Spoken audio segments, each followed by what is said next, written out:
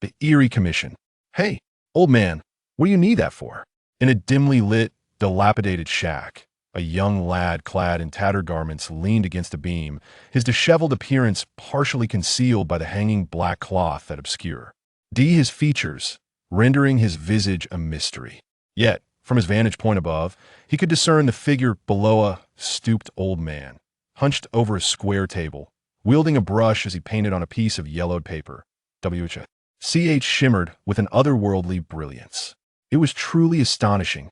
Without the aid of ink, he deftly created lifelike images that seemed to spring forth from the page, radiating a luminosity that outshone even the flickering candlelight upon the top.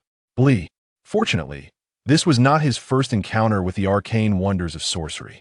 He had prudently chosen to remain perched in the rafters, for proximity might invite peril.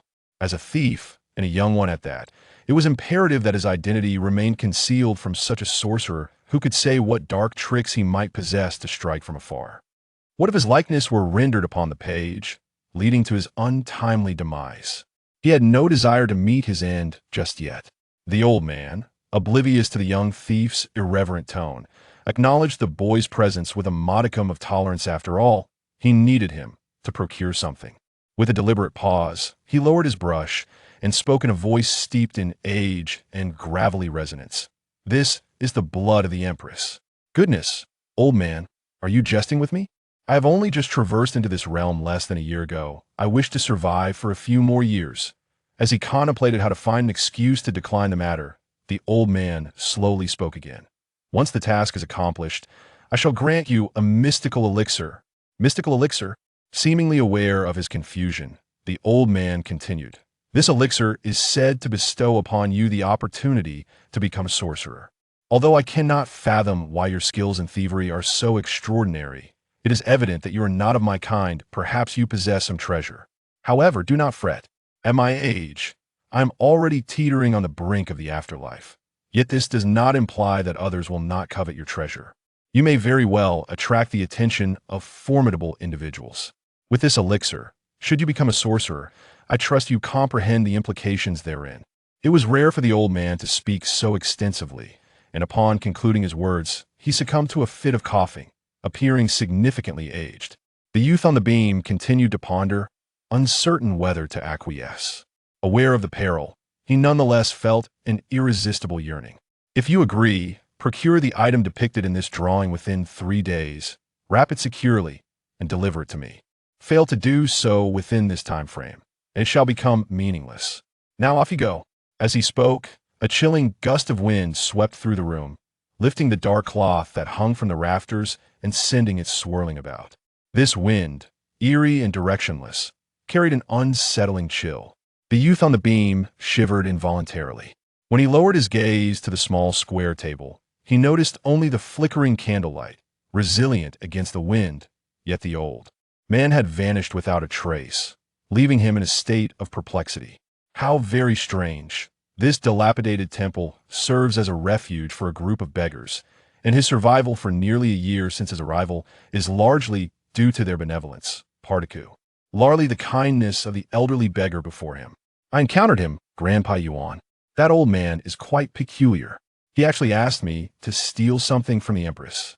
The youth displayed little restraint in front of the elderly beggar, his agitation palpable. What item are you referring to, little stone? Why do you appear so flustered? Grandpa Yuan gazed at his face, teasingly inquiring. It's just, sigh, I find it truly difficult to articulate. Let's talk about something else. The youth turned his head, eager to change the subject, as he found this topic too embarrassing to discuss, especially considering that in both of his lives he had been a solitary, and this matter was inevitably awkward. Moreover, who would dare to instruct someone to steal such a thing? That old man must surely be out of his mind. Yet that extraordinary ability, it is indeed captivating. At that moment, a voice, tinged with indignation, echoed from the youth. Bai Shiqiao, cease your nonsense. I am not going to see the little maid. If I were to gaze upon anyone, it would be the young lady of the official family. Well, this fellow has no interest even in the maids of wealthy families, setting his sights instead on the young ladies of officials, despite being just as much a beggar as himself. Forever dreaming of unattainable aspirations, Bai Shiqiao could only shake his head, disinterested in responding to the irate individual. Had he not traversed into this body, he would have undoubtedly confronted the other with brawls.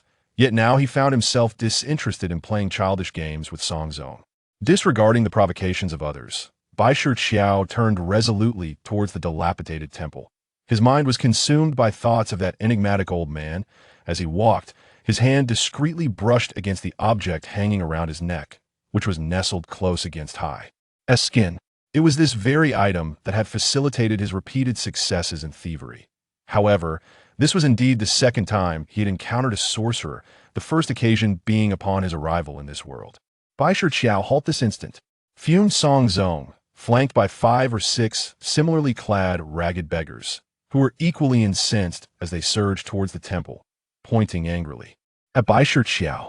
He was sturdier than all the other beggars present while not imposing.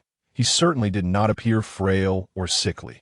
The other beggars looked to him as their leader, with the exception of Bai Shiqiao himself. Chapter 2. The beaten Xuanzang. Bai Shiqiao chose to disregard Xuanzang, for he was but a child at heart, while Bai Shiqiao had already lived 2 lifetimes.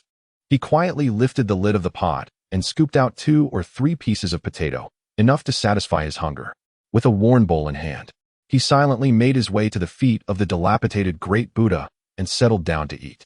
When Xuanzang and his group of children burst in, they intended to provoke Bai Shiqiao. However, the enticing aroma wafting from the pot of stewed potatoes distracted them, and they began to quarrel over the food instead of paying any mind to Bai Shiqiao. You possess an admirable patience. You consistently yield to Xuanzang. I sometimes truly wonder just how old you are. Grandpa Yuan and the other elderly beggars had long since finished their meal, and that pot of stewed potatoes was left solely for the children. Noticing Bai Shiqiao sitting alone at the feet of the Buddha, they approached to converse, primarily with the intent of tidying up the neglected figure. Although the decrepit temple was shrouded in dust, they took it upon themselves to clear away the fragments of thatch and broken tiles resting upon the great Buddha. Bai Shiqiao paused his meal and glanced up at the towering clay Buddha that reached toward the temple's roof. Despite its severe deterioration, the statue maintained an air of solemnity and sanctity. As Grandpa Yuan often remarked, it was this great Buddha that provided them shelter from the wind and rain, and thus they ought to express their gratitude. This was why Bai Shiqiao frequently took the time to clean the Buddha. For instance, he had reserved the largest and finest potatoes for himself, chuckling to himself. Bai Shiqiao spoke as if he were not a child. Yet at times he genuinely wished that the little stone could embrace the essence of childhood, carefree and joyful, frolicking alongside Xuanzang and the others. Yet, one should not perpetually wear an expression of worry or harbor hidden troubles within. Every time Grandfather Yuan observes Bai Shiqiao in such a state, his heart aches profoundly. Let us not dwell on him for now. Grandfather Yuan, how did you come to know that peculiar old man? Bai Shiqiao, having consumed the last piece of potato, set the broken bowl aside and turned to inquire of Grandfather Yuan.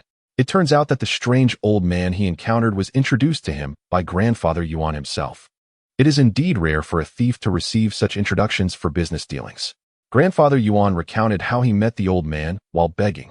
When he knocked on the door of the man's abode, there was no response.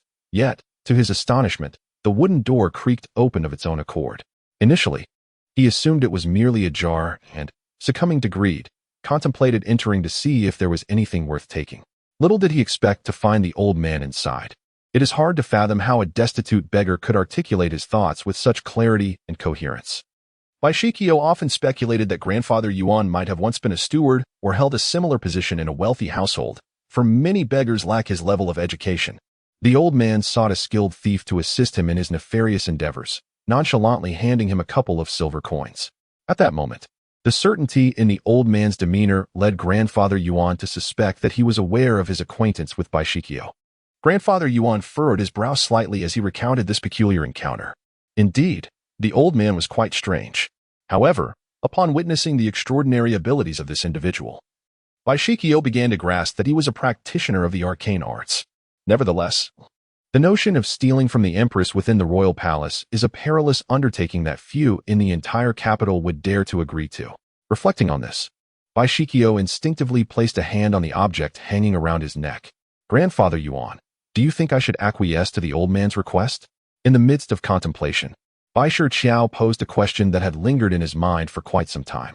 Old Master Yuan cast a glance in his direction and remarked, "If you are confident in your ability to steal something and can make your escape safely, then you may as well give it a try, provided the reward offered is sufficiently enticing." After the other party had spoken, Bai Shiqiao fell into deep thought. "Hey, Bai Shiqiao, stop pretending to be profound. You're just a beggar and a thief, always wearing that stern expression. Who owes you anything?" At that moment, Xuanzang, having finished his meal, noticed Bai Shiqiao and approached him with a provocative demeanor. Upon hearing the taunt, Bai Shiqiao glanced at him but chose to ignore the provocation, turning instead to walk outside. "Hey, I'm talking to you. You think you can just disregard me?" Xuanzang's temper flared instantly. In a fit of impulsiveness, he rolled up his tattered sleeves and followed Bai Shiqiao outside. The surrounding little beggars, sensing the unfolding drama, quickly wiped their mouths and eagerly trailed after them. Observing the scene, the old beggar, Master Yuan, could not help but shake his head. He resumed cleaning the large Buddha statue, though his thoughts lingered on how Xuanzang never seemed to learn from his past misfortunes. As for Bai Shiqiao, it was unclear where he had acquired his martial skills. Despite appearing somewhat clumsy, he was more than capable of handling a little rascal like Xuanzang, even if he could not contend with more formidable fighters. To speak of the martial prowess of Bai Shiqiao, it is not a skill imparted by another. Rather, it is an innate ability of the body itself, akin to a treasured family legacy. Unfortunately, he has traversed through time and space, utterly ignorant of the original talents possessed by this vessel. Furthermore, being of tender years, his skills are naturally limited, and to have regained even this rudimentary level of competence is quite commendable. This very essence has led to his transdimensional journey. As Bai Shiqiao walked ahead, he reached for the object hanging from his neck, illuminated by the moonlight, a copper coin that emitted a faint glow. "I wonder how my parents are faring now. Why must misfortune cling to me?" As he toyed with the coin while crossing the street. The blood-red lessons of life served as a stark reminder. One must never lower their gaze to play with a phone, or in this case, a coin, while traversing the road. Just as Bai Shiqiao, lost in thought gazing at the moon, was accustomed to doing, Xuanzang erupted behind him with his usual boisterousness, shouting, "Hey, Bai, let us have another go. I've had 2 extra pieces of potato today, so I'm stronger now. I refuse to believe your meager skills can still intimidate me." Soon, a gathering of little beggars witnessed the unfortunate sight of Xuanzang sprawled on the ground, having expelled the very meal he had just consumed. Chapter 3. The Little Beggar and the Young Monk.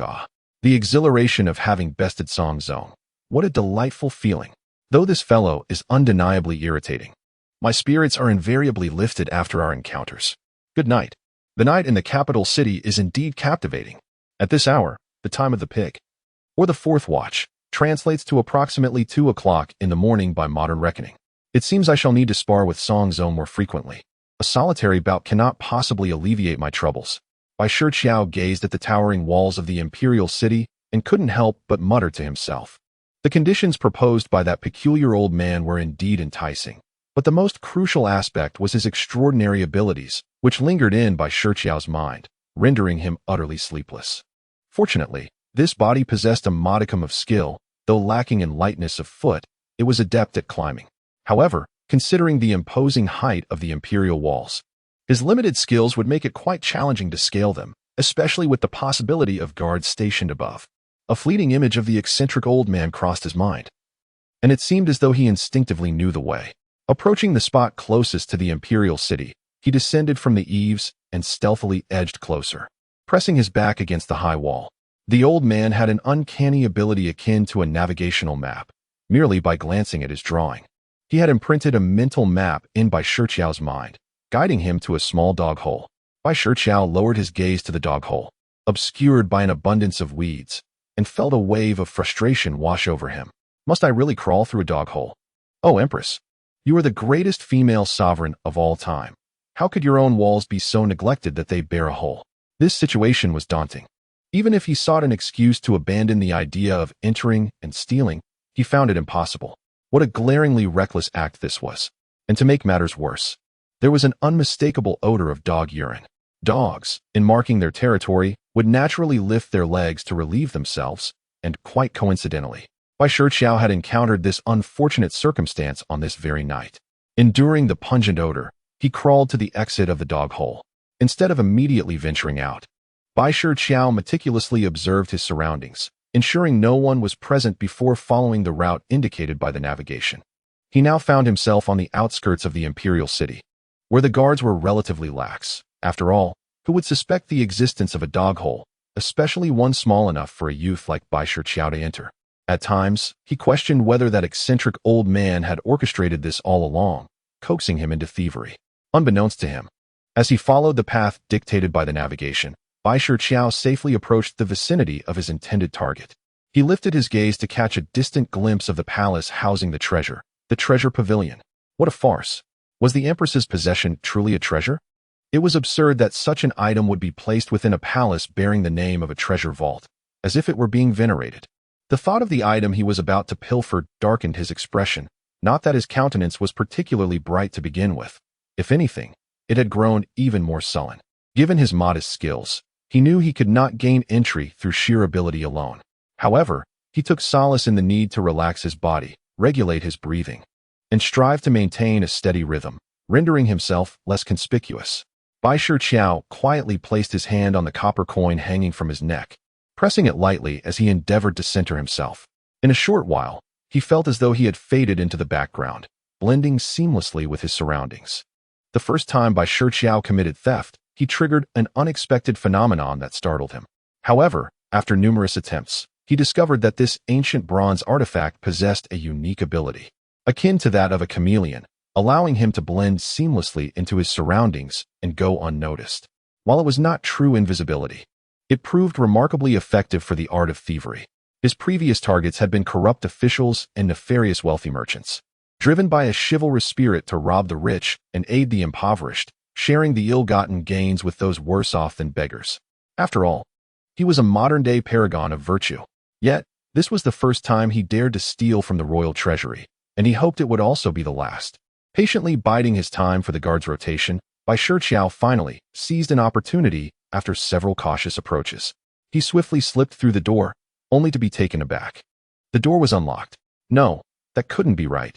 This was the heavily guarded treasury. After pondering the situation, only one possibility emerged. "Who are you? Who are you?" They inquired in hushed tones, their voices laced with suspicion. The night was shrouded in mist, with the only illumination coming from the lanterns held by patrolling guards outside. Before him stood a young monk clad in a robe, adorned with prayer beads, possessing a delicate countenance devoid of any worldly distractions. At that moment, the monk also caught sight of Bai Shiqiao, who appeared disheveled in tattered clothes.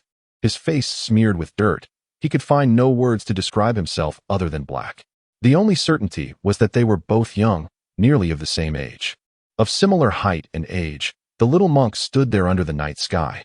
"Hey, young monk, why are you here instead of staying at the temple at this late hour?" Bai Shiqiao inquired first, eyeing the seemingly harmless figure before him. Yet, he retained a hint of caution, for the monk's appearance could easily conceal a prodigious martial artist. In a confrontation, he would not stand a chance. What business is it of yours? Who are you, and why have you come here?" The little monk's delicate face still bore traces of the fear he had just experienced, but he quickly responded with righteous indignation. "Well, I was the one who asked first. Forget it. I won't bicker with you, little monk. You mind your own business, and I'll mind mine. Just don't disturb me." Bai Shiqiao thought to himself, realizing that the monk was unlikely to be a mere tourist. They were both likely there for the same purpose, thievery. You steal your things, and I'll steal mine. We shall not interfere with one another, which is quite agreeable. Besides, I find it hard to believe this little monk would dare to steal anything. You little beggar, how can you speak like that? The young monk was about to argue that he was not there to steal, but his attention was swiftly drawn to something nearby that Bai Shiqiao had set up. Chapter 4. Caught in a trap ignoring the truth, the little monk watched as Bai Shiqiao hurriedly began to rummage around. Where could that item possibly be? Upon reflection, it was not large and could be folded, likely stored in a flat box, sealed away. Curse this navigation for failing me at such a crucial moment. I must resort to searching on my own. It can only guide me to a general area, not to a specific shelf or spot. Truly, what a frustrating predicament. What is this thing? A young monk. Upon closer inspection at the Bai Shi Bridge, I discovered a bamboo slip stained with some foul blood. I was perplexed. Why would such a tattered slip evoke such astonishment in the young monk? It is merely a worthless piece of bamboo, after all. No, it's nothing. Upon being questioned, particularly when the young monk noticed my approach, he swiftly snatched the slip from my hands, wrapping it tightly in the long hem of his robe. Without a moment's hesitation, he tore a piece of his clothing to secure the object, hiding it within the folds of his garment. This entire sequence of events transpired in mere seconds, leaving me only time to discern that it was a soiled bamboo slip. What could it be, shrouded in mystery? All these individuals are here to pilfer. I have no intention of stealing from you. Hey, young monk, didn't you just refer to it as a worthless? As I attempted to engage the young monk in conversation, I scanned the nearby shelves. I had previously overlooked this section, as it appeared to contain only books and renowned calligraphy, leading me to believe that anything of value would be concealed in a less conspicuous location. However, reality often surpasses mere conjecture. As Bai Shiqiao casually glanced around, the young monk, nervously stuttering and preparing to deny something, caught sight of an exquisitely crafted, flat little box. Bai Shiqiao scrutinized the box, noticing it was wrapped in a layer of yellow silk adorned with intricate embroidery of dragons and phoenixes, confirming his suspicions. Observing the embroidery, he pondered whether it depicted a playful scene or something else entirely. The artistry of ancient needlework could often be quite abstract, especially on such a diminutive surface. It was indeed a remarkable feat, however, he mused. You wouldn't want to see it. Bai Shiqiao muttered casually, but upon reflecting on the contents of the box, his expression transformed dramatically. He realized that if the young monk were to behold what lay within, his reaction would undoubtedly be even more vivid. Why? The young monk innocently inquired, his eyes wide with curiosity. Turning to look at the pure-hearted child, Bai Shiqiao felt a stir of mischief within him. Yet, he quickly dismissed the thought, recognizing that such actions would be utterly devilish. He silently recited a few Buddhist chants in his mind, recalling that the Tang dynasty was a period that greatly revered Buddhism. Even with a woman of the Wu surname ascending to the throne, the faith remained largely untouched. Moreover, they were currently in a dilapidated temple dedicated to the Buddha, so despite sharing the same path as the young monk, the latter was, after all, a delicate and innocent soul. Is this handkerchief truly so precious? Why must you resort to thievery? The young monk, undeterred by distance, gazed intently, voicing his query. You startled me by speaking suddenly from behind, Bai Shiqiao exclaimed, feigning fright. Swiftly, he covered the box and contemplated emulating the young monk by tearing off a piece of his garment to wrap the items. However, upon glancing down at his own tattered attire, he promptly turned and seized the young monk's robe. After all, given your diminutive stature, such an elongated robe must impede your movements.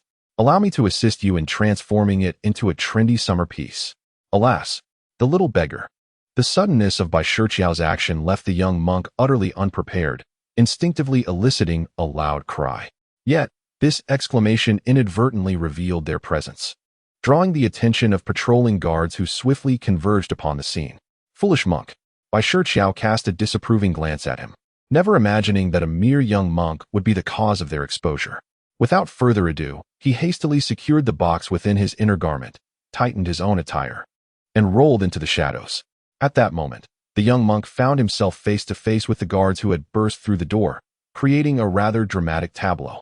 Particularly striking was the young monk's somewhat dazed expression, unable to react in time, prompting Bai Shiqiao to silently offer a prayer for him. Seizing the cover of night. As the guards were captivated by the young monk, Bai Shiqiao pressed against the bronze wall, blending into his surroundings while subtly making his way towards the exit. Who are you? Why are you here? The guards, clearly bewildered, directed their inquiries at the young monk. The audacious monk, unaware that the palace was not a place one could enter and exit at will, spoke dismissively, which only incited the guards' fury. They immediately ordered their companions to encircle him. Upon this realization, Bai Shiqiao discerned a splendid opportunity. The entrance was entirely encircled by the little monk. He stealthily approached the doorway, mere steps away from escape. However, at that moment, he heard the little monk intoning, Buddha's light shines universally. Instantly, the previously tranquil night, illuminated only by a few lanterns, was transformed as a radiant glow emanated from the little monk, casting light for several feet around him. Bai Shiqiao thought to himself, what on earth? Chapter 5, Shangguan Wanner and Princess Taiping. Just when you decide to leave, you deploy a flash bomb and chatter away like that. Are you truly a mere little monk, a novice? Must you imitate the elderly monk's speech? Can you refrain from such pretense? Most importantly, you must not indiscriminately throw flash bombs. Had I known this little monk would be such a nuisance, I should have clung to him for dear life earlier. Perhaps we could have escaped together. What a predicament. Baisher Bridge lamented internally. Yet, given the current circumstances, he had no time for grievances. He seized the moment while the guards were still dazed and bolted away. At this juncture, his bronze capabilities were essentially rendered useless. The little monk's heart was undoubtedly dark. Otherwise, how could he have so adeptly played this trick when he saw Baisher Bridge concealed? And why throw a flash bomb at such a critical moment? Heaven forbid I ever encounter you again. I shall surely flatten you. Baisher Bridge grumbled as he ran. Fortunately, with the aid of the navigation sheet, although he was relentlessly pursued, he managed to maintain a steady lead, evading capture. Given the current circumstances, it appears that escaping through the dog hole is no longer feasible. There simply isn't enough time to make it out. Just as Bai Shiqiao finds himself in such a predicament, he has already reached the high walls of the palace. Unfortunately, without the ability to escape through the dog hole, he would have already fled by now. This small rascal has truly turned the entire palace upside down, demonstrating remarkable audacity. As the guards encircle him, a clear and commanding female voice emerges from behind them. As the guards part to create a path, Bai Shiqiao is met with the owner of that voice. Clad in a flowing white robe, her figure is meticulously cinched, even the upper garment tightly tailored. Adorned with accents of jade in certain areas, her features are exquisitely refined, yet it seems she has deliberately enhanced her contours with rouge, rendering her appearance even more spirited. Her hair is gathered high, resembling a short style, subtly indicating that her once long tresses have been tucked into a white headdress. Lord Xuanzang. Lord Xuanzang. Upon seeing her, everyone bows in respect, acknowledging her esteemed status. Xuanzang, a family name of Xuanzang, in such attire? Upon witnessing her arrival and hearing the title, Bai Shiqiao begins to piece together her identity in his mind. A woman disguised as a man, favored by the empress, there is but one individual who fits this description. Xuanzang. As he gazes at the emerging figure of Xuanzang, his pupils involuntarily constrict. An overwhelming aura of power emanates from her. To him, she possesses the capability to extinguish his life with a mere slap. This woman is perilous, extraordinarily so. The fear that wells up within him instills a profound sense of caution. Even though the era to which he has traversed is not as history has depicted, the world before him is a wondrous and entirely new realm. From the moment he encountered that enigmatic commission, the wheels of history began to roll in a manner divergent from his understanding. Are you truly afraid of me? Xuanzang approached Bai Shiqiao, observing the subtle tremors of his body, her gaze revealing a hint of trepidation as she teasingly inquired. This is tantamount to condemning oneself without a chance to speak. How tyrannical! Yet, she indeed possesses the authority to be so. Seize him. Xuanzang commanded without hesitation. The petty thief posed no threat that warranted her personal intervention. Yet the commotion he stirred compelled her presence. The blame for such uproar lay squarely upon that little monk. Had he not unleashed his Buddha's light illuminating the world, Bai Shiqiao would have escaped unnoticed, and Xuanzang would not have been drawn out. With only a wall separating him from freedom, he could have fled the palace, yet it felt insurmountable. What should I do? What can I do? Just as Bai Shiqiao found himself in despair, fearing imminent capture, a sudden exclamation pierced the air. Princess Taiping has arrived. Princess Taiping? What brings her here? Upon hearing the loud announcement, Bai Shiqiao felt a surge of confusion, sensing that today's thievery had escalated beyond his expectations, and wondered if the empress herself would soon appear. The thought sent a shiver down his spine. Taiping, how infuriating! Quickly, seize this little thief and execute him at once. Upon hearing that Princess Taiping had arrived, Xuanzang's eyes sparkled momentarily, and she promptly issued a command to execute Bai Shiqiao without hesitation. Bai Shiqiao, upon hearing this decree, could not suppress his curse. However, as he uttered his expletives, the guards' long spears and swords were already rushing toward him. In but a fleeting second, his life was extinguished. Had he known, he would never have attempted to steal. Just as despair enveloped Bai Shiqiao, an ethereal map navigation coalesced into a luminous point at his brow, manifesting itself amidst the throng. Princess Taiping, upon arriving and hearing Xuanzang's resolute command, immediately erupted in fury. Preposterous. Xuanzang, you possess an audacity beyond measure. The remainder of her words was lost on Bai Shiqiao, as he gazed upward at the radiant point, which gradually, yet swiftly, expanded. In an instant, a blinding light enveloped him entirely, causing him to vanish from sight. This entire sequence unfolded in the blink of an eye, leaving the advancing guards, weapons raised, in a state of stunned bewilderment. Infuriated, Shangguan Wanner glared with ferocity, then turned her gaze to the approaching Princess Taiping, her eyes filled with malice. Observing Shangguan Wanner's discomfiture brought her great delight, especially witnessing the individual being whisked away by the radiant light, causing her to momentarily forget the earlier incident where Shangguan Wanner had unflinchingly commanded a death sentence. Presenting the princess, Shangguan Wanner gritted her teeth, fists clenched tightly.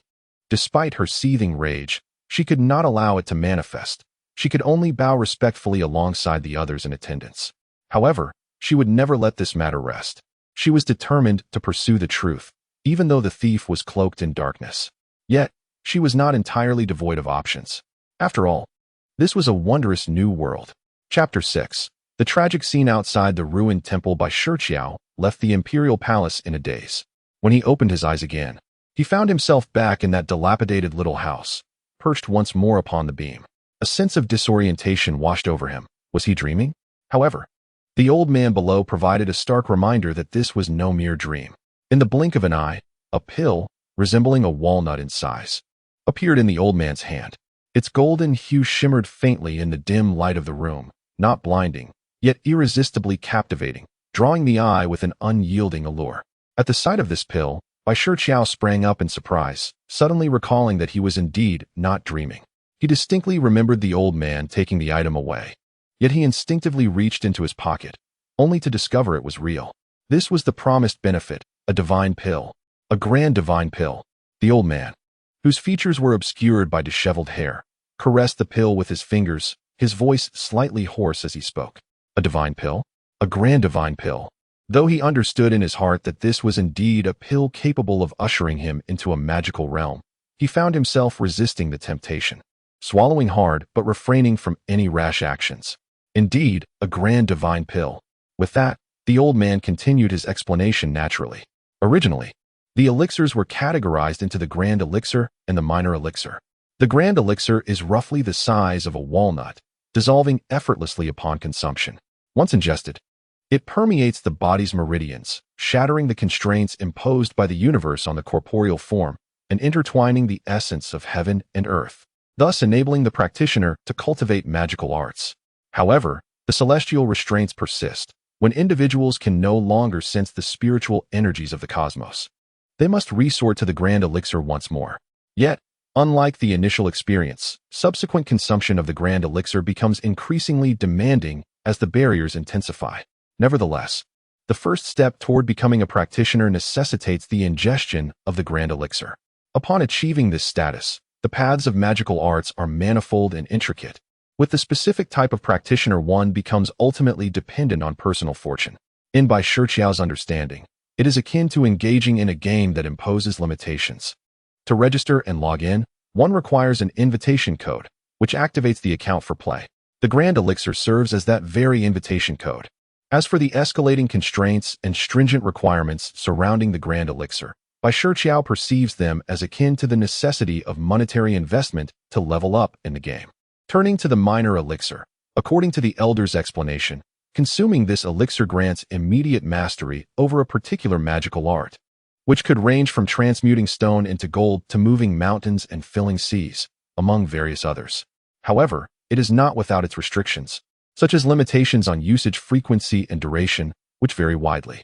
It is said that some minor elixirs require the practitioner to sacrifice half of their vitality to utilize them, while others may necessitate a man to don women's attire to be effective, presenting an array of peculiar and whimsical limitations. This arcane art, often referred to as a minor secret technique, is constrained by the celestial bindings of the universe, permitting each individual to wield only 3 such techniques at any given time. Once the limitations of these minor secret techniques are reached and they dissipate, one may then acquire new ones. Despite these numerous restrictions, practitioners remain fervently devoted to them. For each application of a minor secret technique deepens their familiarity and understanding. With repeated usage, one may ultimately grasp its essence, shattering the constraints that bind them, transforming it into a personal art. This phenomenon bears a resemblance to the quest for the 7 Dragon Balls to summon the dragon. However, it is contingent upon one's comprehension. Some may achieve mastery instantaneously, while others may gather thousands without discernment. Upon grasping these concepts, Bai Shiqiao found himself utterly unable to locate the old man within the room.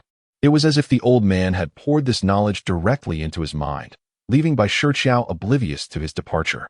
He had merely lingered on the beam, lost in contemplation. Cold sweat trickled down his back, overwhelmed by the old man's bewildering abilities. He pondered the old man's rank among practitioners. There were still myriad questions he wished to pose, yet the opportunity had vanished, leaving him to navigate these mysteries alone in the future. As he emerged from the room, darkness enveloped the surroundings once more. Familiar faces lay strewn across the ground, lifeless in pools of blood. Xuanzang lay crumpled in the arms of two small beggars, barely clinging to consciousness. At this moment, one of the beggars succumbed to grief, weeping uncontrollably, begging for reprieve from his suffering. Regrettably, his breath was growing weaker by the moment. If he did not receive assistance, it was feared he would depart this world soon. No, he must save him. Without the slightest hesitation, Bai Shiqiao pried open Xuanzang's mouth and retrieved the precious elixir he had acquired not long ago. After a brief pause, he placed the elixir into the other's mouth. Just as Xuanzang's life force seemed to flicker out, the elixir was consumed. In an instant, spiritual energy surged throughout his entire being, filling him with vitality. It appeared that his life had been spared. What of Grandfather Yuan? Upon witnessing Xuanzang's gradual revival, Bai Shiqiao inquired anxiously. I don't know. We searched for quite some time, but found no trace of Grandfather Yuan. It seems he is not here. The little beggar replied, tears glistening in his eyes as he spoke with a quivering voice. Before he could continue, the sound of approaching hoofbeats grew louder. You must take Xuanzang away from here, as far as possible. Take this money and find a doctor for him. You must survive, Bai Shiqiao urged, hastily offering some stolen coins to the little beggar, prompting him and his companion to hasten their departure with Xuanzang. But, sure to you. Both were filled with immense concern for Bai Shiqiao. Fear not, I am your Shirtu brother, far more formidable than Xuanzang. You must leave quickly. Bai Shiqiao reassured them with a comforting tone before hastening their exit. At last, after the two had dragged Xuanzang away, the rider arrived at the dilapidated temple. Standing directly opposite Bai Shiqiao, towering and imposing. This was the first impression Bai Shiqiao had of the newcomer, his cheeks still stained with tears. Nevertheless, he must serve as a rear guard for Xuanzang and the others, his small frame standing rigid and straight, his countenance resolute in the face of death as he gazed at the man before him. What of it if he were to perish? Although this was a phrase that Bai Shiqiao repeated to himself for solace. As a man who had already tasted death once and traversed into this realm less than a year ago, the prospect of meeting his end again filled him with profound sorrow. After all, he had finally brushed against the threshold of mystery, only to have it slip through his fingers, leaving his heart heavy with desolation. Xuanzang, you must survive, Bai Shiqiao silently prayed in his heart, while the man across from him tightened his reins and, from his elevated position, pointed his sword at him, barking, boldly insolent. You, little beggar, dare to obstruct my path. You are courting death. This man intended to intimidate Bai Shiqiao, to make him aware of his folly and retreat, but to his astonishment, he perceived a look of disdain upon the beggar's face, igniting his fury. He was a ruthless killer, having pursued his prey relentlessly to this point. And now confronted by a mere beggar who dared to look down upon him, his wrath escalated, and he lunged forward to take the young man's life. Halt! Just as the edge of the man's sword threatened Bai Shiqiao's throat, a blade soared from the distance, striking the assailant's sword with great force, sending Bai Shiqiao reeling backwards as he faced imminent death. Who dares? He could scarcely believe that someone would intervene in his attempt to slay a little beggar. Bai Shiqiao could only glimpse the figure of the newcomer from behind, unable to see his face. In stark contrast to the menacing killer, this man named Wei Qi appeared remarkably handsome and extraordinary. If only he were not called by that name. Dull-witted, Bai Shiqiao has already collapsed. Bleeding profusely, yet still has the audacity to mock another's name. He is indeed a person of remarkable composure. It turns out he hails from the Dali Temple. What? If I slay a mere beggar, does the Dali Temple also need to intervene? At this moment, the man has dismounted, wielding a longsword, and steps forward to confront Yu Qidun. This is the person Miss Shangguan intends to capture. I am merely acting on orders. I kindly ask General Chu for some leniency. Clearly, Yu Qidun recognizes the man before him. Oh, I was entirely unaware that your Dali Temple has come under the command of that girl Shangguan. Truly, you have become increasingly pathetic. General Chu retorted with palpable disdain, then swiftly changed his tone. Very well, I shan't say that I, Chu, am lacking in courtesy. But do take a look around. Upon hearing this, Yu Qidun gazed around in confusion. What is this? General Chu, all of this was wrought by Mo Zhou. Yu Qidun Mo Zhou? Is it that? General Chu, precisely, it is that sorcerer of the demonic path. This is his handiwork, blood blooming in the sky. Blood blooming in the sky? Bai Shiqiao, lying on the ground, listened in shock to their exchange, and could not help but etch it into his memory. So it was all his doing. Chapter 7. Never understanding until death. Blood blooming in the sky. For ordinary sorcerers, this secret technique poses little threat. They would not even incur injury from it. This technique manipulates the blood within a person's body, causing it to flow in reverse, ultimately resulting in a fatal explosion of blood from the chest. For the sorcerers, weaving the ethereal energies of the heavens and earth, they can effortlessly unravel this arcane technique. Indeed, when facing a sorcerer, if the tyrant Mo Zhou lacks sufficient power, he may not even perceive the very essence of the opponent's blood, let alone control it. Moreover, Mo Zhou has never truly utilized this against sorcerers. Rather, he has directed it solely towards ordinary individuals. With this sinister art, he has brutally slaughtered the common folk, seizing their vital essence to cultivate his dark powers. Should one gaze down from the heavens upon this scene, they would behold the lifeless bodies drenched in blood, resembling a resplendent blossom. Consequently, he has drawn the ire of righteous sorcerers who seek to avenge these heinous acts. It appears that Mo Zhou is indeed behind these atrocities. Observing the direction from which the general approaches, one cannot help but wonder if Mo Zhou had previously wreaked havoc near the general's residence.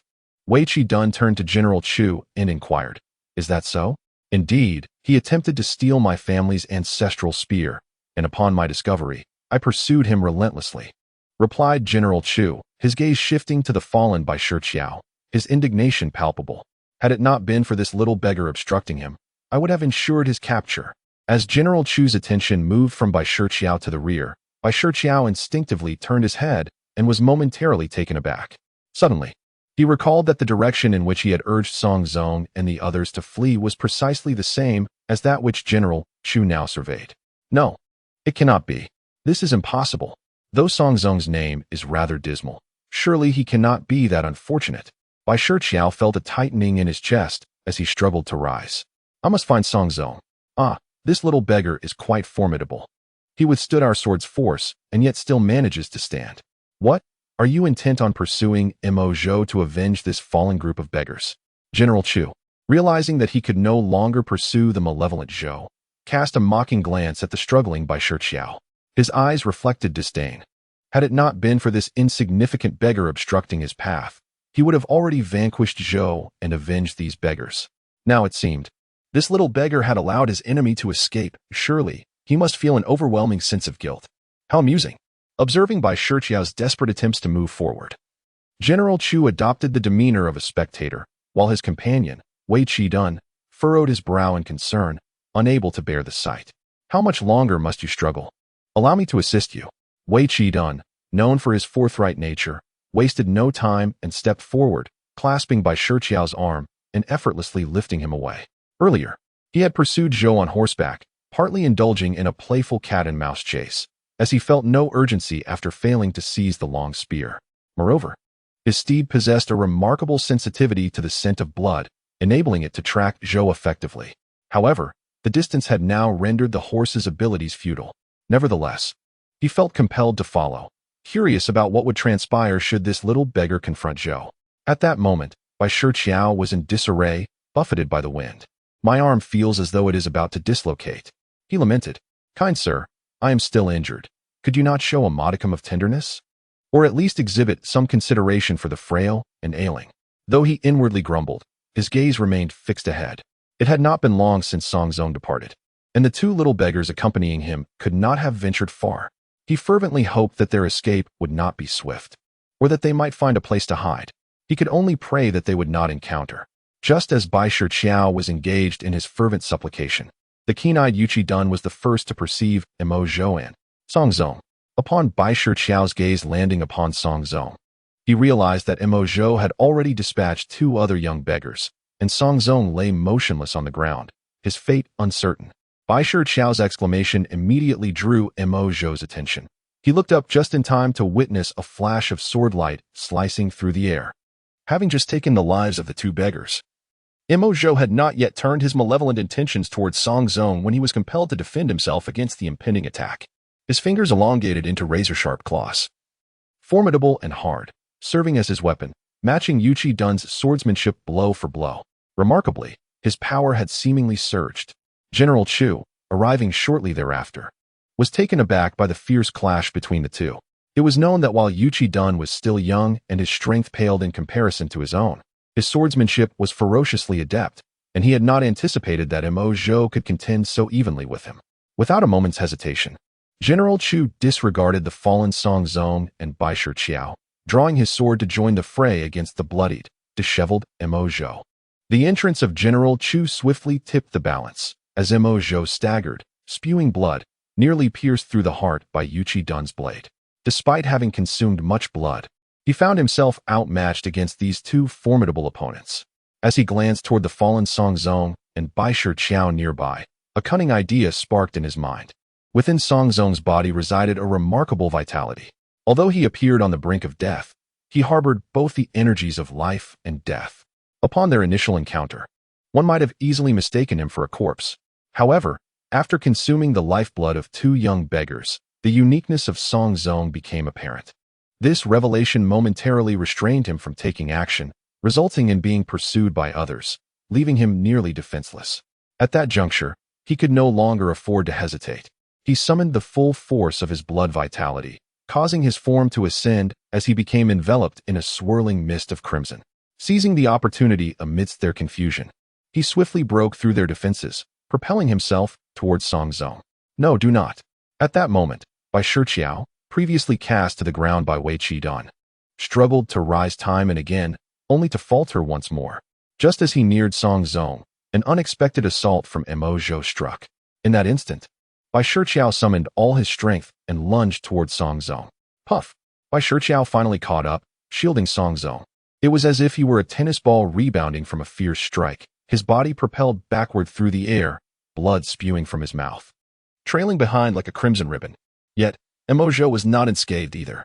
He had anticipated the collision would involve merely a fragile wisp, but at the moment of impact, his own vitality was shattered, as if his very soul had been dislodged, his strength instantly sent reeling. This was no mere wisp, it was a veritable monster. Truly, the realms of darkness share no justice. Until the moment when Mo Zhou fell to the ground, pierced by Yuqi Dun's sword. He could not comprehend how things had come to this. Meanwhile, Bai Shiqiao, drenched in blood and lying unconscious, felt a warm current flowing within him, akin to parched earth being nourished by rain, revitalizing every meridian in his body. Unbeknownst to him, at that moment, the spiritual energy of the world surged wildly into his being. In his unconscious state, he remained unaware. Had he been conscious, he would have felt as if countless blades were scraping within him, a sensation that could have driven him to agony. Yet, faintly, a gentle coolness enveloped him, ensuring that all this transpired in a warm and tender manner. Chapter 8. You wicked woman, Shangwan Waner. Observing the fallen Bai Shiqiao. The unexpected transition from an ordinary person to a sorcerer left both men astounded. Could it be that he had consumed a spiritual elixir? General Chu, standing beside Yuqi Dun, speculated aloud. That seems unlikely. Consuming a spiritual elixir typically results in an immediate breaking of shackles, rather than a prolonged delay. After all, the life force and spiritual energy contained within an elixir would instantaneously shatter any bindings. Yuqi Dun furrowed his brow, equally perplexed by Bai Shiqiao's condition. What exactly did he just do? It appeared he was nearly struck down by that fiend, Mo Zhou. General Chu continued his conjectures, his curiosity piqued. He must have intended to reach that little beggar when he collided with the charging Mo Zhou. Remarkably, he survived the ordeal. It seems this little beggar is indeed extraordinary. As Yuqi Dun pondered this, he recalled Shangwan Waner's insistence on capturing the little beggar, realizing that the beggar was far from ordinary. In light of this, it is evident that these two little beggars are no ordinary individuals. Otherwise, why would the formidable Mo Zhou resort to approaching one of them at such a critical juncture of life and death? General Chu, aware of Yuqi Dun's unspoken thoughts, couldn't help but be reminded of another equally enigmatic figure, Xuanzang. With this notion in mind, General Chu wandered closer to Xuanzang, even crouching down to examine him with curiosity, and he couldn't help but notice, these two little beggars are indeed remarkable. General Chu's exclamation immediately drew Wei Qiduan's attention. The two had vanquished Imo, yet their curiosity was now piqued by the two little beggars. At this moment, they seemed to forget that Bai Shiqiao and his companion lay on the ground, their fates uncertain, and instead, a sense of inquiry took hold. How could one not wonder? Wei Qiduan, noticing Bai Shiqiao's unconscious state, was unable to look away. He heeded General Chu's words and turned to observe. Though neither of them could fully comprehend the situation of the young man, it was evident that he had indeed consumed a spiritual elixir, and of a notably high grade. General Chu merely glanced at Xuanzang and felt assured of his assessment. It truly seems to be the case. Subsequently, Wei Qiduan joined in to examine Xuanzang's condition. From his appearance, it appeared that he had been force-fed a high-grade elixir in a moment of near death, which should have allowed him to break through his constraints and ascend into the ranks of the sorcerers. Yet, unexpectedly, it had become his lifeline. Wei Qiduan observed the analytical nature of General Chu and found himself pondering whether this inclination was inherent to the man or sparked by the unfolding events. It was perplexing to him how someone with such a penchant for analysis had not ventured to the Dali Temple, but instead chose to lead troops. He was utterly confounded. Clearly, he had not consumed the precious elixir himself. It was undoubtedly administered to him by another.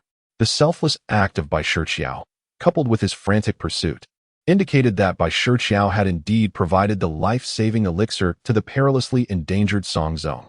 Oh, he possesses such capability to acquire the elixir? My curiosity regarding the motives of Miss Shangwan in capturing this young beggar intensifies.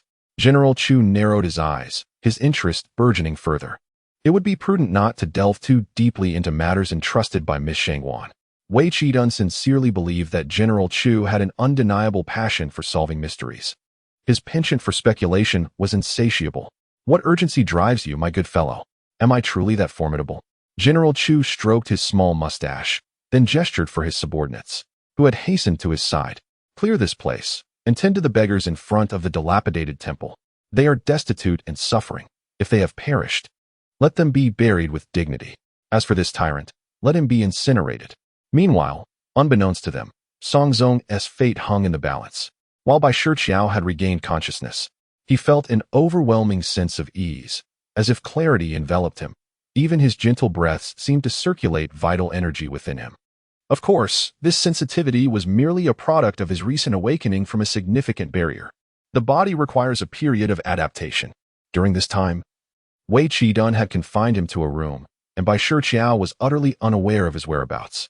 The most critical aspect was that Bai Shiqiao did not even realize he had broken through the barrier and stepped into the realm of sorcery. He merely thought he had enjoyed a restful sleep, feeling thoroughly rejuvenated, if not for the lingering sensation of nearly perishing in his confrontation with Imo. It appears your spirits are quite high. Just as Bai Shiqiao was lost in his thoughts, the door of the room swung open, revealing two figures. Upon closer inspection, he recognized them both. One was Wei Qiduan, who had saved him, and the other was the woman speaking, Shangwan Wanner. What a twist of fate to encounter an adversary once more. Ah, it is indeed Lord Shangwan. We meet again. Bai Shiqiao forced a smile, and, as if struck by a sudden thought, inquired, Might I pay my respects, my lord? Seeing Bai Shiqiao's innocent, yet somewhat mischievous expression, Wei Qiduan, standing behind Shangwan Wanner, could not help but feel astonished. This fellow certainly possessed remarkable audacity. He was well aware that the woman before him was Shangwan Wanner and still dared to speak so boldly. Such courage must surely be accompanied by a propensity for misfortune. With only the three of us present, and considering his previous rudeness during their first encounter, what courtesy could he possibly extend now? Shangwan Wanner remained elegantly attired, her demeanor radiating confidence. Although her voice was feminine, it resonated powerfully, fierce beyond measure. I express my gratitude, my lord, and I extend my thanks to Lord Wei Qiduan as well. It is you who has preserved my life, and I am truly grateful. After Bai Shiqiao jested at Shangwan Wanner, he did not forget to express his genuine gratitude to Wei Qiduan. In truth, he yearned to inquire about the current state of Xuanzang, whether he had regained consciousness, but with adversaries present. It was prudent for him to remain silent for the time being. Observing Bai Shiqiao's banter, it was evident that he had fully awakened. Thus, He ceased the frivolous chatter and fixed his gaze upon her, demanding, "Hand over the item. I shall spare you a death sentence for now." "What item?" Bai Shiqiao widened her eyes, feigning innocence. "Naturally, the item you pilfered." At this moment, Xuanzang's countenance grew serious. "What have I stolen? My attire has been entirely replaced. Even if there were something, you would have taken it all. I possess nothing." With that, she hugged her frail form tightly. "You." Xuanzang felt the urge to retaliate, believing that reason was no longer a suitable approach. Where's my possession? Where are my coins?" Suddenly, Bai Shiqiao, clutching herself, sensed something amiss. She reached instinctively for her collar, only to discover the absence of the copper coins that had adorned her neck. Where had her coins vanished to? Having just awakened, she had not noticed earlier, but now, after searching her entire being, she found nothing. Surely, this wretched woman before her had taken them. Bai Shiqiao glared at Xuanzang with an expression of indignation, accusing her of being a villainous woman who had stolen her money, all while continuing to embrace her diminutive frame. This sight infuriated Xuanzang, leaving her teeth grinding in irritation. Chapter 9. Is Bai Shiqiao a rare talent? Observing this young lad, Bai Shiqiao, who, despite his tender age, audaciously plays the role of a thief shouting to capture a thief before me, one cannot help but acknowledge his adeptness at navigating the bustling streets as a street urchin, remaining remarkably composed in my presence. Yet, it is evident that Bai Shiqiao is not merely feigning calm. He is genuinely anxious. I suspect this may be linked to the impact with the demonic figure, immortal, causing some form of disarray. The ability to speculate is not limited to General Chu. Even Wei Chidu, with his formal training from the Dali Temple, is quite astute. For an ordinary individual to collide with a sorcerer of immortal's caliber and emerge alive is already a fortunate outcome, let alone expecting to retain any external possessions intact. One truly underestimates the lethal resolve of a sorcerer's desperate attack. At this moment, Xuanzang appears unperturbed. Instead, she continues the conversation. Pulling up a chair to sit directly across from Bai Shiqiao, her gaze fixed intently upon him. Curiosity has begun to stir within her. No wonder General Chu finds him intriguing. There is indeed rationale behind it. After all, she bears the primary responsibility for the recent loss within the palace, and this young urchin, his bloodstained garments having been thoroughly scrutinized, yielded nothing of value, having been cast aside. There are but two possibilities. One, he has concealed the item elsewhere. But what use could a mere street urchin have for such a possession? Or two, which seems far more plausible, he is merely a small-time thief executing a task, with the item already claimed by another. Otherwise, how could one rationalize how this urchin obtained a precious elixir and administered it to a dying individual? The situation grows increasingly intriguing. To offer a miraculous elixir to a near-dead person while still managing to break through barriers themselves. Remarkable. Fascinating. Uncertain whether it was due to the direct gaze of Xuanzang or the implications of Wei Chiduan's conjecture, Bai Shiqiao found himself engulfed in a haze of perplexity and complexity. It was not merely confusion over the absence of copper coins. Rather, he was astonished. Could these coins truly possess such formidable power? They managed to withstand the sacrificial strike of a sorcerer from the demonic sect. Although he was unsure of their true might, he recognized that without those coins, his life would surely have been forfeited. Previously, he had utilized them for petty theft. Was that not rather extravagant? Such a prodigious asset wasted. Essentially, Bai Shiqiao had come to terms with the fact that the copper coins had safeguarded his life, leaving nothing but shattered remnants in their wake. Yet, the performance must continue. He had once excelled in the art of feigning misery as a beggar. Had it not been for the dismal revenue, he would not have considered a change in vocation. Even in regards to the matter of descendants, did his visage truly resemble that of other sons and grandsons? Bai Shiqiao pondered, ultimately conceding defeat to his own thoughts. Surviving indeed indicated a fortuitous fate. That object might very well be a treasure. Otherwise, his life would undoubtedly have been lost. After observing Bai Shiqiao for a considerable time, Xuanzang finally initiated a conversation. A subtle smile graced her lips, hinting at some hidden scheme within her mind. Moreover, he had inadvertently stumbled into the realm of sorcery. Although, just as Xuanzang prepared to articulate her thoughts, Bai Shiqiao's expression transformed from overcast to radiant, nearly propelling him to his feet. What? Am I a sorcerer now? Can I ascend to immortality? Can I soar through the skies on a sword? The foolish Bai Shiqiao. As Xuanzang's words were interrupted, She glanced at the seemingly foolishly cheerful Bai Shiqiao, feeling an urge to roll her eyes. She began to doubt whether she had misspoken, wondering how she had managed to provoke such a reaction from a young man. Ah, you are indeed amusing. It is not as splendid as you imagine. You have merely scratched the surface and are not yet a true practitioner. You can only connect with the ethereal energies of heaven and earth, and you are far from mastering the art of sword flight. As for becoming an immortal, that is an even loftier aspiration. Throughout history, there have been few who can genuinely claim to have ascended, save for one named Su Fu.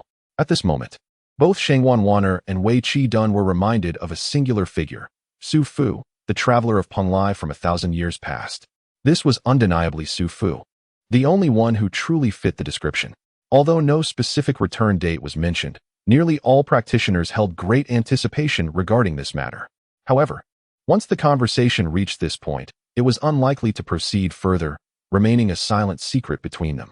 Wei Qi then shifted the topic, his subsequent words becoming somewhat vague, and the exhilarated Bai Shiqiao did not quite grasp their meaning. Nevertheless, he was aware that he was merely a novice. The journey to immortality seemed an exceedingly distant goal.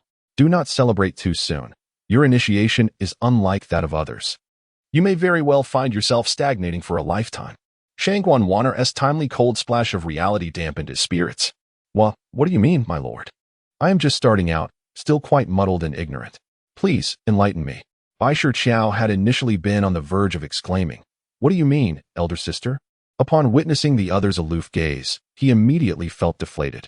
It seemed more prudent to humbly inquire rather than feign understanding.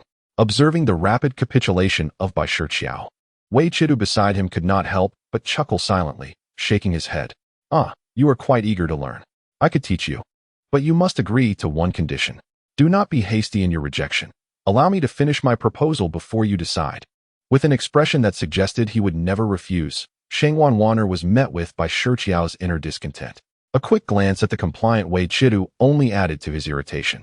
Bai Shiqiao pursed his lips in silence, awaiting Shangwan Wan'er to continue. In this world, there exists spiritual energy. However, we are born shackled by constraints. One must consume the Great Spirit Pill to break these barriers and then connect with the spiritual energy for cultivation. You are aware of this, aren't you? Shangwan Wan'er spoke with an undertone of subtle probing, causing Bai Shiqiao's heart to tighten. Did she know about his possession of the Great Spirit Pill? Although the thoughts of the other were inscrutable, Bai Shiqiao had little of value to lose, and thus he nodded in affirmation. That simplifies matters. To put it plainly, practitioners primarily rely on connecting with the heaven's spiritual energy for advancement, supplemented by the Great Spirit Pill. Breaking free from earthly constraints also necessitates the consumption of this pill. This has been the case for millennia. However, you are not bound by this tradition. Upon concluding her statement, Shangwan Wan'er observed Bai Shiqiao's reaction with satisfaction. He appeared perplexed, tinged with a hint of fear, yet also infused with hope and yearning. Such a rich tapestry of emotions was remarkable and intriguing to witness in a youth. The term breaking barriers signifies the act of liberating oneself from cosmic constraints, thus enabling the connection with spiritual energy for cultivation.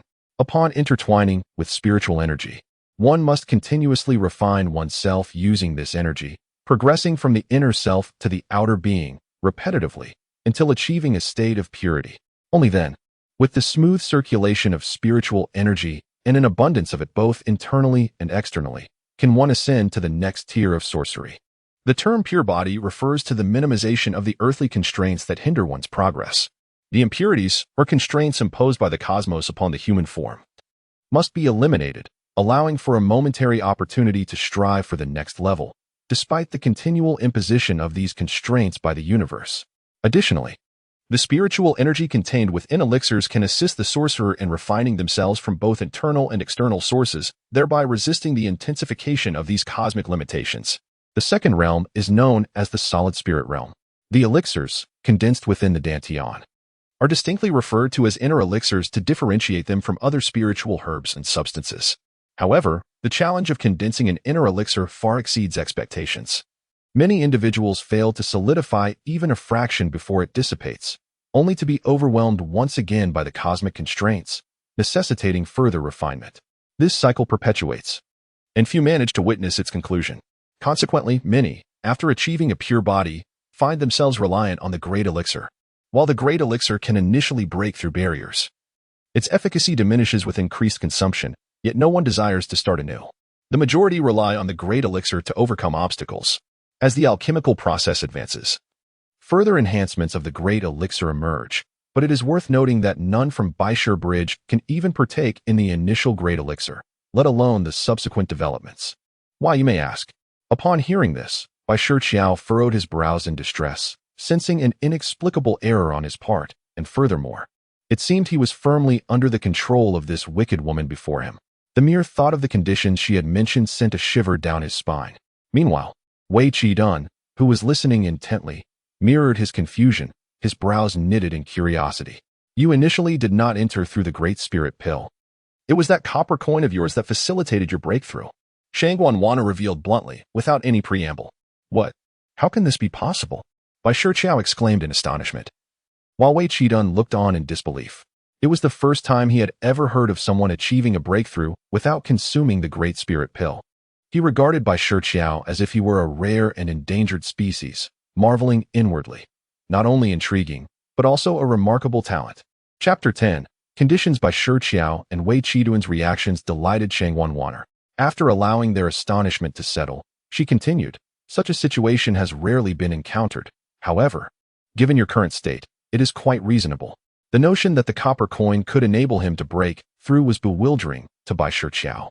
As he grappled with countless questions, how did he feel as though he had crossed the threshold into the realm of sorcery, only to find himself teetering on the brink of the grave?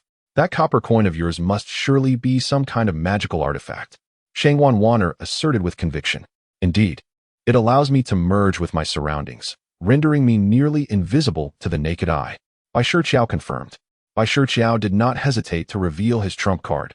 However, now that the copper coin was gone, its disclosure seemed inconsequential. It appears that you relied on this coin to infiltrate the palace and pilfer valuables, did you not? Xuanzang naturally deduced Bai Shiqiao's method of theft. It matters not if you choose to remain silent. You will undeniably acquiesce to my terms. With an expression of understanding, Xuanzang continued, that copper coin of yours can be regarded as a treasure, though it is merely a fragment of a far more significant artifact. Treasure. Fragment. Both Bai Shiqiao and the attentive Yu Qidun were perplexed. You may not be familiar with this treasure, yet you have likely heard of its complete form. She elaborated. In ancient times, the Taoist ancestor Hongjun, after imparting teachings thrice, distributed countless treasures among his disciples. The stone platform that bore these treasures is, in fact, a formidable artifact in its own right, known as the Finshua Rock. That copper coin is but a small shard of the shattered Finshua Rock. Upon hearing Xuanzang's words, an eerie silence enveloped the group, each of the three harboring a sense of unrest. Bai Shiqiao could hardly fathom that the copper coin he had worn around his neck since his arrival was, in fact, a relic of such ancient provenance. The mention of Hongjun rendered Bai Shiqiao incredulous. It seemed absurd to him. He began to suspect that Xuanzang was merely toying with him, spinning tales that were utterly fantastical. Hongjun, ancient times, Finshua Rock. These three nouns resonate with an air of remoteness, akin to the fabrications of myth. Yet, this world is not merely a reflection of historical reality. It is equally woven from the threads of myth. The marvels of this existence unfold before me. Bai Shiqiao can even sense the ethereal energies of heaven and earth with a single breath. Every occurrence in this realm is imbued with an astonishing authenticity and enigma. Even if he were to doubt, disbelief would be futile. At this moment, Bai Shiqiao finds himself at a loss for further inquiries, still somewhat dazed. So, how will you ascend? How will you cultivate? Are you truly unaware? Upon uttering this, Xuanzang appeared as a cunning fox finally revealing its tail, causing a chill to run down Bai Shiqiao's spine. What are your conditions? He demanded. You need not regard me with such trepidation. I assure you, I will not devour you. Xuanzang replied nonchalantly, her delicate fingers playing gracefully. Her visage blooming with a peach blossom-like smile as she surveyed Bai Shiqiao. Noticing his lack of engagement, she found him rather dull. My conditions are quite simple. Do you see him? He is the deputy minister of the Dali Temple. All you need do is join the Dali Temple and become his partner. Xuanzang stated with a carefree demeanor. Her casual wave of the hand seemed to dismiss the weight of her words, yet it left Bai Shiqiao, the other protagonist in this dialogue, momentarily stunned. Him, a mere beggar, joining the Dali Temple? This was nothing short of a meteoric rise. Miss Shangwan, is this somewhat inappropriate? Wei Qidun hesitated slightly, wishing to refute. However, he was abruptly interrupted by Shangwan Wanner, who assertively declared, "This is the Empress's decision, without question." Her words truly astonished Wei Qidun. He could hardly fathom that the Empress would take note of a mere beggar. What virtue or merit could he possess to capture her attention?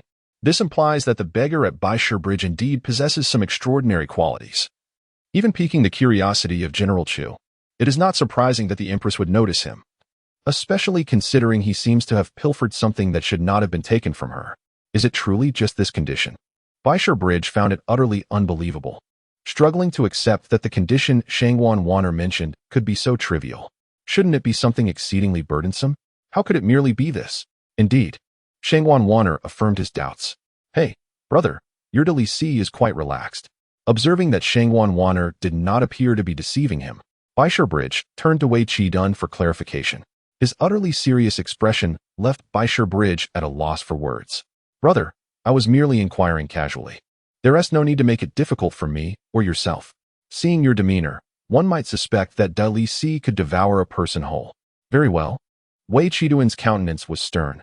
This was the partner assigned to him by his superiors, and even if he were unwilling, he had to endure it. He was indeed enduring, and it felt quite stifling. "Very well then, from now on, we shall be colleagues. You ought to work diligently." With a welcoming expression, Shangwan Wanner fixed her gaze upon Bai Shiqiao, as if to convey, "I am watching you, so ensure you perform well." Bai Shiqiao, feeling somewhat constrained, reluctantly acquiesced. Yet he understood that the subsequent matters were of utmost importance. It is said that there exists a path for your future cultivation and ascension. Although this path has never been traversed before, previously, it was merely a suggestion put forth by those engaged in crafting artifacts. Shangwan Wanner remarked, her eyes sparkling as if casting out bait. "What is it?" Bai Shiqiao inquired, eagerly ensnared. "Your future cultivation will involve integrating the divine materials of magical treasures into your very being," Shangwan Wanner declared unequivocally. "What does this imply?" "It suggests that while others cultivate by consuming spiritual elixirs and absorbing spiritual energy, he must resort to consuming scrap metal."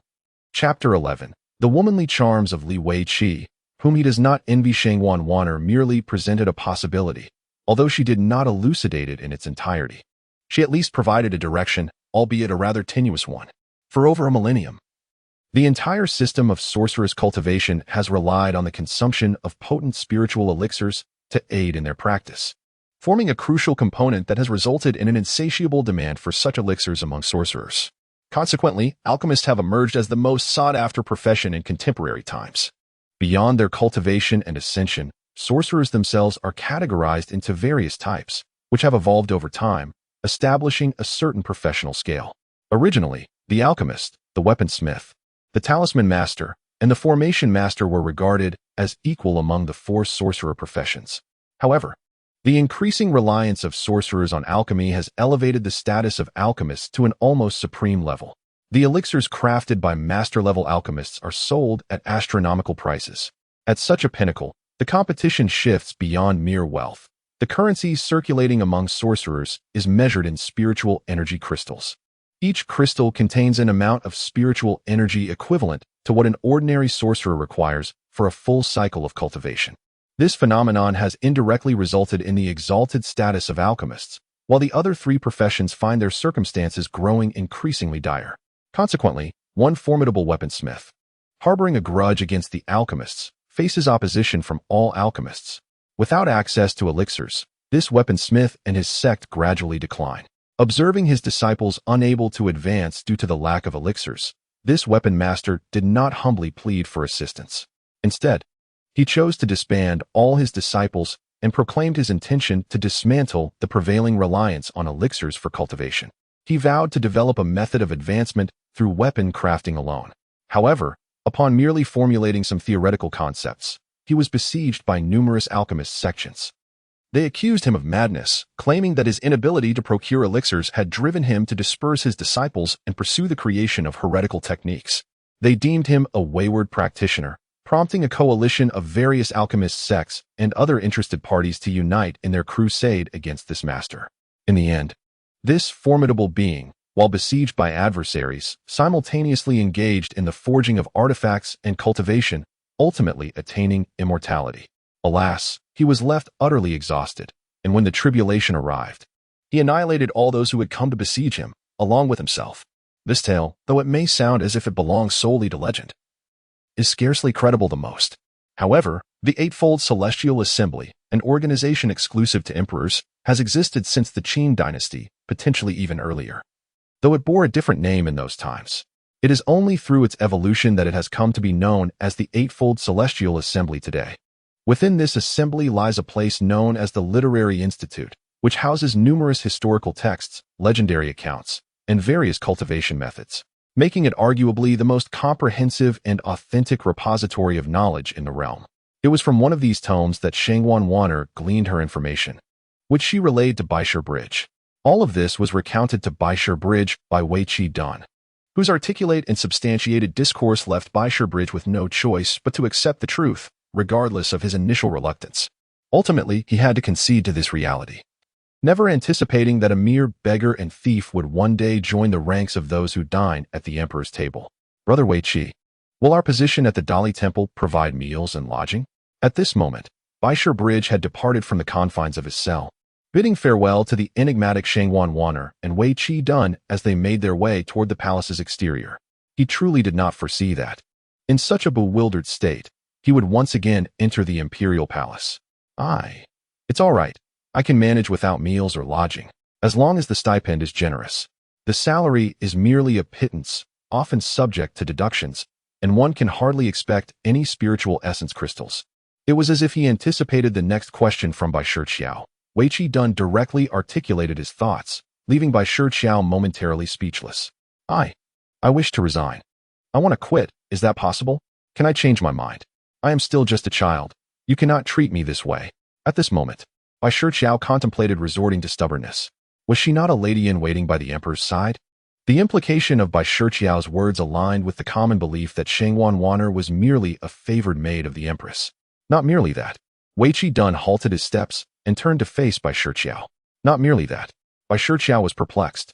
She is also the head of the 8 departments of heaven, overseeing the most terrifying division. At that moment, Bai Shiqiao's words carried an ominous warning. What division? Bai Shiqiao had only just heard of the 8 departments of heaven today and was utterly unaware of the specifics. The king of hell's envoy, the master of execution. When Bai Shiqiao uttered these words, a hint of trepidation crept into his voice. However, Bai Shiqiao, hearing this term for the first time, failed to notice Bai Shiqiao's demeanor. The king of hell's envoy. Bai Shiqiao pondered, softly murmuring the phrase. To her astonishment, her mere repetition of the words prompted a response. Indeed, that girl is the master of the king of hell's envoy. The king of hell's envoy, the sole deliverer, pursuing the command without a trace. A woman's voice suddenly broke through, startling both individuals. The voice arrived so swiftly that neither had noticed it. Only then did they react and discern the newcomer, who turned out to be the Princess Taiping. Upon catching sight of the newcomer, Bai Shiqiao immediately bowed in respect. The individual adorned in resplendent royal attire, slightly disheveled yet undeniably captivating, was none other than Princess Taiping. At that moment, as fate would have it, the two were departing the palace when they encountered the illustrious princess. We have indeed met. Bai Shiqiao stammered, quickly following suit and bowing. Princess Taiping smiled warmly at him, saying, Do not fear that young lady, Shangwan. Although Yin Wang may bear a fearsome reputation, he would never harm his own. The Dali Temple is quite commendable as well. You must strive to learn diligently and aim to surpass Lord D. Her expression exuded high expectations, which made Bai Shiqiao feel rather uncomfortable, compelling him to lower his gaze in acquiescence under Bai Shiqiao's perplexed stare. Your Highness, please take care, came the voices of a few palace maids from behind the princess, revealing that she had spotted Bai Shiqiao and his companion from afar and had hastened to greet them alone. This left Bai Shiqiao astounded. How remarkable it was that Princess Taiping had traversed such a distance merely to exchange pleasantries with this young man. It was utterly inconceivable. First, it was Xuanzang, and now Princess Taiping. Was it possible that Bai Shiqiao had recently attracted romantic attention? No, considering his youth, that seemed unlikely. Could it be that these two mature women were merely overflowing with maternal affection? Regardless of the reasoning, Bai Shiqiao felt no envy. In fact, he wished to retreat a few steps, thinking to himself, I cannot afford to provoke such circumstances. Chapter 12. Your spiritual energy has expired. Connections are unattainable. Unexpectedly greeted by Princess Taiping, Wei Qidun now regarded the Baishir Bridge as if it were a monstrous entity. Thus, they arrived at the Dali Temple. The appearance of Princess Taiping was merely a fleeting interlude. Thereafter, the two exchanged no further words and exited the imperial palace to reach the Dali Temple. Upon raising his gaze, Baishir Bridge's first sight was the flamboyant plaque of the Dali Temple, gradually shifting his attention to the expansive courtyard. Although named a temple, the Dali Temple bore no resemblance to a religious edifice but rather resembled an official government office, albeit at a higher level, currently directly overseeing sorcerers. Upon entering the gate, the front courtyard was filled with personnel from the Dali Temple interrogating prisoners. Is it truly appropriate to question offenders right at the entrance, devoid of any confinement? What if they escape? As if sensing Baishir Bridge's doubts, Wei Qidun elucidated. These prisoners are not ordinary individuals. They are sorcerers. Presently, the Dali Temple solely administers sorcerers. In essence, the Dali Temple serves as the official bureau of the divine capital, exclusively managing sorcery matters. Will they not flee? Given their proximity to the entrance? Baishir Bridge inquired, meticulously observing his surroundings. No, they are all shackled with restraints that sever their spiritual power, and their foreheads are marked with a mortal seal. They are now no different from ordinary people. Only their physical strength remains formidable. Wei Qidun clarified, just as a particularly robust prisoner nearby was struggling in defiance, only to be subdued with a single blow before he could cause any further commotion. Indeed, since they are all sorcerers, it stands to reason that those from the Dali Temple are likewise skilled, particularly in terms of physical prowess. Originally, the Dali Temple did not possess this front courtyard. It was a later expansion, primarily constructed for the interrogation of ordinary sorcerer offenders, a relatively straightforward process, culminating in immediate sentencing. After all, they would soon be colleagues and partners. Although Yu Qidun did not entirely comprehend why Bai Shiqiao was held in such high regard, he was a man of integrity and would not create obstacles for someone new to the Dali Temple. He would express what needed to be said. However, what if there were those who harbored grievances or sought revenge? Bai Shiqiao observed that one individual was solely responsible for the interrogation of a specific offender, which struck him as somewhat autocratic, potentially leading to oversights. Not at all. Every interrogation process in this courtyard is meticulously recorded by officials, and we have a dedicated monitoring committee that can swiftly deliver sentencing outcomes post-interrogation. As Yu Qidun elaborated, Bai Shiqiao and his companion traversed the front courtyard and arrived at the main hall. Indeed, as they passed a pavilion, they noticed numerous personnel diligently documenting various matters. Along the way, Bai Shiqiao inquired about Xuanzang's situation and learned that he was currently at General Chu's residence, and for the time being, he was not in any danger, which eased his concerns. Now, we have arrived at the main hall. Dongmei, this is our new colleague, my future partner. Please take note, Yu Qidun announced as he led Bai Shiqiao to a reception-like area in the main hall. Rapping lightly on the table and addressing a woman with her hair styled in a bun. Is this woman named Dongmei? It is quite grounded. Yet what is the purpose of her high braid? Is she expecting to be struck by lightning on a rainy day? Of course, Bai Shiqiao did not voice this thought. Instead, she smiled, gazing at the other person like a good child. Clearly, in ancient times, a woman could occupy such a position openly, largely thanks to the existence of a female emperor. However, the Dali Temple is no ordinary government office. Those who serve here are practitioners of the arts, where one's strength dictates the hierarchy of gender. Not to mention, there exists a living example of an empress, which has significantly altered the status of women in the current era. Dongmei, the girl with the braided hairstyle, initially did not pay much attention, but upon closer inspection, she was astonished to see it was Yu Qidun, as if she had encountered a remarkable wonder of the world. This is truly my partner. Yu Qidun displayed a look of helplessness. Haha, greetings, sister, Bai Shiqiao exclaimed, her voice sweet and childlike. Fortunately, her youthful appearance allowed her to perform such actions without seeming out of place. Dongmei, Yu Qidun could hardly withstand that gaze and quickly said in a serious tone, "Oh, fine, if you say it's not, then it's not. Let us get this recorded." After speaking, Dongmei pouted, retrieving a wooden tablet about the size of an A4 sheet from beneath the table, and handed it to Bai Shiqiao, saying, "Here, take this and simply infuse it with your spiritual energy." The reason they did not inquire further or scrutinize Bai Shiqiao's identity was primarily due to their possession of a special artifact for verifying identities. These tablets were derived from that artifact. This artifact is said to have been derived from the Buddhist principles of cause and effect and the treasured three-live stone of the flower realm. As long as the sorcerer channels their spiritual energy into this piece of paper, it will reveal all the information required by the Dali Temple. Thus, there is no need for examination. This singular talisman suffices to accomplish everything. How infuriating! Upon hearing Dongmei's introduction, Bai Shiqiao indeed felt a surge of curiosity. After Wei Qidun kindly explained some methods for circulating spiritual energy and inputting it into the talisman, Bai Shiqiao took a deep breath and promptly activated his own spiritual energy, channeling a small portion into the paper. Immediately, a faint luminescence flickered across its surface. He seemed to perceive an invisible pen inscribing something upon the paper, though the brilliance obscured his view. However, Bai Shiqiao remained largely unconcerned with this phenomenon and instead turned his attention inward. He felt as though the spiritual energy he had just expended had vanished permanently from his being. Attempts to further connect with the spiritual essence yielded no results. This essentially indicated that the copper coin's ability to break through barriers had reached its limit, and the constraints imposed by the heavens had once more severed the connection between his meridians and spiritual energy. Bai Shiqiao furrowed his brow, contemplating that it appeared Su Guanyuan was not entirely cognizant of his situation.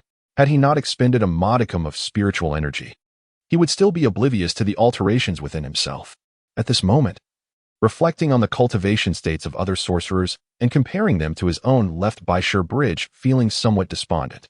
Your meridians for connecting spiritual energy are insufficient. Please recharge before proceeding. What shall I use to recharge? People say one can consume a great elixir or something of the sort. What am I to do? Resort to devouring scrap metal? Where might I find a magical artifact imbued with spirit to consume? Perhaps I could eat this piece of paper before me? Just as Bai Shiqiao hesitated, pondering whether this paper could indeed be considered a magical object, and whether consuming it would yield any effect, the faint luminescence upon the paper dissipated, revealing its content. Bai Shiqiao focused intently, noticing it resembled a resume filled with various personal details, such as height, weight, and age.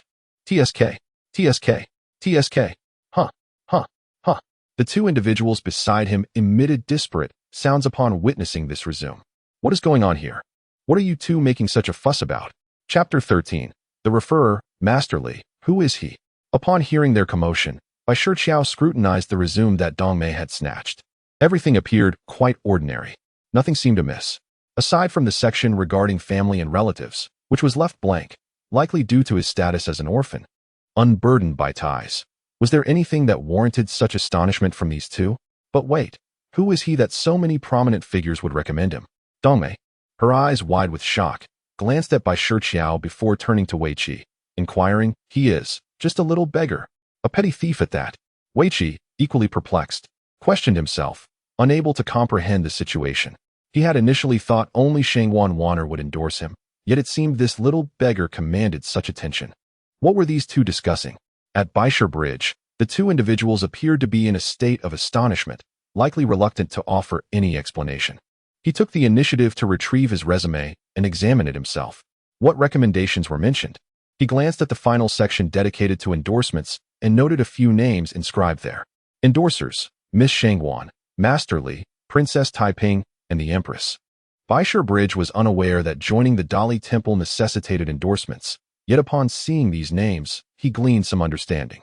It was only natural for Shangwan Wanner to be among the endorsers, although the reason eluded him. As for Princess Taiping, he was surprised by her keen interest in him. After all, she had previously rescued him and intervened on his behalf against Shangwan Wanner. Her recommendation seemed plausible. Regarding the Empress, could it be related to the item he had surreptitiously taken from her? It was a mystery. One should never attempt to fathom the Empress's thoughts. As for the other individual, Masterly, who was he? Was there a specific significance to being an endorser for joining the Dali Temple? Given the astonishment of the two individuals, Bai Shiqiao felt compelled to inquire further to avoid any potential missteps that might lead to dire consequences. Fortunately, there was no immediate danger. However, it was essential that only those of high rank or direct appointment could gain entry into the Dali Temple, typically through direct commission or examination. At this juncture, Dongmei and her companion regained their composure and offered an explanation to Bai Shiqiao. "Oh, it seems that my admission to the Dali Temple should pose no issues," he remarked, casting a glance at the two. Essentially, this place functions akin to a registry system, cataloging the sorcerers of the Divine City. However, it is not exhaustive, as some individuals have recently joined the ranks of sorcery but have not yet been formally recorded.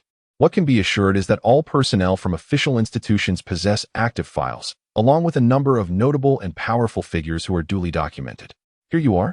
This is your badge, henceforth simply presented in various venues. Dongmei swiftly completed the process and handed a finely crafted badge to Bai Shiqiao.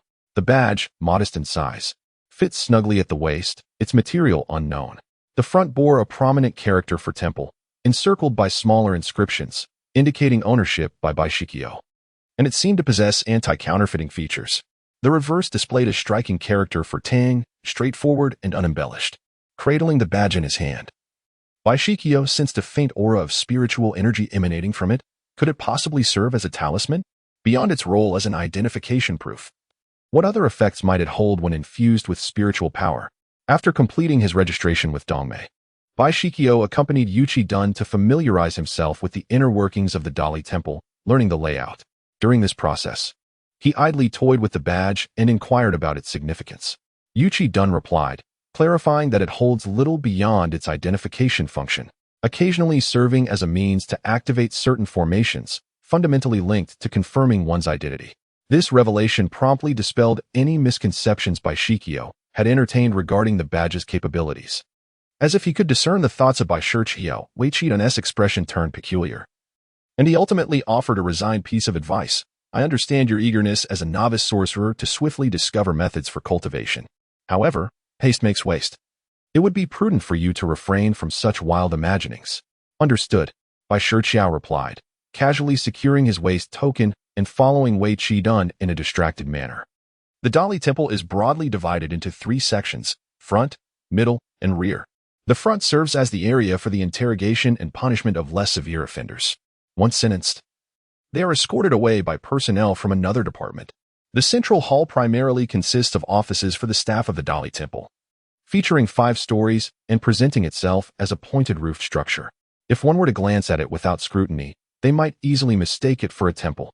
The rear accommodates more serious offenders who require specialized environments for detention and interrogation, comprising separate buildings and underground facilities.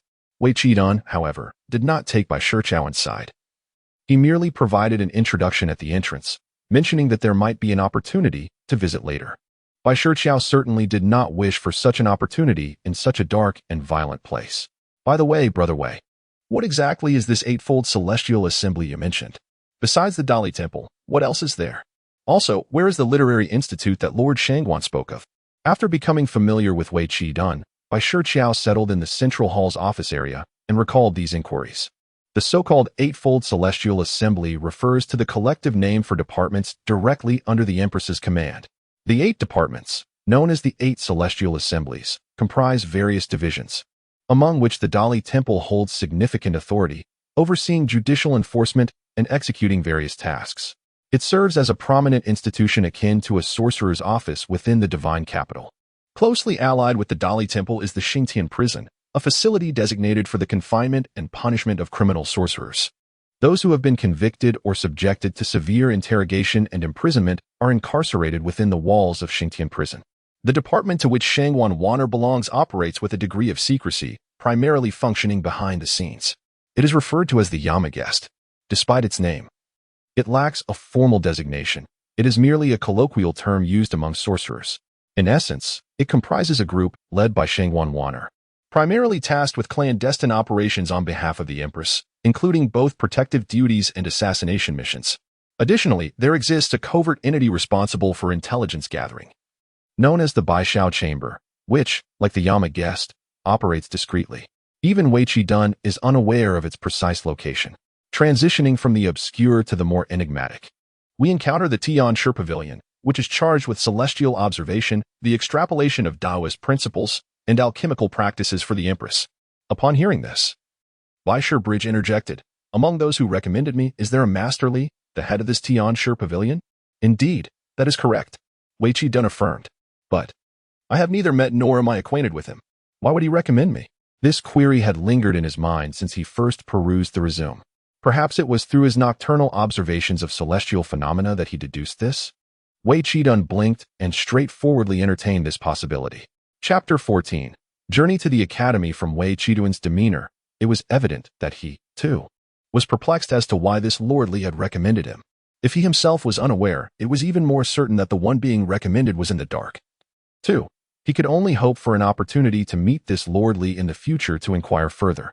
However, it seemed that the Celestial Master's pavilion had little interaction with the Dali Temple, primarily serving the Empress. As for the academy mentioned by Lord Shangguan, since he could not ascertain the identity of Lordly, he decided to focus his energies on seeking martial arts techniques. He hoped that the academy possessed a vast collection of texts, even if he did not find a technique perfectly suited to him. He would appreciate any knowledge that might provide indirect insights. The academy was also one of the 8 departments of celestial beings, and it was known that Lord Shangguan had gained much knowledge from its tomes, primarily concerning the Hanlon scholars. Wei Qidun, being more accustomed to wielding weapons than delving into scholarly pursuits, could only provide a brief introduction to the subject. He knew little more, for despite his commendable manners, his true passion lay in the art of combat. The notion of sitting idly to read and study was far from his inclination. With his robust and upright demeanor, he appeared entirely disconnected from the realm of scholarly elegance. Moreover, he held no great expectations that the bridge of Bai Shiqiao could assist him in matters of technique. He continued to inquire, "If I wish to visit the academy to peruse its texts, may I enter freely?" In Wei Qidun's view, such a place dedicated to the study of martial techniques would likely not permit entry without prior achievements or noteworthy contributions. Bai Shiqiao was pleasantly surprised by the simplicity of the matter. He felt an overwhelming eagerness to seek out Dongmei and submit his application. "All right, I shall go at once," he declared. Upon hearing this, Yu Qidun exhibited a look of incredulity, as if to say, "I didn't expect you to be such an avid reader." The urgency was understandable, given that it pertained to his own cultivation of skills. After a brief, somewhat awkward smile, Bai Shiqiao inquired further, "What about the other 2 departments?" The other 2 departments consisted of the Baigong workshop, which was dedicated to craftsmanship. If one were to acquire any rare materials, they could approach Dongmei to apply for the creation of a magical weapon or artifact at the workshop. The final department was known as the Faxian House, tasked with exploring perilous locations, hidden realms, and confronting hostile forces. This department frequently collaborated with our Dali Temple, where we often formed small task forces to engage in joint operations, while they deployed large groups of warriors. Yu Qidun's explanation suggested that the Faxian House served as a specialized military unit under the Empress, specifically designed to combat sorcerers and other related adversaries. Bai Shiqiao nodded in understanding, and Yu Qidun continued, "General Chu is affiliated with the Faxian House. You have seen him before. Xuanzang should also be with them, assuming he is still alive." Disregarding the latter part of Yu Qidun's statement, Bai Shiqiao felt he had gained a comprehensive understanding of the situation and also learned of Xuanzang's whereabouts. He deemed this reasoning quite fitting for a newcomer in the workplace. However, as he reveled in his self-satisfaction, he couldn't help but notice Yu Qidun regarding him with an expression akin to that of a fool.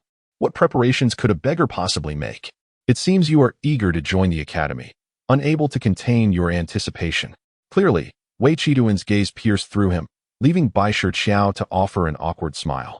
Grateful, Bai Shiqiao first sought out Dongmei, acquired the application, and couldn't help but marvel at the swiftness of the process.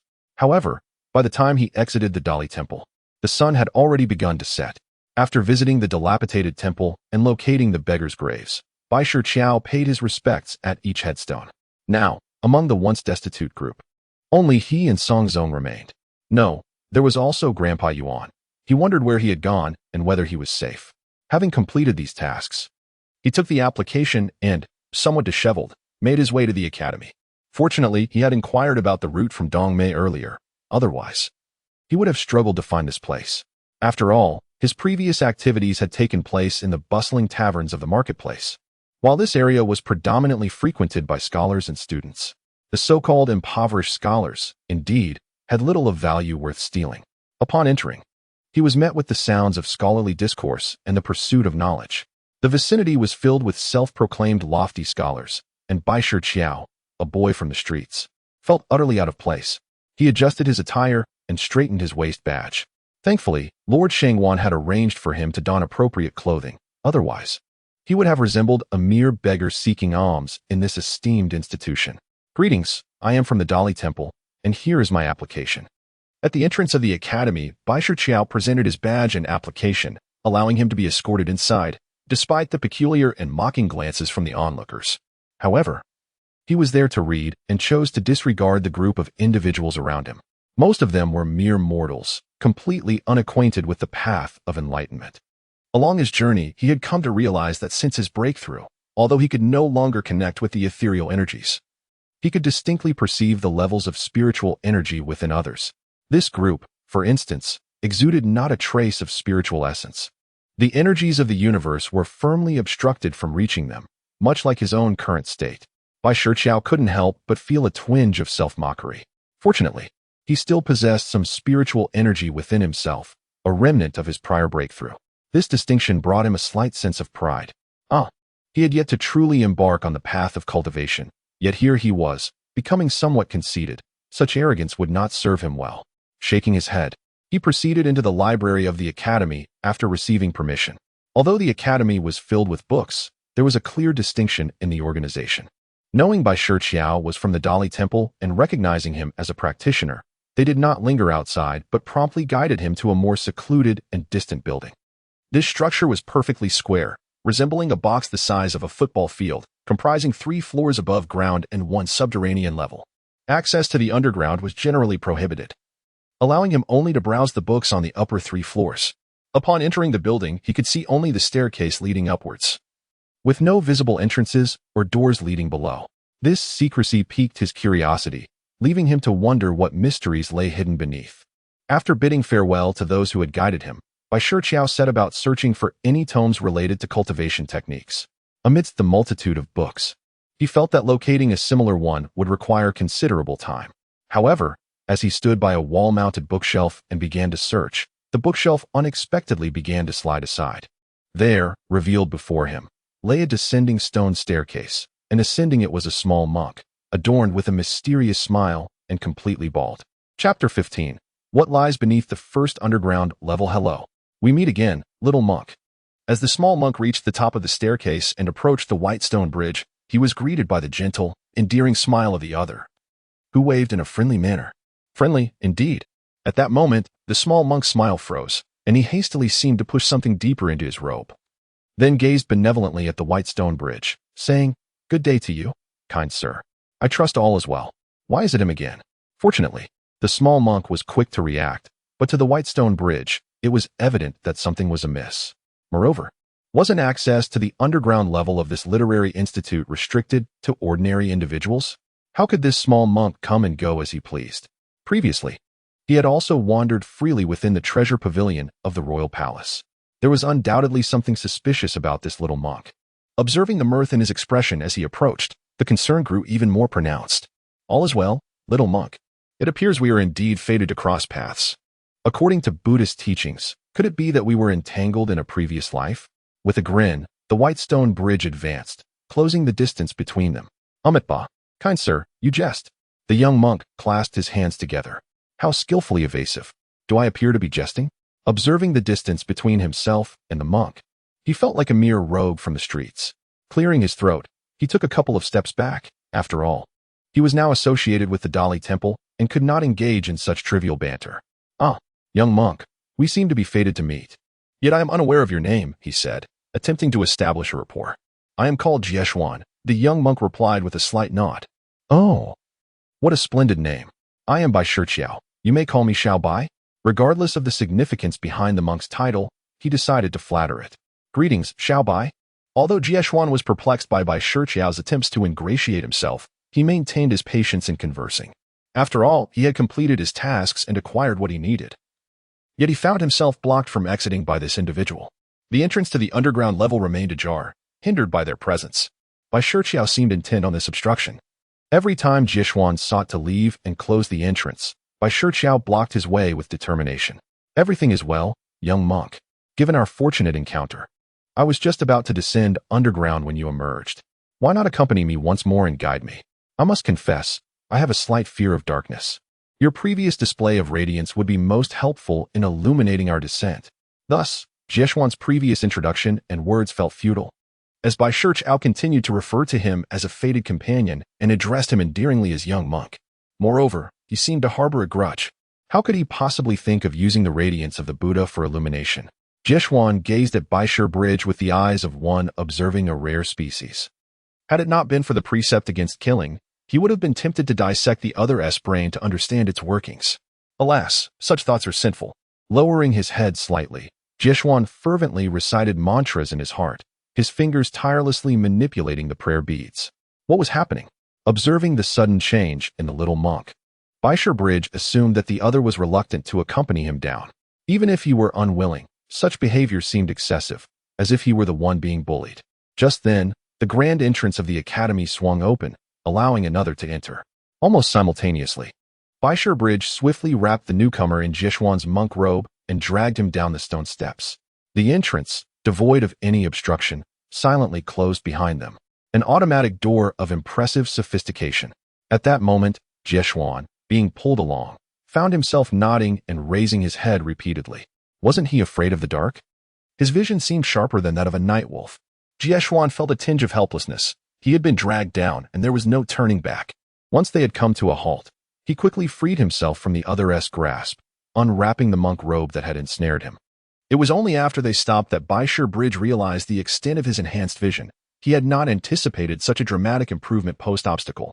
Previously, he had merely sensed an elevation in perception, but now it felt as though he possessed night vision. Thanks to their remarkable eyesight, even in the absence of candles, both could see quite clearly in the darkness.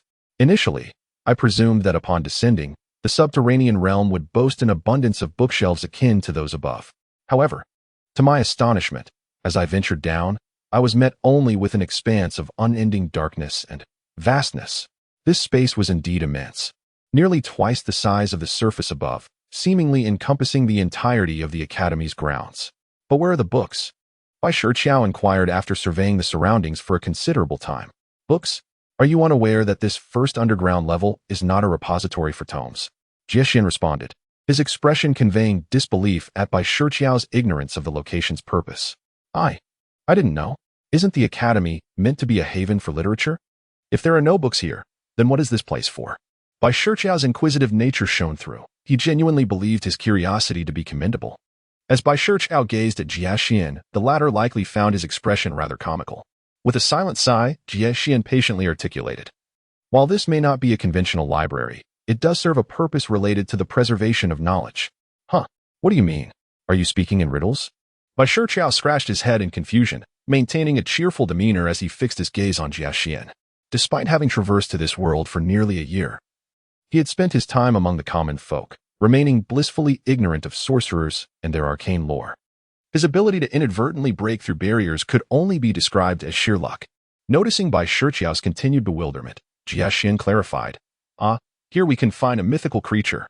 He revealed the true purpose of this enigmatic space without further ado. Originally, this place was a forbidden zone of the Literary Institute, housing countless tomes of secret texts. However, a formidable sorcerer, while contemplating a particular book here, inadvertently attracted a thunderous calamity, which ultimately struck him down. In the turmoil, his scattered spiritual essence, seeking refuge from the aftermath of the lightning, fled in all directions and merged into various books. These tomes were extraordinary. Nourished by the infused spiritual energy, they developed sentience. Yet, as all entities that take form must endure tribulation, their individual powers proved too feeble. Consequently, they amalgamated into a singular volume, and after withstanding the heavenly tribulation, transformed into their current guise. As Jiexian spoke, he extended his hand forward, and a beam of golden light surged ahead, expanding at its center to illuminate the surrounding darkness. In that moment, a small figure clad in green robes emerged at the center, indeterminate in gender, radiating a soft green luminescence, akin to a spirit formed from the essence of grass and trees. Observing this transformation, Bai Shiqiao was taken aback, astonished by the vibrant green hue before him. Shouldn't he be marveling at Jiexian's prowess and the wondrous nature of the figure before him? Such an odd focus for Bai Shiqiao. This was the spirit of a book, imprisoned here after its transformation. In essence, it could hardly be deemed a successful metamorphosis. merely a phantasm derived from lifeless text. Jiaxian pointed to the lower part of this small figure, and at that moment, Bai Shiqiao realized that it was not entirely humanoid. It possessed only the upper half of a human form, while the lower half resembled a fictitious book, shimmering with a green glow, rendering it difficult to perceive clearly. This cannot truly be considered a transformation, at best. It may be regarded as a peculiar manifestation of a mythical creature. Humph. A dandy, what do you see? As if sensing the inquisitive gaze of Bai Shiqiao, this spirit of the tome let out a haughty snort, appearing rather awkward. Who could have anticipated that this small child would exhibit such an air of an elder? It resembled an irate old man, and had it not been for its ethereal form, one might have thought it was blushing in embarrassment. Clearly, Jiechuan had deceived this spirit in order to acquire something while underground. Who would have thought? Who would have thought? This little monk could actually be deceitful. No, it is quite natural for this little monk to deceive. Had I not been duped in the treasure pavilion before? This cunning little monk is quite malicious. Jiechuan's mouth twitched at the remark, and he now yearned for a radiant beam of Buddhist light to whisk him away. You are also wicked. Upon finishing its comment about the little monk, the spirit of the tome noticed Bai Shiqiao's unusual gaze, oblivious to the thoughts swirling in his mind. However, in its eyes, both the little monk and this companion were not to be trusted. No, no, no, I am not wicked. Hee. That. Bai Shiqiao quickly donned a smile and approached the spirit of the tome, saying, I am a good person, a genuine good person, receiving a salary from the Dali Temple. That little old man. Wait, what should I call him? Upon reaching the spirit's vicinity, Bai Shiqiao found himself at a loss for words, casting a pleading glance towards the deceiver. As Bai Shiqiao stepped into the area, he realized that the book spirit was ensnared by a formation, binding it to this place. Several illusory chains were tethered to its form, with the largest one firmly clasped around its neck. What? Bai Shiqiao thought he might be imagining things. He turned to Jiexian, seeking confirmation of his perception. Ahem, that book spirit, dear one. Chapter 16, Zhang Gaoxin. You are merely a backup. Bai Shiqiao found himself regretting that he hadn't simply referred to it as old man, for that name seemed far more fitting. Asking for its name felt futile.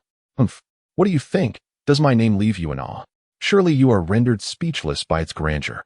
The young boy in the azure robe spoke with the voice of an ancient sage, his tone steeped in the wisdom of ages, wearing a self-satisfied expression that flickered occasionally. Were it not for the chains binding it, one could easily imagine it leaping about in exuberance. Indeed, how astonishing. What more could Bai Shiqiao say but to echo the sentiment? Jiaxian offered a sympathetic glance and remarked, this name was chosen by itself. It claims to have drawn from the essence of all the knowledge contained within the tomes it has fused with. If acquiring a name through the essence of knowledge is the standard, Bai Shiqiao was at a loss as to why he had ventured underground. To witness the bizarre, perhaps? Jiexian provided a brief explanation to Bai Shiqiao, while the book spirit maintained an air of pride, defiantly lifting its chin. In essence, this was a matter of equivalent exchange. But did the book spirit truly possess knowledge of all things? Now that he was here, it was worth a try. Bai Shiqiao, overwhelmed by a peculiar sensation, inquired of Xuling, I have come here with a singular purpose, to seek a cultivation technique suitable for my practice. Setting aside his prejudices, Bai Shiqiao took a few steps closer, demonstrating commendable courage. However, internally, he was in a state of utter panic. Any semblance of bravery was merely a fleeting illusion born from his earlier nervous excitement, causing him to stumble forward momentarily. A cultivation technique. How intriguing. Xuling's aged voice resonated after a prolonged silence, jarring Bai Shiqiao from his thoughts. Meanwhile, upon hearing Xuling's words, Jiexian's gaze shifted to Bai Shiqiao, who suddenly felt another penetrating stare scrutinizing him, akin to an X-ray, sending a shiver down his spine. Indeed, it was quite fascinating. Jiexian echoed this sentiment. I must say, little monk, this is not an affair in which you should meddle. With a hint of urgency, Bai Shiqiao pressed on. Are there any books on cultivation techniques available for my use? As soon as his question hung in the air, silence enveloped the space. The stillness was palpable, almost suffocating. It was far too prolonged. Is there or isn't there? A straightforward answer would be appreciated. As time trickled by, Bai Shiqiao's restlessness grew. The anticipation was excruciating. If there were none, surely our Buddhist sect would have a solution. At that moment, Xuling appeared to be deep in contemplation, his eyes vacant and distant, seemingly indifferent to Jiexian's attempt to usurp the conversation. Oh, The anticipated answers remained elusive, yet the audience was indeed present. At this moment, even the titles shifted from young monk to master. Ahem, you may simply address me as Jiechuan, the humble monk. Jiechuan cleared his throat. Yes, Master Jiechuan. Please share your insights. The Baishir Bridge remained unchanged. With a sense of resignation, Jiechuan continued, given your current state, it is evident that your quest for a technique has stemmed from a personal understanding of your unique path within the realm of practitioners. This path, while not entirely unprecedented, appears to be one that has not been traversed by any other. Either you have devised a method of your own, or, Jiechuan paused, casting a glance at Baishir Bridge. The latter, growing anxious, pressed, or what? Where you may take refuge in the Buddhist faith. Entering the 8 treasures pool of merit to cleanse yourself, thus transforming your unconventional approach into a traditional one, allowing you to restore your path of cultivating elixirs. Upon hearing this, Baishir Bridge glanced at Xuanzang and then back to Jiechuan. Jiechuan nodded in affirmation. He then turned his attention to Xuanzang, who, despite appearing somewhat unreliable, indeed possessed considerable knowledge.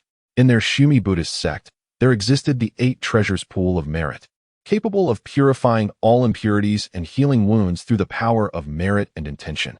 The adage "put down the butcher's knife and become a Buddha instantly" could be elucidated in this context. However, once cleansed, one could only enter the Buddhist fold, cultivating intention, understanding Buddhist principles, and practicing Zen. If he lacked the affinity for Buddhism and could not grasp its teachings, nor did his heart incline towards the Buddha, he would ultimately lead a life of sweeping floors. All of this was articulated with remarkable clarity by Jiechuan, despite the subtly challenging gaze from Xuanzang. Upon hearing the words, Bai Shiqiao promptly reached up to touch the crown of his head. I am not yet ready to embrace baldness. He felt he could scarcely endure such a frugal existence. Even if today's endeavors bore no fruit, he was resolute in his determination not to surrender. He would endeavor to create his own path, even if it meant forging ahead alone. Thank you, young monk, for your kindness. If there exists no cultivation method suited for me in this world, then I shall navigate my own course, even if it means feeling my way across the river of stones. Bai Shiqiao declared with unwavering conviction, primarily driven by his aversion to shaving his head. No matter the hardship, he would refuse to part with his hair. Humph, you truly underestimate me. After Bai Shiqiao spoke, the aloof book spirit, who had been silently observing it, let out a disdainful snort. Bai Shiqiao, intrigued, turned his gaze towards the spirit, his eyes gleaming with anticipation.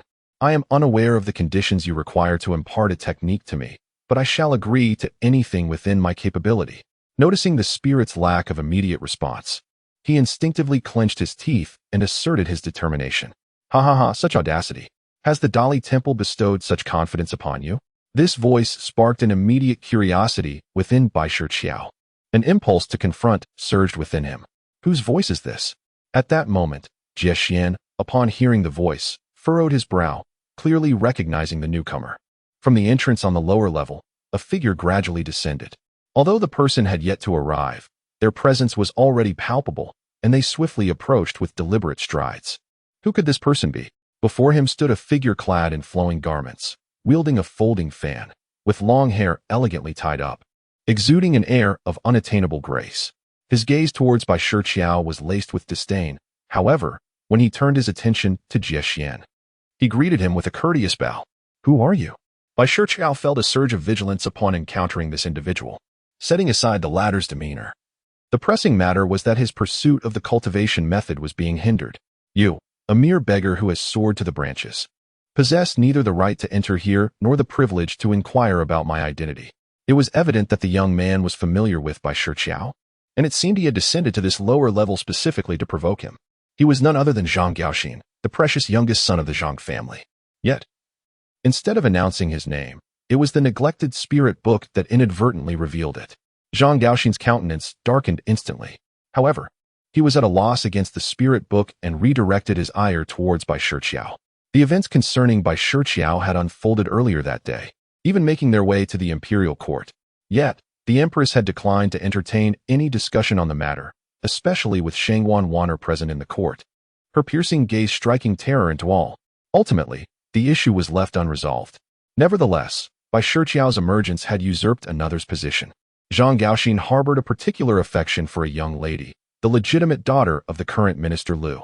Upon learning of the unremarkable Dongmei's entry into the Dali Temple, she had ardently aspired to become a remarkable woman herself, weeping and clamoring to gain admission to the Dali Temple. Yet, she was merely a novice sorceress who had just begun to break through barriers. Lacking both foundation and talent, even the consumption of potent elixirs failed to yield results. It took her 2 doses to finally achieve her initial breakthrough. She ought to have been diligent in her practice, but her vanity led her astray. Upon discovering that becoming a sorceress would allow her to continue her training while consuming beauty-enhancing pills, she was determined to join the ranks of sorcerers. It was the deputy minister Lu who, with a bold face, sought out the Celestial Master S Guild to procure the very elixirs she needed. Today was meant to mark her induction into the Court of Judicial Review, yet she forgot this crucial event. By the time she remembered, dusk was fast approaching, and naturally, her entrance into the court was thwarted. The reason being that this year, all positions in the court were filled, with the last one claimed by Bai Shiqiao. Had she chosen to attend the Literary Academy instead, Zhang Hanlin's capabilities would have ensured her a position without issue. However, her heart was set on the Court of Judicial Review. She had even tossed her challenge letter directly onto the desk of Dongmei from the court. Unbeknownst to Bai Shiqiao, he had no desire to be informed about any of this. Zhang Gaoxin, I did not comprehend a single word of what you said. If you wish to yield, do not obstruct my path. Bai Shiqiao disregarded the other entanglements. Initially, the individual had presented an air of arrogance, speaking to Bai Shiqiao with scornful mockery. Throughout this matter, many unkind words were exchanged, yet Bai Shiqiao remained unfazed, even sporting a smile. Why should he not smile? This person likely could not fathom why that woman was so insistent on joining the Court of Judicial Review. Perhaps it was the allure of a handsome figure within the court that captivated her. In his current role as a mere backup, he is pitifully serving others like a sword. Bai Shiqiao, do not be so shameless. As Zhang Gaoxin spoke and prepared to pull Bai Shiqiao forward, Jiexian stepped in, firmly grasping his arm. After reciting a Buddhist chant, he dramatically swirled his monk's robe, enveloping Zhang Gaoxin within it. This maneuver left Bai Shiqiao momentarily stunned. Could this young monk truly be so formidable? Chapter 17. Attaining the Technique. Feast. If I could also possess such prowess. Perhaps shaving my head wouldn't be out of the question. He pondered as he touched his hair, caught in a whirlpool of indecision. Meanwhile, the book spirit, observing the potential shift in their agreement, could not bear to stand idly by. Very well, I will exchange. Without much hesitation, Bai Shiqiao acquiesced, even foregoing the opportunity to hear the other party's terms. This spontaneous decision sparked a flicker of concern in Jiexian's gaze. Under his watchful eye, Bai Shiqiao took a few steps closer to the threshold of the array where the book's spirit resided.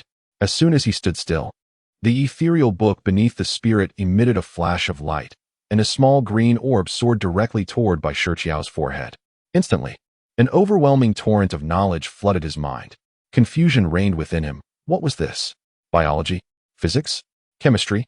The so-called technique in his mind seemed solely to encompass descriptions of the flora and fauna of this world, along with all the materials and methods for refining them.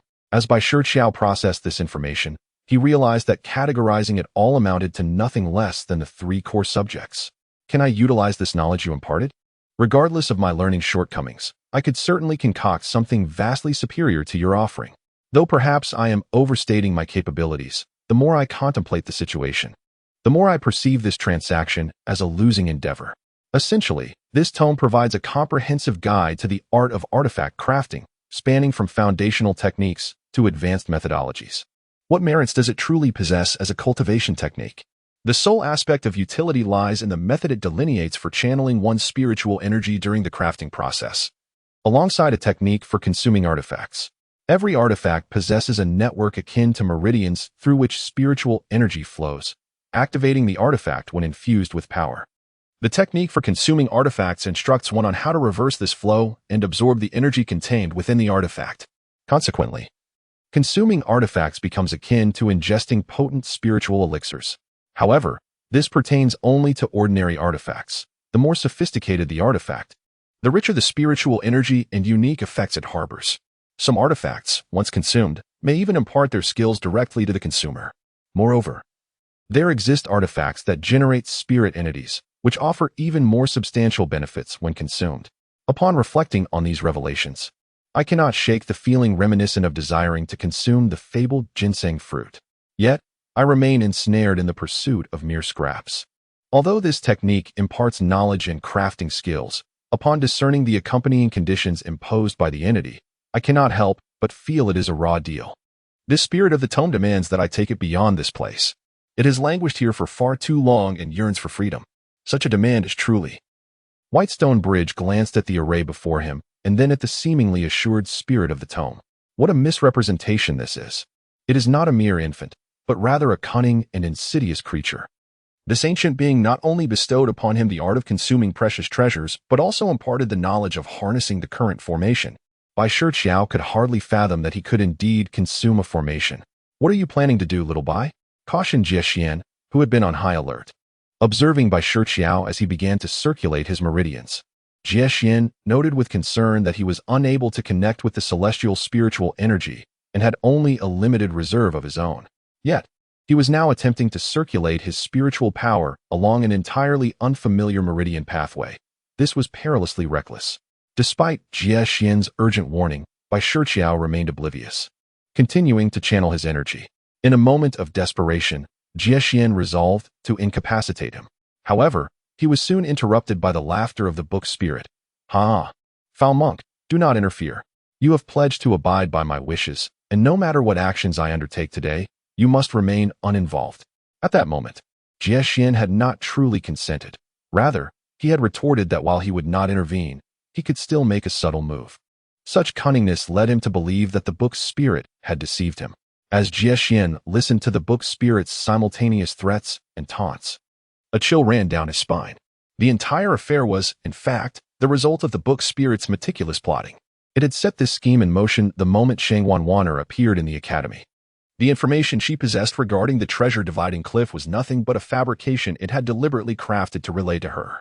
Although it could not ascertain who would ultimately aid in its escape, it had an instinctive awareness that the opportunity for liberation lay within Xuanzang.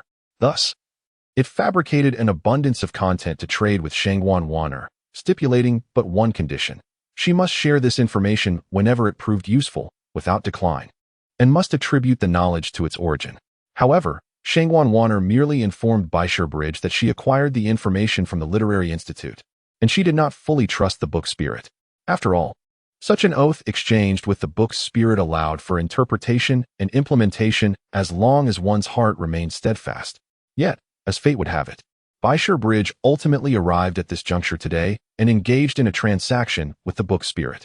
Observing Bai Shiqiao harnessing spiritual energy to activate the formation, the book spirit was filled with unparalleled excitement. Should you intervene, his demise is assured. The book spirit harbored no benevolence, for the techniques it offered were fraught with flaws. Jie regarded this with trepidation and could only withdraw, resolving to capture the book spirit another day, for ensuring Bai Shiqiao's safety was paramount. The book spirit erupted in wild laughter as it watched Bai Shiqiao unleash his technique. Meanwhile, Zhang Gaoxin, concealed within Jie monk robe, trembled at the unfolding scene. At this moment, Bai Shiqiao's technique was set into motion, the spiritual energy from the formation and its principles transforming into a flowing gaseous essence, all rising and surging towards him. The act of consuming the technique did not entail literally devouring it. Rather, it involved assimilating this essence, converting it into a fluid-like spiritual energy, and absorbing it into his being. Regardless of whether it was a magical artifact, formation, or talisman, all were drawn toward him, coalescing into a spiritual essence akin to that of the cosmos, coursing through his meridians, and ultimately manifesting as his own spiritual energy, sinking into his dantians. Bai Shiqiao felt as though he had directly omitted a crucial step after breaking through the barrier, advancing to the next phase. The spiritual energy he absorbed from these elements could all be stored within his dantian. At this moment, his dantian felt enveloped in a swirling mist. Although he had yet to condense it into a pill, he could distinctly sense that the mist within his dantian was indeed the spiritual energy he had linked to. While others connected with the spiritual energy of heaven and earth, he utilized various objects as conduits for his connection. All of it was directed towards channeling spiritual power to forge magical artifacts. However, Bai Shiqiao's approach was quite the opposite. After consuming the formation, he felt as though he had mastered a kind of trapping formation. Whenever he wished to employ it, he could effortlessly unleash a binding array. Yet, he was uncertain whether its potency would differ from the original. He would have the opportunity to experiment in the future. Observing Bai Shiqiao's remarkable success in absorbing the formation, Jia Xian was momentarily taken aback, astonished by his achievement. However, it appeared that Bai Shiqiao showed no signs of halting. What was he about to do? Haha. Wait. You audacious one. What do you intend to do? Stop immediately. No, this is impossible. It cannot be. To everyone's disbelief, Bai Shiqiao, after consuming the formation, did not cease his actions. Rather, he continued to devour the book spirit. Initially, it seemed as though he was merely gnawing at the chains binding it. But as the formation's spiritual energy was absorbed by Bai Shiqiao, he felt invigorated, propelling himself forward with renewed vigor towards the book spirit. The book spirit would not yield without a fight. At first, it reveled in its superiority, but upon realizing that Bai Shiqiao was indeed consuming it, it was utterly incredulous. It had never anticipated that the tale it had spun was, in fact, a reality. Indeed, in this world, there exists the phenomenon of the fragmented treasure rock. There are indeed individuals who can transcend barriers through the fusion of its shattered pieces. At this moment, the formations and chains that had ensnared it were nearly consumed by the white stone bridge, which was now drawing from the spectral books beneath it. The entity was poised to unleash its innate spiritual power in a direct assault upon the white stone bridge. This book spirit had been confined here for so long. Despite assimilating numerous tomes and mastering a wealth of esoteric knowledge, its own limitations dictated that it would not ascend to a higher tier. The spectral books it had gathered beneath it were akin to its demon core. However, as the book's spirit prepared to act, a resonant Ba echoed in its ears. In an instant, terror gripped it, and as it turned toward the source of the sound, its entire form disintegrated into myriad green lights, vanishing from this realm. The glimmers grew fainter, gradually fading from existence. Yet, in its hubris, the book spirit had not yet attained complete freedom, inadvertently revealing its proverbial tail. In this perilous moment, Jia Xian decisively intervened, dispersing the book's spirit entirely, leading to its utter annihilation. Although the White Stone Bridge was aware of this, it was presently engaged in acclimatizing to its first experience of spiritual energy and could not move freely. It merely sensed its meridians absorbing the formations and the chains of the magical artifacts, and an idea for a constraining formation began to take shape. Alongside the ability to wield chains as magical weapons. Regrettably, these powers came with limitations. They did not wholly belong to it. Nevertheless, this was a significant improvement, as it was no longer starting from absolute nothingness. Now, with two skills at his disposal, how splendid. If he could consume the spirit of the book, it would be even more remarkable. Alas, he merely nibbled on a corner of the tome, and its essence was shattered by Jia Xian. Burp. Chapter 18. Who wishes to be connected with a mere stone? Observing this, Jia Xian could not help but smile slightly, feeling reassured. Meanwhile, Zhang Gao Xian, tucked within Jia Xian's robe, trembled even more. Bai Shiqiao, feeling somewhat embarrassed, offered a smile and turned to thank Jia Xian. Goodness. There is no need for courtesy, but tell me, what have you gained from consuming a fragment of this book spirit? After all, the technique it previously provided may not have been accurate, Jia Xian remarked, noting Bai Shiqiao's enhanced aura and the rising waves of spiritual energy enveloping him. Yet he felt compelled to caution. Indeed, I have certainly gained something, though I am yet to grasp its entirety. Bai Shiqiao, upon hearing Jia Xian's words, closed his eyes once more to sense within himself, soon realizing that the energy he had ingested continued to circulate. He had merely acclimated. The energy had not ceased. No wonder he had burped. It was indeed a bit too much for him this time. In light of this, let us depart from here. With that, Jia Xian took a few steps closer. All right, what is to be done? Although it was Bai Shiqiao's first encounter with this crystalline spirit energy, after observing it for a moment, he discerned it was merely a broken stone imbued with spiritual essence. Given that the energy within him had yet to complete its circulation, he could not experiment further to see if he could consume this stone.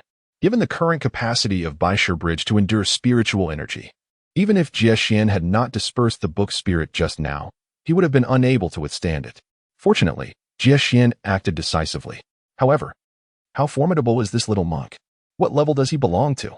Bai Shi Bridge could not help but feel curious about the monk's other strengths as he observed him manipulating the spiritual energy crystals, the ability to swiftly disperse the book spirit. Despite its potentially modest power, suggests that this young monk possesses considerable prowess. Just as he intended to inquire about the monk's abilities, Jia Xian had already completed his arrangements, encircling the area with the spiritual energy crystals. With a flick of his hand, he unexpectedly ejected Zhang Gaoxin, who had been ensnared in his monk's robe. As Zhang Gaoxin landed, he fell to the ground but made no sound of distress. Instead, he reached into his garment and produced a waste token, which he promptly shattered. What is this? Bai Shiqiao was perplexed by Zhang Gaoxin's actions, for the waste token bore a striking resemblance to the one from the Dali Temple. This is an identification token for the personnel of the Literary Academy. I have already informed my father. Bai Shiqiao, you have consumed the book spirit. You are doomed. I assure you, even the Dali Temple cannot protect you. It turned out that by shattering the waste token, he had sent a signal for help. Amipa. With both hands forming seals, the surrounding spiritual crystals soon radiated light, and the two of them managed to leave right under his nose. Farewell. Bai Shiqiao waved his hand, leaving Zhang Gaoxin with nothing but an expanse of emptiness around him. How infuriating. You won't escape, Bai Shiqiao. Amidst Zhang Gaoxin's invective, the grand entrance of the subterranean level swung open, and a throng of Hamlin scholars hurriedly descended. Where is Shuling? As he surveyed the verdant trees and the tranquil sounds of animals, which ebbed and flowed in proximity, it became evident that he had ventured far from the academy, perhaps even beyond the city of Shindu. Amiba, young benefactor, this way please. At that moment, a delicate-featured young monk stood before him. Excuse me, have you seen another monk, slightly taller than yourself? Having been brought here, yet not seeing Jiexian, Bai Shiqiao promptly inquired of the young monk. Are you referring to Master Jiexian, your granduncle? The young monk's voice carried a hint of childish innocence.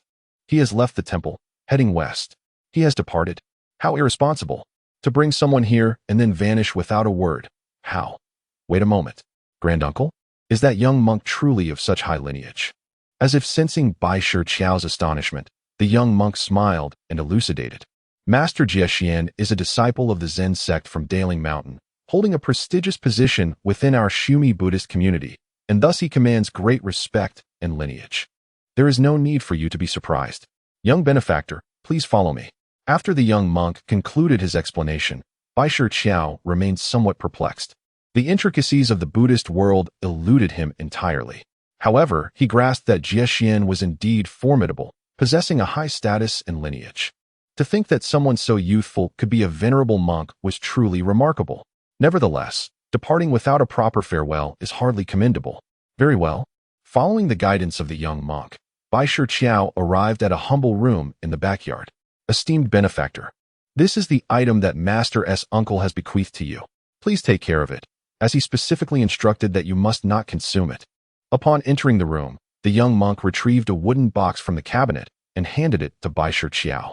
Initially, he did not pay much attention and attempted to catch it with one hand, considering it was merely the size of an inkstone. However, to his astonishment, the box was surprisingly heavy.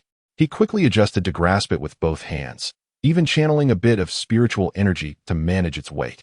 Are you all right, esteemed benefactor? The young monk inquired, noticing Bai Shiqiao's flushed face. How could I be fine with such weight? Bai Shiqiao replied, his voice strained. Just when he had finally managed to stabilize the box, he was faced with the challenge once more, requiring additional effort to hold it.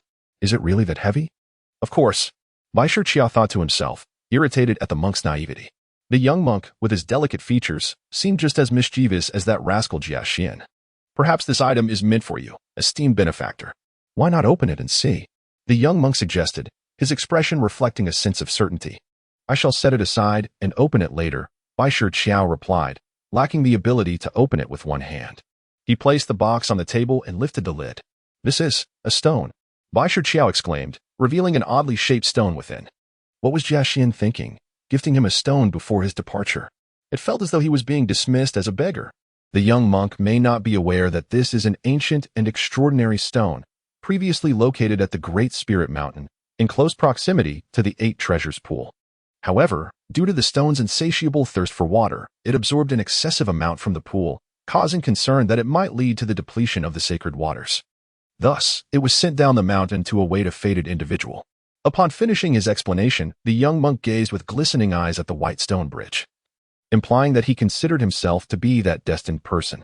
The young monk felt a wave of emotion as he had been guarding this stone. Many who attempted to lift it found it weightless, indicating a lack of connection.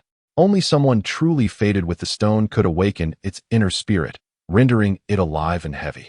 Indeed, The world is vast and filled with wonders. What peculiar stone is this, and how have I come to be connected to it? Were it not for my acquaintance with Jiexian, the White Stone Bridge would have thought this young monk was attempting to deceive him. If there is to be a claim of fate, it could only be because his name contains the character for stone, perhaps lending it some credence. Utter nonsense. The White Stone Bridge found it hard to accept that Jiexian had actually gifted him a stone, insisting that it was meant for him. Could it truly be a gift from Jiexian? He remained skeptical. Without a doubt, the young monk affirmed that he was indeed the destined one. Enough. I do not wish to hear more, the White Stone Bridge remarked, feeling a headache coming on as he struggled to face the stone that was said to be his fate. Young benefactor, my master has instructed that you must keep this stone with you at all times, preferably in your hand, even during your cultivation. After hearing the young monk's earnest admonition, the White Stone Bridge could only feel as if Jiexian was playing tricks on him. Observing the solemn countenance of the young monk, he found himself at a loss for words, ultimately acquiescing to the request. A smile finally graced the young monk's face. Bai Shiqiao glanced outside. Noting the dawn light creeping into the sky, it was nearly morning. With a sense of resignation, he retrieved the stone. Gradually acclimating to its presence, he surveyed his surroundings, yet could discern no particular significance in the stone. He settled onto the cushion, still holding the stone obediently in his hand. Despite his genuine desire to cast it aside, he inexplicably retained it, perhaps indicating a deeper connection. Closing his eyes, Bai Shiqiao began to cultivate the spiritual energy within him. The energies from the formations and chains he had consumed earlier coursed through his meridians, expanding and clearing them. As he manipulated the spiritual energy, he found it flowed more swiftly than before. It was no longer like an ant pushing a grindstone, but rather akin to a squirrel, much more fluid. However, he felt as though the stone in his hand was somehow drawing forth his spiritual energy, possibly a magical artifact. Bai Shiqiao could not be certain. But after taking hold of the stone, the process of circulating his energy felt distinctly altered. Though still challenging, the absence of external spiritual energy meant he relied solely on his internal reserves to alleviate blockages and resist the constraints of the universe. Completing the cycle was commendable in itself. Yet, after grasping the stone, the energies circulating through his dantian, meridians, and body seemed to coalesce more firmly, albeit subtly. He could perceive a slight difference, suggesting that this stone was indeed extraordinary. Now, having concluded his cultivation, Bai Shiqiao found himself capable of holding the stone effortlessly with one hand. For the time being, the purpose of this stone remains unclear. I shall simply hold on to it for now. It may prove useful in the future for crafting a magical artifact. Bai Shiqiao contemplated this lightly, then began to examine himself. Starting with the techniques acquired from the book Spirit, as well as the knowledge gleaned from consuming a fragment of that spirit's tome. Chapter 19, The Art of Consuming Spirits, the Universe Within. After circulating his spiritual energy, which had now stabilized, Bai Shiqiao discerned the swirling mass of spiritual energy within his dantian, which had become significantly more substantial. Previously, this area held little spiritual energy, almost imperceptible, as it was primarily stored and circulated within his meridians, never coalescing in one place. Now, not only had it manifested, but it had also formed a small-scale vortex. The presence of such swirling energy is a remarkable leap for a novice like him. One must not become complacent. One must not succumb to arrogance. Haha, I seem to be quite formidable. After momentarily indulging in a sense of pride, Bai Shiqiao quickly adjusted his mindset. Although not overly elated, he chose to confront his circumstances with a positive attitude. Even though the book's spirit may have intended to deceive him, it ultimately resulted in its own loss. Faced with this minor setback, Bai Shiqiao chose not to dwell on future uncertainties, but instead focused on understanding his current situation. While Bai Shiqiao remained preoccupied with his own affairs, the academy was in an uproar. Were it not for the intervention of the Dali Temple and Shangguanwaner, the academy would likely have already issued a warrant for Bai Shiqiao's capture. At this moment, Wei Qidun arrived at the Dali Temple, having not slept a wink. He felt a profound sense of melancholy. As a partner of Bai Shi Bridge, he found himself unable to contact anyone and was under the scrutiny of many. All he wished to know was the whereabouts of Bai Shi Bridge, for he could not sense the badge at all. Promises were made of a visit to his home that evening, yet that deceitful little rascal had not shown up. Unbeknownst to him, the events unfolding outside were of no concern to Bai Shi Bridge, who was deeply engrossed in his own cultivation. The temple he resided in was impervious to external tracking and probing. To his astonishment, he discovered that this cultivation method had been concocted by the enigmatic Xuanzang. This scoundrel had the audacity to fabricate a cultivation technique for him. At that moment, Bai Shiqiao was engrossed in examining the contents of the method he had absorbed. Upon closer inspection, he realized that many aspects of this technique were nearly entirely invented by Xuanzang. Yet, remarkably, this fabricated method indeed extended from the theoretical foundations of a master of weapon forging. Xuanzang, it seemed, was quite formidable. He had drawn upon this foundational concept, referenced other techniques, and, through the principles and laws of this world as sorcery, had devised a complete method. It was truly a cunning trick. Should Bai Shiqiao proceed with his cultivation according to this method? Gazing at the technique in his mind, he felt a twinge of apprehension. If he were to make a mistake in his cultivation, he would have no place to lament. Yet, to ask Bai Shiqiao to create a technique himself, as a mere novice with little knowledge, was utterly impractical. How could he possibly create one? Even conjuring something from thin air seemed impossible. Why was it that tales of those who traversed realms equipped with systems, grandfathers, and extraordinary techniques never occurred in his own life? Bai Shiqiao felt an overwhelming urge to weep. Crying is not a solution to one's problems. Rather, one should delve into the profound knowledge contained within this tome. Gaining more understanding at this moment will undoubtedly instill greater confidence, perhaps even enabling the creation of a unique cultivation technique. It is worth noting that, although he has not fully absorbed the entirety of the text, even the mere fragments he has encountered have proven to be immensely beneficial. The cultivation method conceived by the spirit of the book, albeit a blend of various elements, fundamentally aligns with the principles of conventional cultivation practices. It necessitates the utilization of spiritual energy, harmonizing both internal and external forces to break free from constraints, thereby achieving the purification of one's physical and spiritual channels. The first realm entails overcoming the shackles of heaven and earth, leading to the barrier-breaking stage. The second realm involves condensing spiritual energy within the dantian to form an inner elixir, known as the solidifying spirit stage. Upon attaining the inner elixir in the third realm, one may continuously inscribe techniques to glimpse the laws of the universe, culminating in the technique development stage. As for the fourth realm, it seems that Bai Shiqiao has not consumed enough of the text to grasp that portion. The initial two realms are relatively straightforward. Bai Shiqiao has already reached the first realm, the barrier-breaking stage, and through his consumption, the spiritual energy within him has begun to manifest in a mist-like form. It is likely that with continued absorption, he could condense it into an elixir. The progression through these initial stages appears manageable, provided he continues to consume the requisite material. However, the subsequent realm, the technique development stage, evidently requires the application of techniques. Regrettably, his current method lacks diversity, offering only the act of consumption, which constitutes a significant flaw. Moreover, it does not provide any subsequent guidance, necessitating his own enhancement of the technique. Thus, the ability to consume within this cultivation method can merely be regarded as a singular skill. Instead of revealing martial arts, it instead showcased sorcery. There was not even a coherent system throughout, raising questions about its classification as martial arts. Bai Shiqiao meticulously examined and deliberated for a while before deciding to distill this culinary technique into a singular skill, transforming it into a form of sorcery. By following the streamlined meridian path he had devised, he could activate this sorcerer's skill. Perhaps he could even create a seal representing consumption, but alas, he lacked the intellect and knowledge to conceive one. If he could not craft a seal, then he might as well bestow a name upon this skill. The set of techniques bestowed by the book's spirit lacked even an appellation, which was rather dismissive. What should it be called? The spirit of consumption technique. The secret to absorbing spiritual energy? That seems somewhat rustic. He recalled the clever tricks of the monk Jia Xian and his sleeve's hidden wonders. Perhaps I shall call mine the universe within the stomach? That does not sound too bad. With a touch of bravado. It shall be named Spirit of Consumption Technique, the universe within the stomach. Splendid. Having resolved the issue with this skill, he considered it a significant accomplishment. In addition to this skill, Bai Shiqiao retained the method of channeling spiritual energy into the dantian.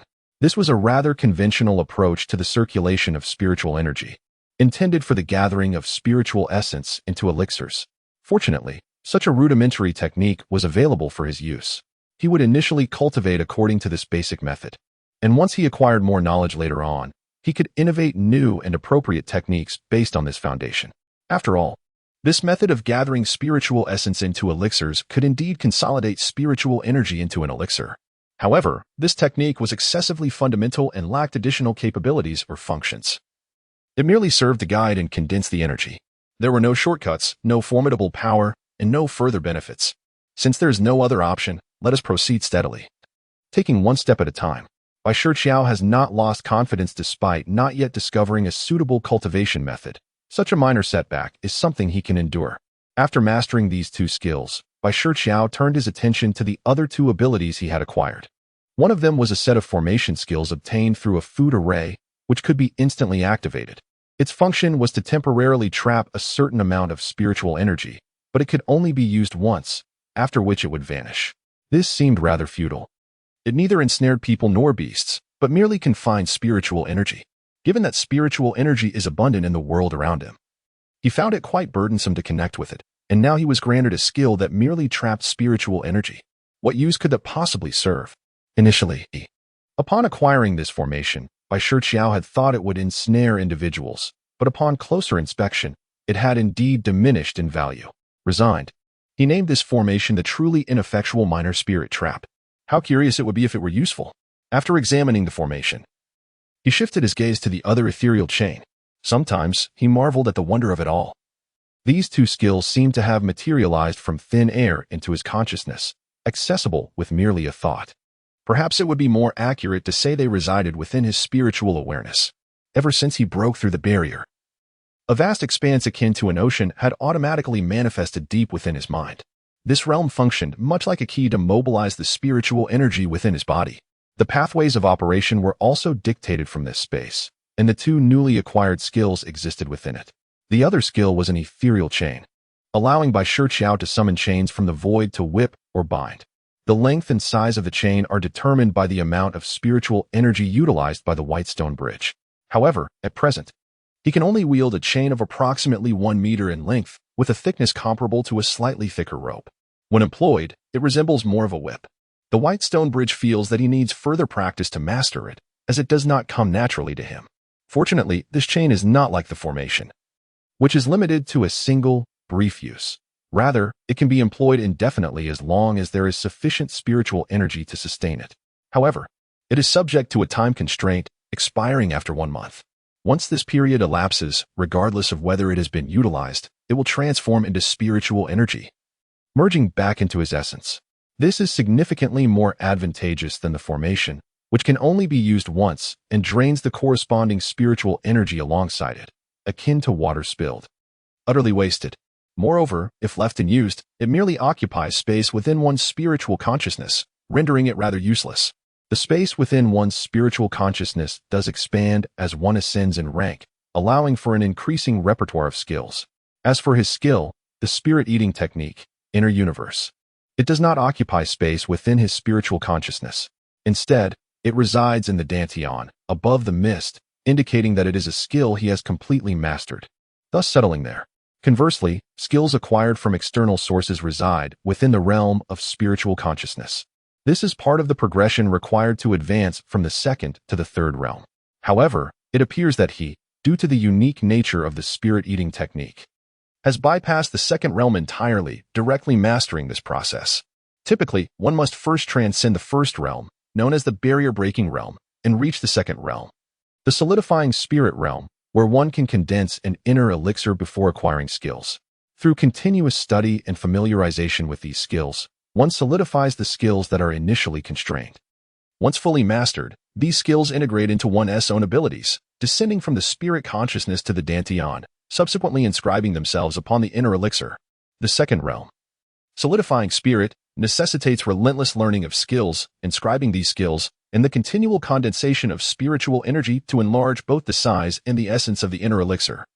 Only by enlarging and solidifying the inner elixir can one inscribe more skills. Furthermore, the greater the number of inscribed skills, the more substantial their effect on the inner elixir, which is crucial for advancing to the fourth realm.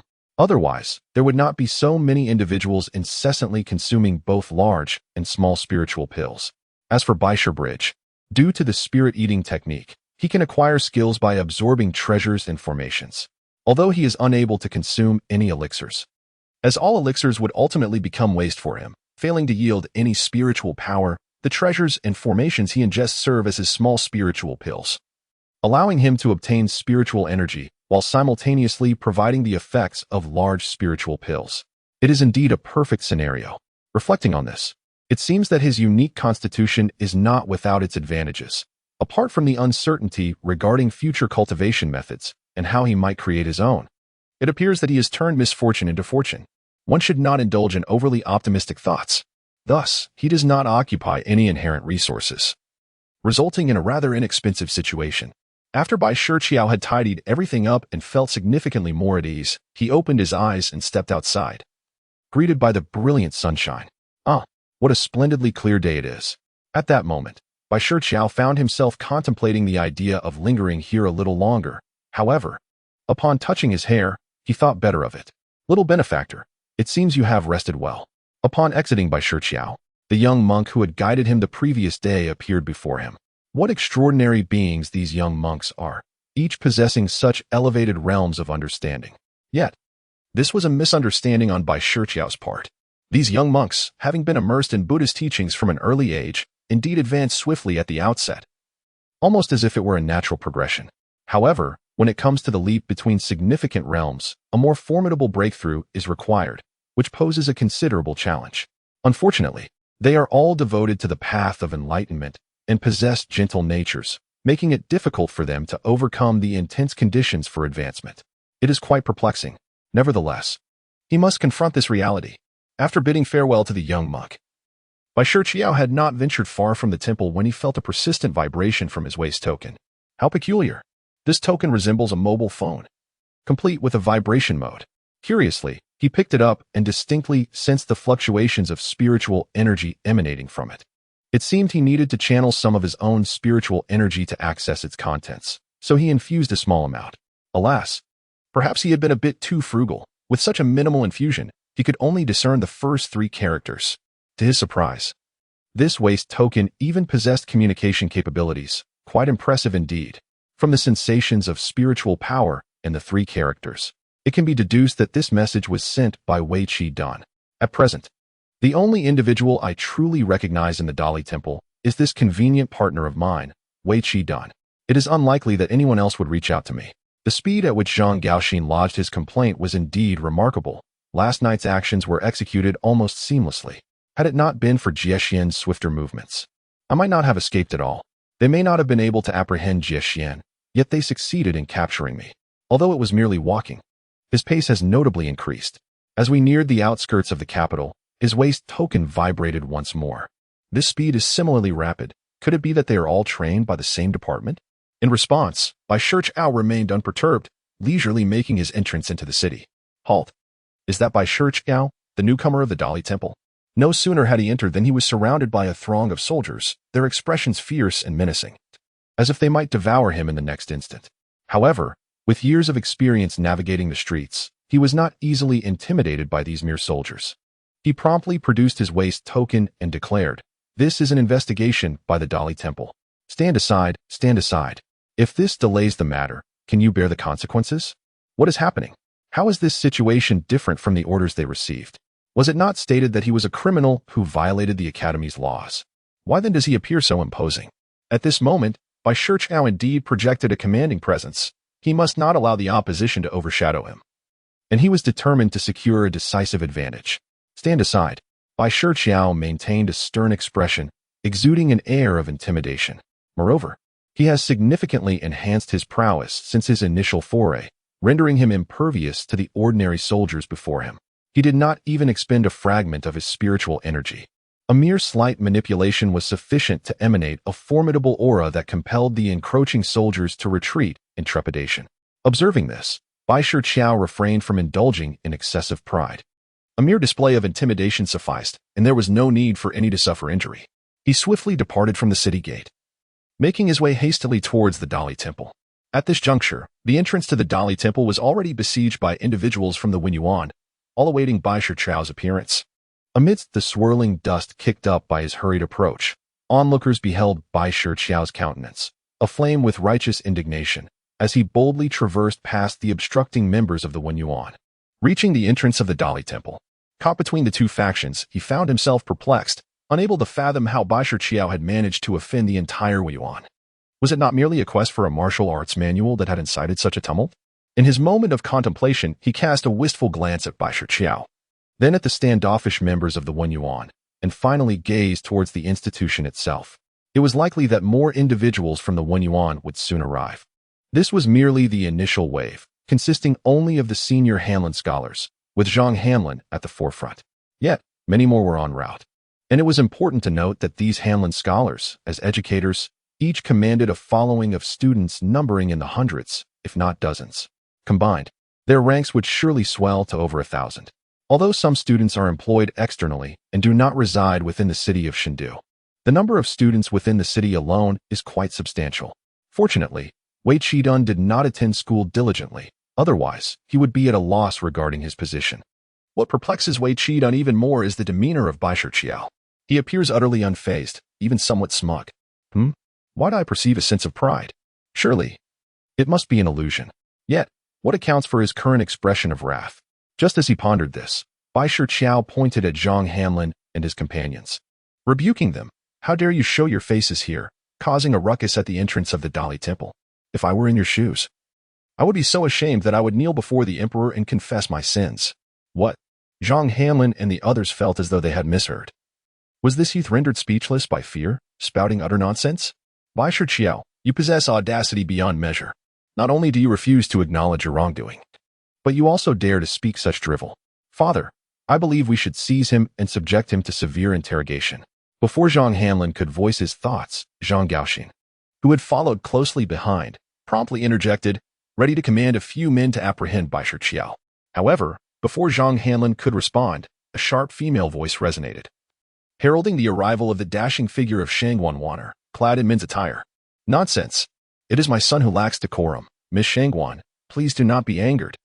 Zhang Hanlon turned to the newcomer, quickly bowing and speaking with newfound gentleness, his previously taut expression instantly relaxing. Dare I say, this matter has already reached the emperor's ears. You, my friend, have stirred such a commotion upon your arrival at the Dali Temple. It seems you cannot remain idle for a moment. Although Shangwan Wano attributes the fault to Bai Shiqiao, her tone hardly conveys reproach. This inevitably startled the scholars of the academy. Yet, regardless of the favoritism Bai Shiqiao may enjoy, his transgressions within the academy are undeniable and must not be easily overlooked. Zhang Hanlon, pulling his son behind him, straightened his posture and addressed Shangwan Waner, Miss Shangwan. It appears both the emperor and yourself are already aware of the incidents occurring within the academy. The treasured relics of the institution have been stolen and damaged by this rascal, who is, by nature, a thief. It seems he even dares to pilfer the emperor's belongings. Such a wretched disciple deserves severe punishment. In truth, Zhang Hanlon wished to advocate for the boy's execution, but noting Shangwan Waner's demeanor, he refrained, fearing that such a direct proposal might provoke her wrath. After all, Bai Shiqiao's admission into the Dali Temple was in no small part due to Shangwan Waner's influence. The audacity of this young scoundrel, who dares to humiliate my son and occupies a position at the Dali Temple, is truly beyond comprehension.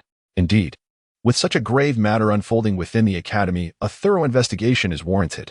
Yet, how these words transformed upon Shangwan Waner's lips was perplexing. Zhang Hanlon inwardly chastised her for her lack of integrity, while outwardly he feigned compliance, seemingly awaiting Bai Shiqiao's inability to defend himself.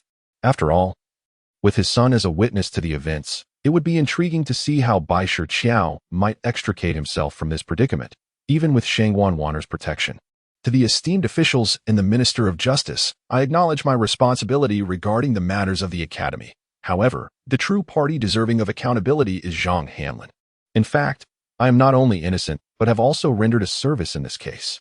Upon witnessing the arrival of Lady Shangwan and the Minister of Justice, Bai Shiqiao promptly bowed and spoke. What? I am guilty? You claim not only innocence but also merit? Upon hearing this, Zhang Hanlon's anger was palpable, his beard bristling in indignation. Chapter 21. The downfall of Zhang Gaoxin. Zhang Gaoxin, having lodged the complaint, was the first to reject Bai Shiqiao's assertions vehemently. He feared that further reckless words might lead to his own misfortune. Subsequently, at the behest of the Minister of Justice, it was suggested that the matter required further investigation, as it might merely be a misunderstanding. The assembly was then ushered into the interior of the Ministry of Justice, a spacious chamber. At this juncture, Wei Qidun remained deeply concerned for Bai Shiqiao, naturally gravitating towards him, albeit with a hint of reluctance. After all, it had only been a day since Bai had embroiled him in considerable trouble, a predicament of significant magnitude. He truly wished not to be associated with this individual. Nevertheless, recognizing their partnership, Wei Qidun was not devoid of loyalty. He merely hoped that this brother would refrain from courting further chaos, for he did not wish to meet an untimely end.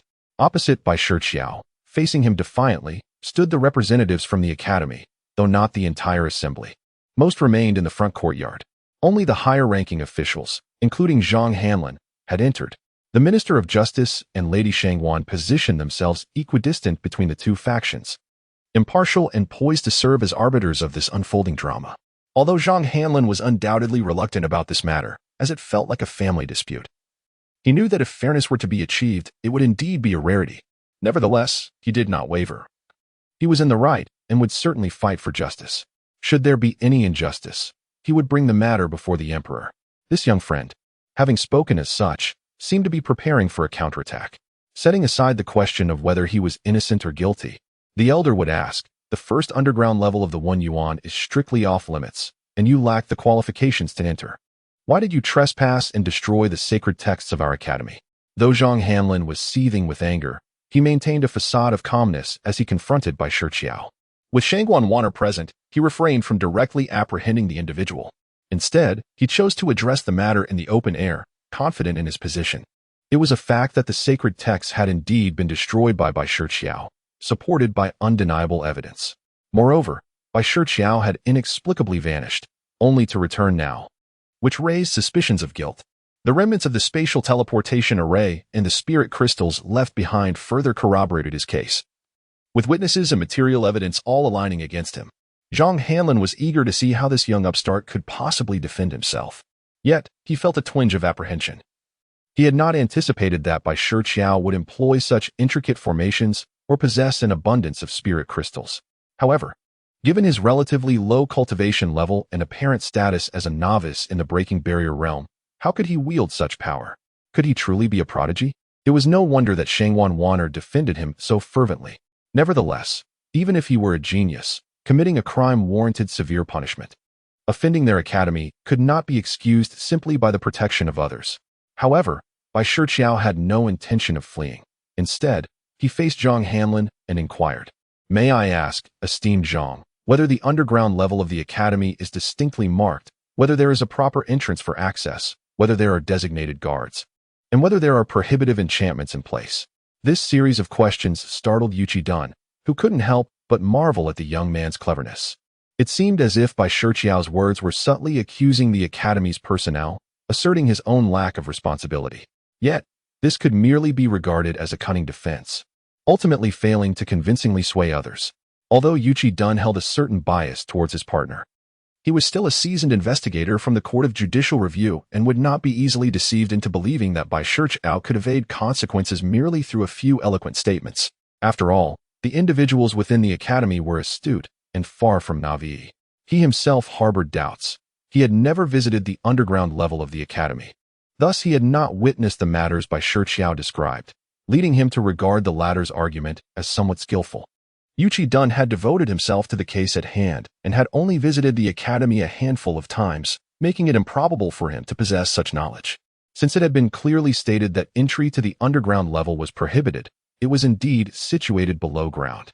The regular entrance was part of the above-ground structure, not requiring a separate door. Furthermore, there were indeed guards in place. Upon your initial descent into the underground level, you were promptly discovered, and we dispatched personnel to investigate. This individual was Zhang Gaoxin. As for the prohibitive enchantments you mentioned, they certainly exist and are quite formidable. I wonder how someone of your nascent cultivation could possibly circumvent them. Zhang Hanlin remained silent, while another Hanlin accompanying him spoke up.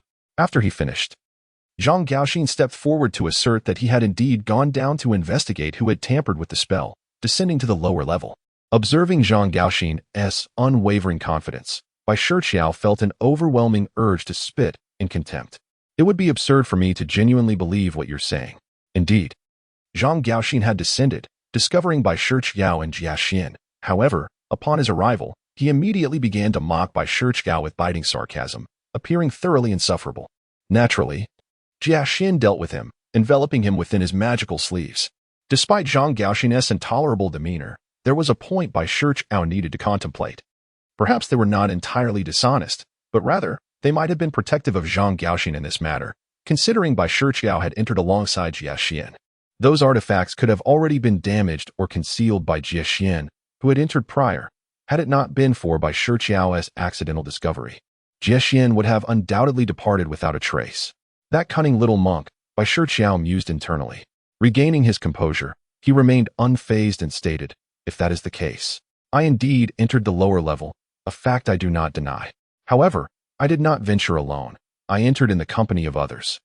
It seemed that Zhang Gaoxin had not disclosed the entire truth. Although Bai Shiqiao was defending himself, he was not entirely fabricating his account. While his earlier remarks may have appeared as a desperate attempt to exonerate himself, he genuinely believed in the validity of his claims, as he had indeed not witnessed certain events and raised these inquiries with reason. Unsurprisingly, Zhang Gaoxin indeed harbored secrets, and at this moment, he exhibited unmistakable signs of anxiety. This further substantiated Bai Shiqiao's assertions. "Your Excellency, the minister, and Lord Shangguan, a witness who conceals the truth renders their testimony unreliable, fraught with doubts. And he seems to harbor animosity towards me. I cannot fathom why." Seizing the opportunity, Bai Shiqiao, observing Zhang Gaoxin's evident distress, addressed the two directly, effectively nullifying the credibility of the opposing witness. What was the reason for this? It was merely that this young man had a fondness for a certain lady, who aspired to serve in the Dali Temple, only to be unexpectedly supplanted by him. He was merely championing the cause of the young lady, but alas, what a pity, for a promising youth to be toyed with by a woman who does not reciprocate his affections. TSK. The remark made by Wei Qidun struck precisely at the heart of the matter, causing the already tense and terrified Zhang Gaoxin to vomit blood and faint. This served to his advantage, as the witness was effectively rendered useless, unable to utter another word. Otherwise, Bai Shiqiao would have had to engage in further discourse with Zhang Hanlin, for it was implausible that a mere few words from Bai Shiqiao could entirely discredit the witness. After all, only the three of them were present at that moment. Jiaxin was unlikely to appear here, leaving their words insufficient alone to sway the situation. However, with Wei Qidun's timely assistance, Bai Shiqiao was spared much trouble. One must concede that although Wei Qidun often appeared somewhat dull, his capabilities were undeniably formidable. Bai Shiqiao cast a grateful glance at Wei Qidun, while Zhang Hanlin, infuriated, furiously waved his sleeve, instructing his men to remove the worthless witness. "Humph," with such flattering words. "You mention another person. Do share their identity so that we may all be enlightened." Since the conversation has ventured this far, and Zhang Gaoxin has already been incapacitated, Zhang Hanlin continues the inquiry prompted by Bai Shiqiao, eager to witness the tricks of this young man. "I am uncertain if you all are familiar with him, but I have observed that Zhang Gaoxin holds him in great esteem, referring to him as Master Jiaxian. However, I perceive him merely as a young monk. Regardless, since Zhang Gaoxin has collapsed, his words may as well be interpreted as you wish. Jiaxian." Yet, upon the utterance of this name, the assembly appears somewhat astonished. It is evident that those present have heard of this title. Only Shangguan Wanner cannot help but smile inwardly, amused by the antics of this young man. Others may only recognize the name of the monk, but she is aware that when Bai Shiqiao was pilfering in the royal palace, there was another, the young monk Jiaxian, engaging in thievery as well. However, due to Jiaxian's unique status and the nature of the items taken, belongings of the Buddhist faith, no pursuit was initiated, as the Empress has always maintained a close relationship with Buddhism. Indeed, I too am oblivious to his identity. He appears to be a mere young monk, sneaking about in search of something. At that moment, I was perplexed as to his intentions. As a newly appointed official of the Dali Temple, I could not stand idly by while witnessing theft, so, in the name of justice, I decided to follow him. Upon the conclusion of Bai Shiqiao's remarks, the crowd regarded him with expressions that conveyed disbelief, as they could hardly accept the notion that a revered monk would engage in thievery. Yet, Zhang Hanlin felt an inexplicable sense of grievance, for this Master Jiaxuan had ventured forth entirely of his own accord, without any form of registration or application, akin to wandering into uncharted territory, which seemed utterly preposterous. In that moment, Zhang Hanlin could not help but direct his ire towards Jiaxuan. Unfortunately, the witness had fainted. leaving only the word of Bai Shiqiao to rely upon. No matter how furious he was, Zhang Hanlin would not easily let Bai Shiqiao off the hook. After all, it was merely his word against no one else's. Was he not free to spin whatever tale he wished? There was not a shred of evidence, just empty rhetoric. Chapter 22.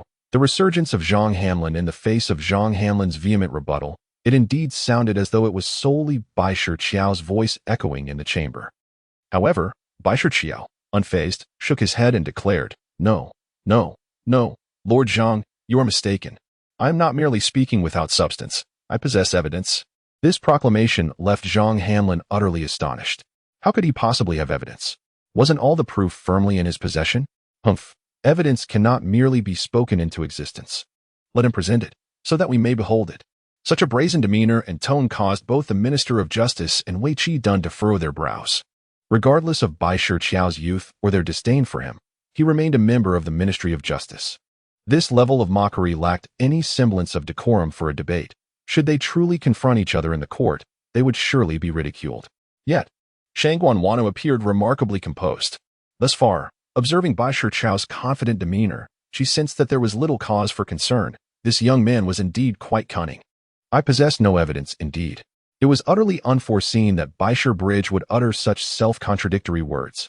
Wei Qidun felt a pang of urgency. This young fellow remains too naive, boasting without evidence to support his claims. How amusing it is that he insists it is not merely rhetoric, yet lacks any substantiation.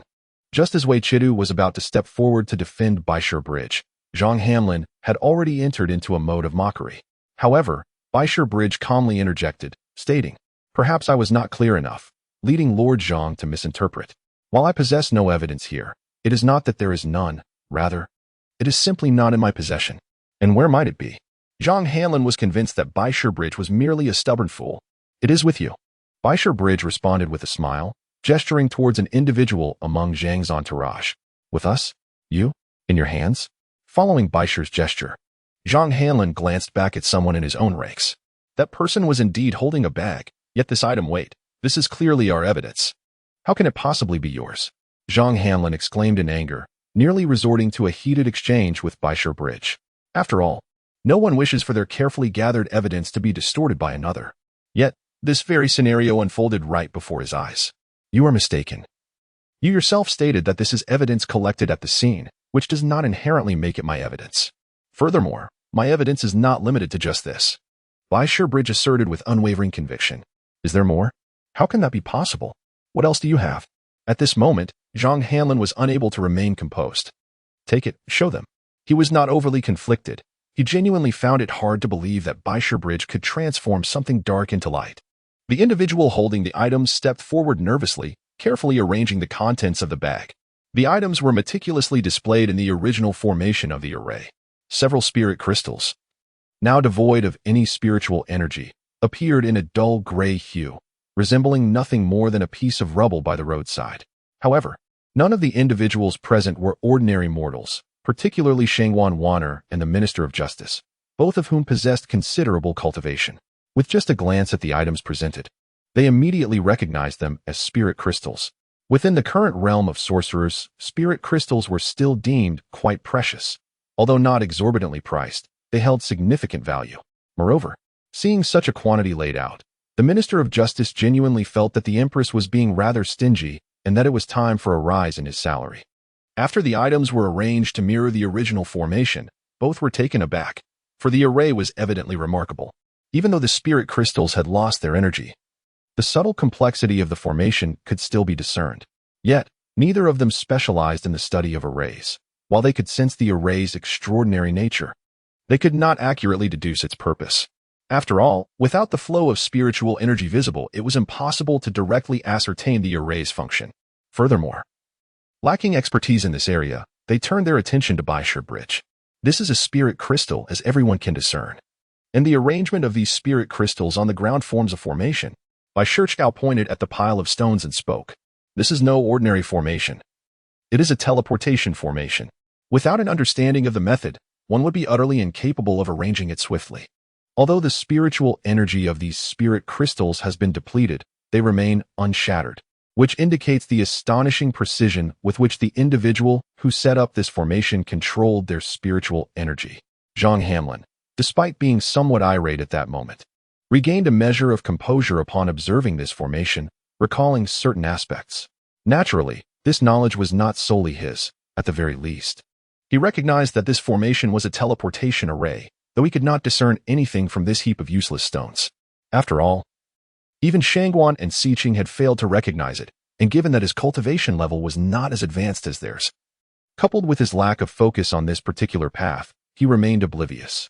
However, he had read extensively, and with Zhang Gaoxin recounting how he personally witnessed Bai Shiqiao using this teleportation formation to depart, he delved into his books for further inquiry and quickly became enlightened. Once he had articulated this information, he turned to Bai Shiqiao, seemingly awaiting an explanation. Meanwhile, Bai Shiqiao was slightly bewildered. Was this little monk truly so formidable? Had he refined his control over spiritual energy to such a degree? Remarkable.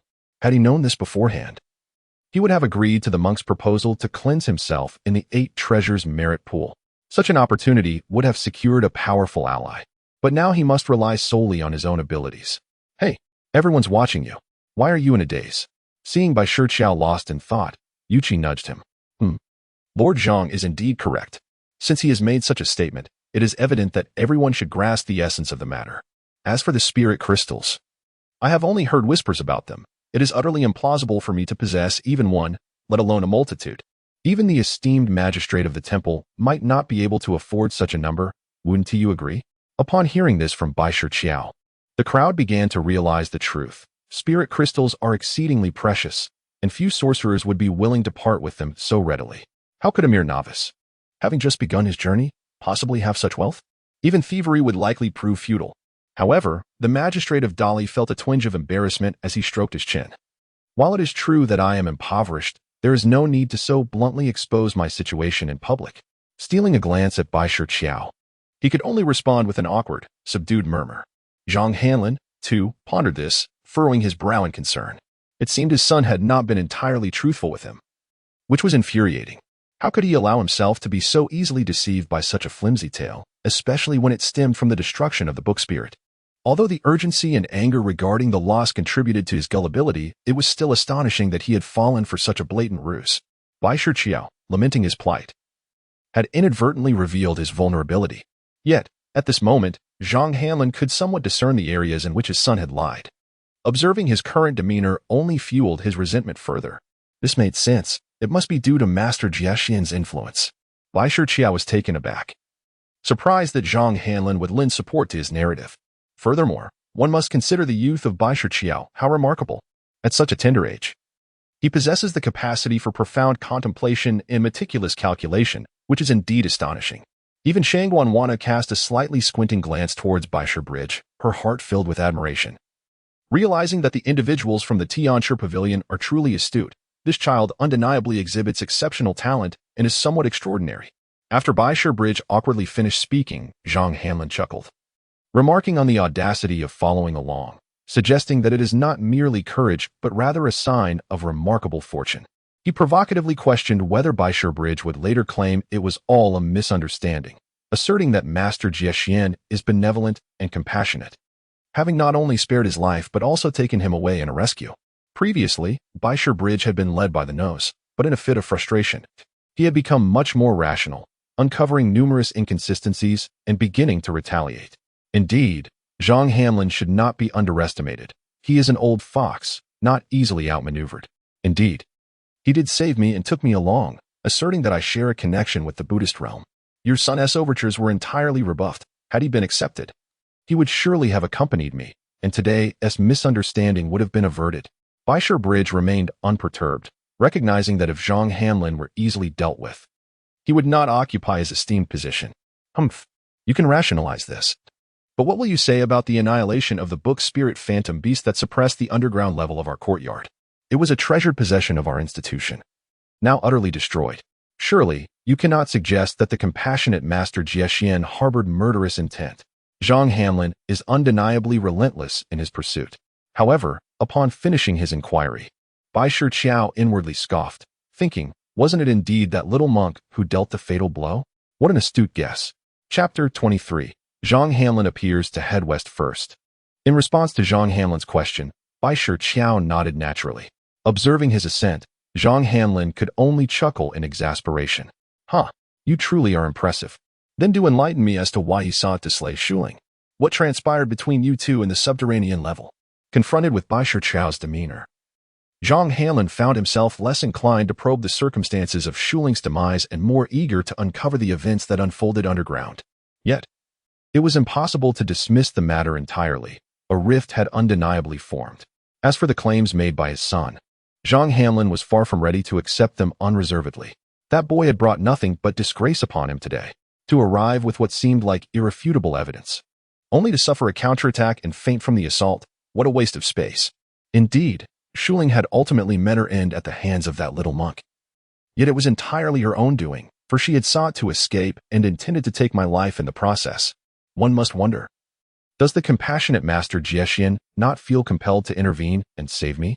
Bai Shiqiao articulated each word with clarity, yet the assembled crowd appeared to have misheard him, their expressions rife with astonishment and confusion. What? How can this be? Did Shuling truly attempt to escape? Are we to believe that it was Master Jiexian who killed Shuling? The crowd engaged in fervent debate, casting doubts upon the words of Bai Shiqiao, and could not help but ponder the possibility of their veracity. Initially, Zhang Gaoxin was available to corroborate the matter, yet, regrettably, he exited the scene prematurely. Now, with Bai Shiqiao making such claims, unless Master Jiexian could be summoned for confrontation, there remains but one recourse to ascertain the truth of Bai Shiqiao's assertions. Do not truly believe that no one can refute your statements. It is unwise to speak recklessly. I advise you, being still in your youth, to refrain from leading yourself astray. The assembly anticipated that Zhang Hanlin would express fury, perhaps even direct harsh words towards Bai Shiqiao. Instead, he appeared concerned for him, albeit in a rather peculiar manner. No need for Lord Zhang to intervene. Every word I speak is genuine, and should you doubt it, I am prepared to swear an oath. Bai Shiqiao presented himself with an air of integrity. Observing him, the onlookers might very well find themselves persuaded by his demeanor. Pray, do not utter such oaths carelessly, interjected Wei Qidun, cautioning Bai Shiqiao in a hushed tone. Although his voice was low, it resonated clearly among the assembled crowd. This was a matter known among practitioners and hardly a secret. Even if Wei Qidun were to speak loudly, no one would dare to silence him. Perhaps it would be prudent to inform Bai Shiqiao, instilling in him a sense of trepidation, to make him aware that the cunning of the marketplace holds no sway in the realm of sorcerers. No matter, what I have stated is indeed the truth. The book spirit truly intends to take my life, and it was indeed that little monk who vanquished it. Bai Shiqiao reiterated this, further emphasizing his integrity. Zhang Hanlin chuckled lightly, remarking, what a forthright young fellow. The temple keeper is indeed fortunate to have such a promising newcomer. However, you claim the book spirit seeks to kill you. What is the reason for this? The book spirit was originally ensnared by the formation and chains, utterly immobilized. Moreover, you have yet to disclose what Master Jiexian intended to accomplish in the underground level. Since you exhibit such fearlessness, it would be prudent to clarify this matter to dispel any misunderstandings between us. To the onlookers, Zhang Hanlin's words appeared to offer Bai Shiqiao an opportunity for explanation, yet the circumstances were beyond personal influence. One merely had to observe Shengwan Wan'er to recognize that from the moment she arrived, Zhang Hanlin had already been defeated in this verbal contest. Perhaps not entirely. I am unaware of the little monk's intentions, but it seems he may have forged some kind of pact with the book spirit. What precisely it entailed, I was not privy to when I followed him. Upon Bai Shiqiao's conclusion, the attendees were left in contemplation, pondering Master Jiexian's true purpose for being here. There is indeed a possibility. It seems prudent to have a discussion with Jixia Temple. He must not be allowed to come and go freely. Bai Shiqiao, with an air of self-assured brilliance, appeared quite pleased with himself, eliciting disdainful glances from the crowd. After all, he was merely a street youth who, having garnered a bit of favor from the influential, had become overly complacent. Such excessive arrogance blinds one to their own shortcomings. Individuals like him are unlikely to achieve great success in the future. This notion, steeped in prejudice against the Buddhist path, is not only shared by many present, but is also harbored by Zhang Hanlin to a considerable extent. However, he manifests his sentiments more subtly, unlike others who nearly voice their opinions outright. The Buddhist way is hardly commendable. One must shave their head, consume a meager diet, and chant sutras. Our Dali temple is far superior. Join me as partners, slaying demons and earning renown across the land." In response, Bai Shiqiao, seemingly fearful of losing Bai Shiqiao, approaches him and begins to spin grandiose tales. His words are filled with bravado, causing Bai Shiqiao to roll his eyes internally, contemplating that following him might only lead to a life of hardship. The amused expression on the nearby temple minister's face hints at the inevitable outcome. As for the others, most are engaged in laughter, with only a handful, primarily the ambitious youths of the Dali temple, feeling inspired by Bai Shiqiao's rhetoric. The Buddhist realm is indeed a sanctuary of tranquility, untouched by the murk of the world. One might need to endure some trials, yet do not despair. One day, you shall journey westward. Surprisingly, Zhang Hanlin refrains from mockery and instead offers encouragement to Bai Shiqiao. Yet, the sentiment feels somewhat awkward. Is this truly a word of encouragement? Likewise, it seems that Lord Zhang may depart this world before I do. Bai Shiqiao responds with a polite gesture, though inwardly he fumes. What nonsense!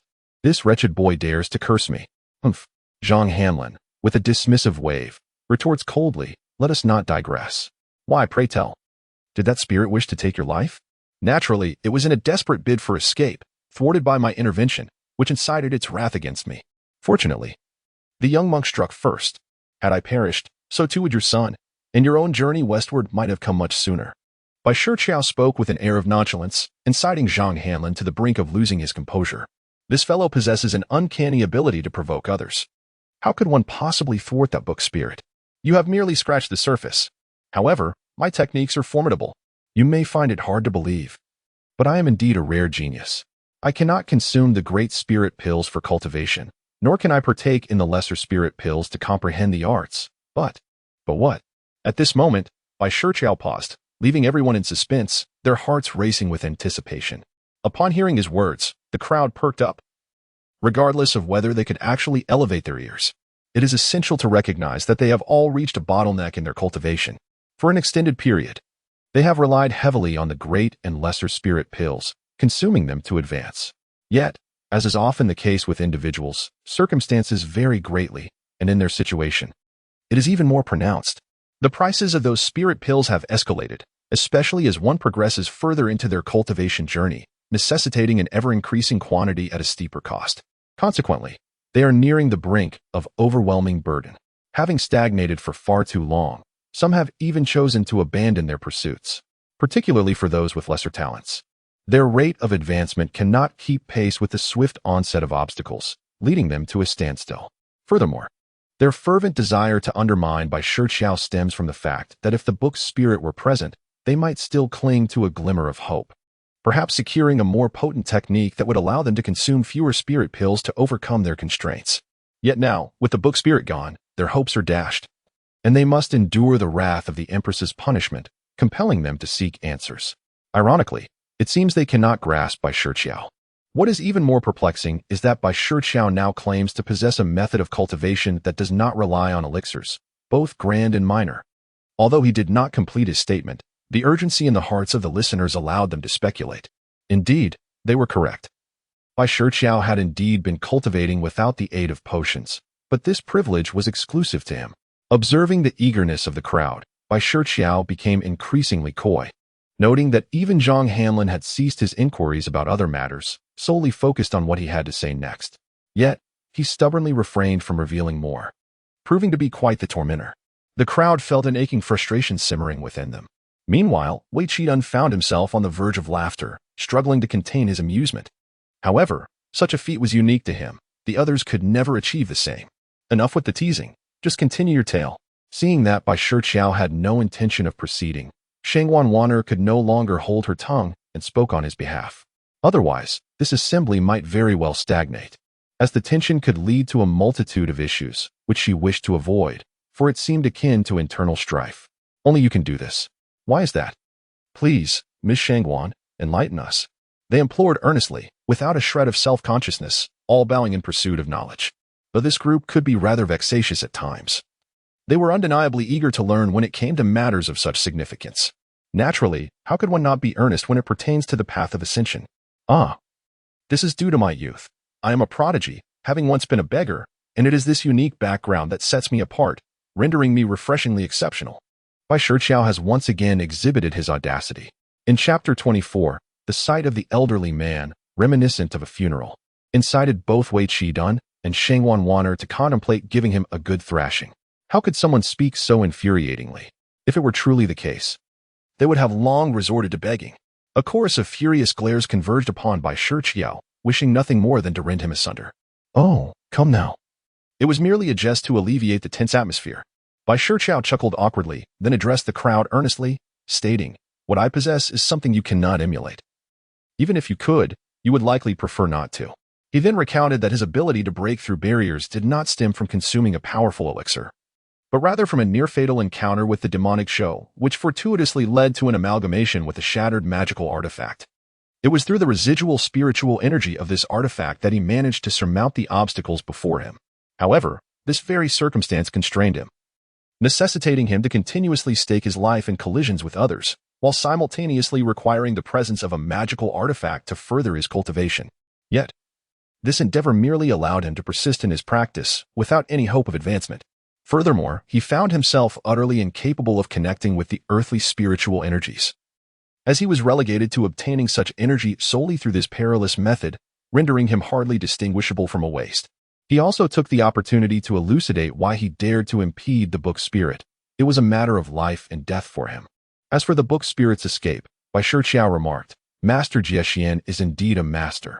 No formation or chain can thwart him." This insinuated that the book spirit's liberation was orchestrated by Jiexian, and as for the rationale behind such actions, had he not previously mentioned a transaction with the book spirit? It can almost be said that everything makes sense. He has practically portrayed himself as the small hero who prevented Shuling's escape, thus saving everyone from a calamity of fire and water, although few can fully believe his words. The way they looked at Xuanzang and nodded in a manner tinged with regret suggests they were somewhat convinced by the reasons he provided regarding the cultivation techniques. The subsequent content was met with a degree of skepticism. However, the doubts arose not from his earnest efforts to thwart Shuling, but rather from the suspicion that his careless remarks had provoked her, leading to a desire to eliminate her. In any case, Bai Shiqiao managed to evade scrutiny. Xuanzang, internally impressed, thought to herself how clever he truly was. Although much of what Bai Shiqiao said was fabricated, it was ambiguous enough to be built upon a foundation of truth, making it quite convincing. With matters now clarified, the Minister of Justice, having listened for such a long time, finally felt it was time to summarize his thoughts. Yet, no, it was not fully understood. My modest contribution, whether rewarded or not, is of little consequence, but the accusations leveled against me by Zhang Hanlin and the numerous scholars from the Academy, without any discernment, have deeply wounded the heart of a small hero. Wei Qidun, listening to Bai Shiqiao's words, inwardly scoffed at how effortlessly he labeled himself a small hero, questioning his audacity. Even a dog would not stoop so low. Nevertheless, Zhang Hanlin and his colleagues had abandoned their posts, allowing others to freely enter the heart of the Academy. Were it not for my role as the so-called small hero in salvaging the situation, if Shuling had truly escaped, taking with her countless secrets of our divine city's knowledge and techniques, such a crime would certainly warrant investigation. I earnestly implore Ms. Shangwan to convey to His Majesty that severe punishment should be meted out. Of course, it would be even more delightful if I could receive a reward as well. The latter thought, however, must remain unspoken, as one must outwardly project an image of righteousness and unwavering integrity. He is indeed a small hero. You, Whitestone Bridge, do not overstep your bounds. You impudent youth. The individuals from the Academy are so incensed that they nearly toppled over. They never anticipated that today's endeavor would result in a pitiful failure. Upon hearing Whitestone Bridge's words, Xuanzang clearly understood his intent to turn the tables on his adversary. This lad truly seeks immediate retribution for past grievances. Without any delay, initially, she intended to report the matter, but not overtly. At the very least, she wished to afford the other party an opportunity for self-admission. This consideration stems from her awareness of the broader implications, as her actions are typically conducted in secrecy. Outwardly, she merely presents herself as Miss Shangwan, concealing her true identity. Yet Whitestone Bridge is privy to her real status. There is no need for Miss Shangwan to concern herself with this matter. Suddenly, an elderly gentleman with white hair, beard, and eyebrows strode into the main hall of the Dali Temple. Despite his advanced age, his movements were vigorous and assertive, betraying no signs of frailty.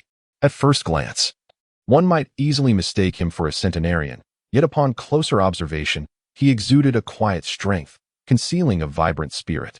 He possessed an innate aura that commanded respect. Elder of the Academy.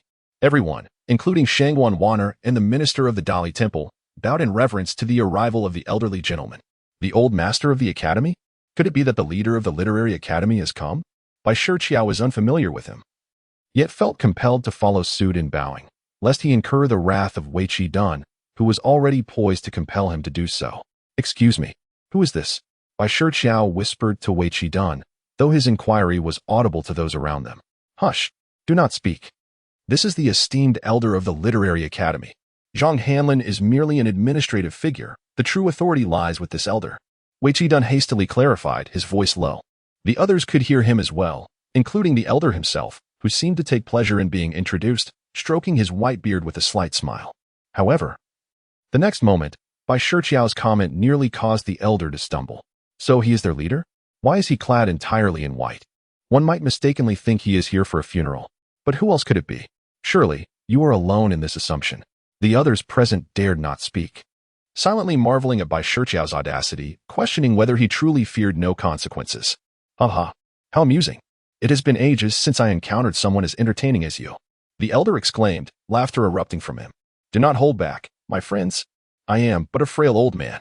As this young fellow suggested, perhaps in a few years, you will all be attending my funeral. Instead of displaying anger, the elder's joyful demeanor left everyone momentarily stunned.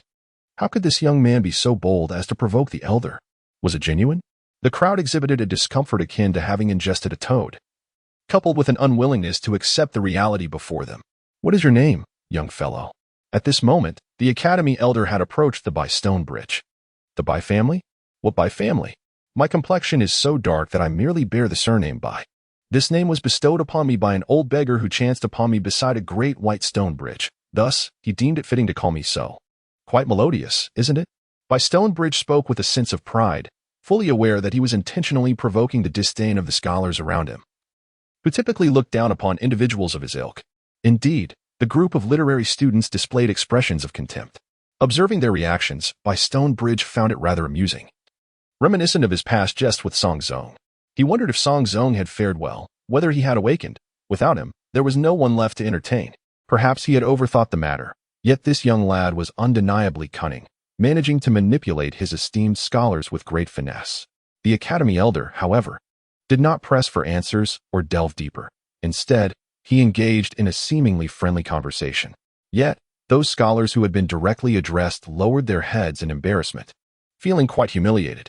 The elder's praise is indeed unwarranted. This old man bore an uncanny aura. His eyes, though not particularly large beneath his white brows, seemed to peer into one's very soul, revealing every hidden facet. It was truly unsettling. It was better not to meet his gaze. Interesting, your physique. The Academy elder, avoiding direct eye contact, scrutinized him more closely, discerning certain peculiarities.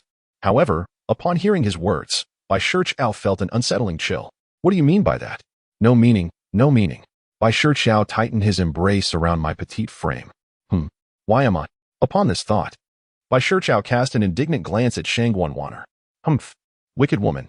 Bai Shiqiao turned his head, only to meet the gaze of the old man from the Academy. Humph, mischievous old man. As for today's matter, we in the Literary Academy shall let it slide. Regarding their punishment, I shall personally discuss it with His Majesty. So there is no need for the young lady to trouble herself. The latter part of his statement was evidently directed at Shangguan Wanner. Very well. Let this matter be decided by the old man. Shangguan Wanner responded with remarkable decisiveness. Alas, it seems my reward is now in jeopardy. How could this unreliable woman not realize the implications of her own words, speaking so bluntly? Bai Shiqiao cast her a glance filled with a hint of grievance, and soon found the old man looking at him again. What now? Young man, do not be so guarded. Now that you have entered the Dali Temple, you are one of us from the 8 divisions. If you have any questions regarding cultivation, techniques, or secret manuals in the future, feel free to seek me for answers. I shall gladly explain whatever I know. The old man smiled as he gently tapped the top of Bai Shiqiao's head. The tap was slightly painful. That old man's fingers were quite sturdy. What? Old man, this? The crowd from the Literary Academy behind the old man looked on in astonishment, not expecting such regard for this young lad. Goodness, this person seems even more formidable than Jie Xian. Suddenly, a loud sound echoed from the ground. As the elder of the courtyard turned his gaze toward the source of the sound, he beheld Bai Shiqiao swiftly kneeling on the ground. Gazing up at him with hands clasped, his eyes shimmering like twinkling stars, Wei Shiqiao immediately spat in disdain. Ha! How shameless! I too wish to kneel. Chapter 25. Conversations in the tavern. However, such an opportunity is fleeting. A moment's hesitation could render it lost. Wei Shiqiao could only watch helplessly as Bai Shiqiao, unashamed, continued his act. To his surprise, the elder of the courtyard was not at all startled by this display. Instead, he regarded Bai Shiqiao with a cheerful demeanor. Please, elder. Not interested. Huh. Why are you not following the script? Wei Shiqiao felt a laugh bubbling within him. Haha. Since the elder is willing to offer you guidance, you should humbly express your gratitude without harboring ulterior motives. As he observed Bai Shiqiao falter, Wei Shiqiao could no longer contain his amusement. He genuinely wished to mock him thoroughly. However, seeing Bai Shiqiao's earnest demeanor, it seemed he was truly desperate, prompting Wei Shiqiao to offer him a way out. Fortunately, he had reacted slowly and had not knelt, or it would have been quite embarrassing. After all, Bai Shiqiao had no sense of shame. He was undeterred by humiliation, but a man should not kneel frivolously. In contrast, Bai Shiqiao seemed to have no qualms about kneeling at the drop of a hat, leaving no time for others to react. All right, rise now. In the future, do not let your knees weaken so easily. How can you discern my sincerity in teaching you without ulterior motives? This is your first lesson. The first lesson: do not place your trust in others, nor should you pin your hopes on them, especially in this world, and particularly when it comes to sorcerers. This was the elder's inaugural lesson for Bai Shiqiao. Although Bai Shiqiao may not genuinely wish to become a disciple, he is merely seeking to test his mettle against someone formidable. After all, if Jia Xin is so powerful, then the old man in the academy appears to be even more formidable. It remains uncertain what realms they inhabit, and whether he can ever attain such heights. He keeps these thoughts to himself, yet he cannot hide his gratitude towards the old man of the academy, rising to bow in appreciation. As for the first lesson that the old man mentioned, he is well aware of its significance. He is not a delicate flower nurtured in a greenhouse. He has navigated the bustling streets and endured hardships. Of course, the struggles he has faced were those of the original host, as he has only been in this world for a year. By merging some of the original host's memories with his own past experiences, he possesses a greater understanding of the complexities of human relationships. He is certainly not naive. However, at times, he tends to take risks, as evidenced by his decision to practice the techniques from the book Spirit. This cannot be deemed an act of recklessness. After bidding farewell to the old man, Bai Shiqiao finally exhales in relief, pondering how he manages to attract trouble even in an academic setting. At this moment, Yuchi Dun cannot help but express some frustration towards Bai Shiqiao, for he was summoned here without any respite from home, and most importantly, it has hindered his own cultivation. Well, I should take my leave now. Remember, you must refrain from such impulsiveness in the future. I cannot always be there to assist you. At this juncture, Shangguan Wanner also announced her intention to depart. Indeed, I shall remember. Thank you, Miss Shangguan. Originally, Bai Shiqiao had hoped to request Shangguan Wanner to speak a few kind words on his behalf before the emperor, anticipating a potential reward. Yet, upon meeting the other's frigid gaze, he faltered. Bai Shiqiao, although you have safely navigated this crisis, Zhang Hanlin is not a magnanimous individual. Henceforth, you must refrain from acting impulsively. Though the Minister of Justice appeared to be addressing Bai Shiqiao, each word that lingered on Wei Qidun's lips seemed to reproach himself for failing to keep Bai Shiqiao in check. In response, Wei Qidun could only manage a smile, for he dared not interject. It was evident that Bai Shiqiao had the support of Shangguan Wanner and had garnered the elder's esteem. Thus, he would undoubtedly be the one to bear the brunt of any repercussions. But should he speak up, it was likely the minister would impose a fine upon him. Therefore, the most prudent course of action to safeguard his salary was to remain silent and smile in agreement. Humph. The minister huffed lightly and busied himself elsewhere, leaving Bai Shiqiao and Wei Qidun alone.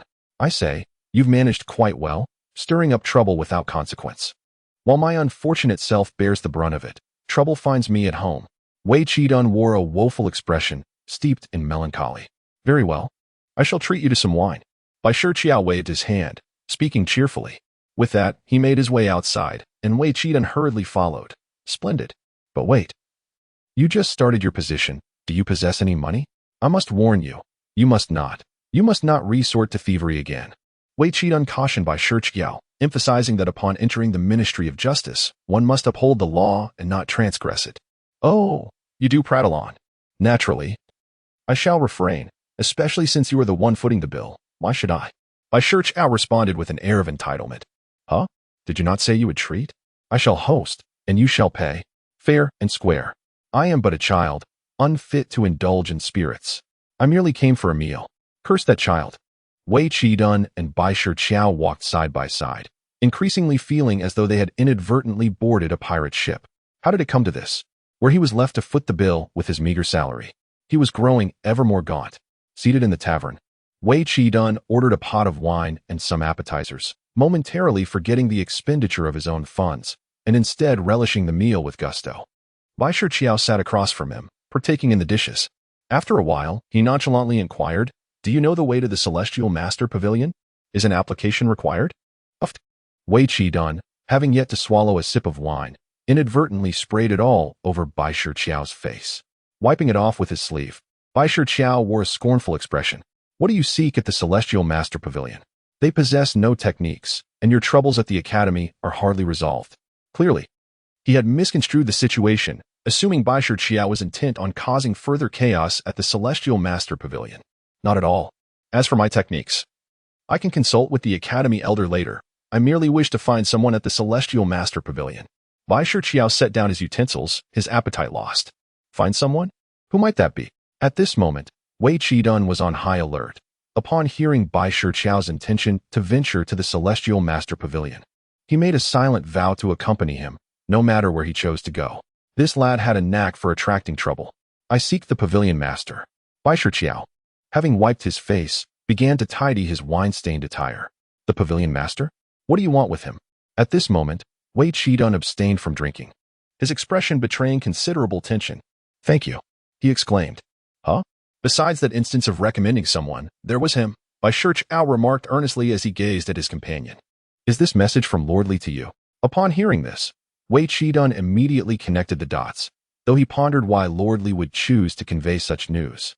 Indeed, my ability to argue my case against Zhang Hanlin stems from the advice given by Lordly. What? Bai Shiqiao calmly divulged this information, startling Wei Qidun and causing his voice to rise significantly. Apologetically, he cupped his hands to those around him, still quite astonished. It was unclear whether his surprise was directed at Bai Shiqiao, Lordly, or the situation itself. The notion that so many sought to curry favor with him left him astounded, especially as he recalled the mention of the Empress during the recommendation. Let me tell you, whether it be Miss Shangguan, the old master of the Academy, Princess Taiping, or Lordly, let alone that esteemed figure, each of them holds considerable power and influence. Do not agree to everything without due consideration. He expressed concern that if these individuals harbored ulterior motives, Bai Shiqiao might become a mere pawn in their schemes. You've spoken too late. Bai Shiqiao understood the implication behind the words, yet indeed, he recognized the delay in his caution. Although he had not readily acquiesced to any demands, upon reflection, he realized that he might soon benefit from several of these individuals, and thus, the debts incurred would inevitably require repayment. What do you mean? Have they all made requests of you? Wei Qidun truly finds it difficult to comprehend these influential figures, and can only offer suggestions to Bai Shiqiao as a cautionary measure. Miss Shangguan's condition for me involves joining the Dali Temple. The exact reasons remain unclear to me, yet I sense she must have ulterior motives. After all, you were present at that time. Moreover, it seems that the Empress also approves of this arrangement, though it is uncertain whether she is indifferent to my status as a mere beggar or has other intentions. Indeed, this is purportedly a form of compensation for you. As the demise of Mo Zhou was ultimately due to your actions, and many of your companions suffered greatly as a result. Thus, it is said to be a recompense, providing you with a place of refuge and an opportunity for employment. Your unique qualities render you suitable for the Dali Temple. Considering you have already embarked on the path of a sorcerer, and the Dali Temple is specifically tasked with overseeing sorcerers, Wei Qidun is somewhat aware of the truth behind this matter and has candidly divulged everything to Bai Shiqiao.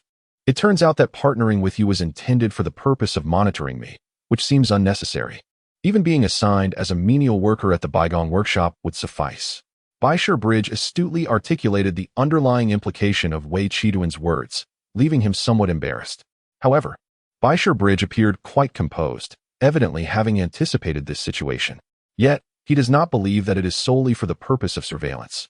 There must be a deeper significance. Do not overthink it. I have no ulterior motives. Wei Qidun found himself at a loss as to how to reassure Bai Shiqiao, now feeling quite put on the spot. I trust you.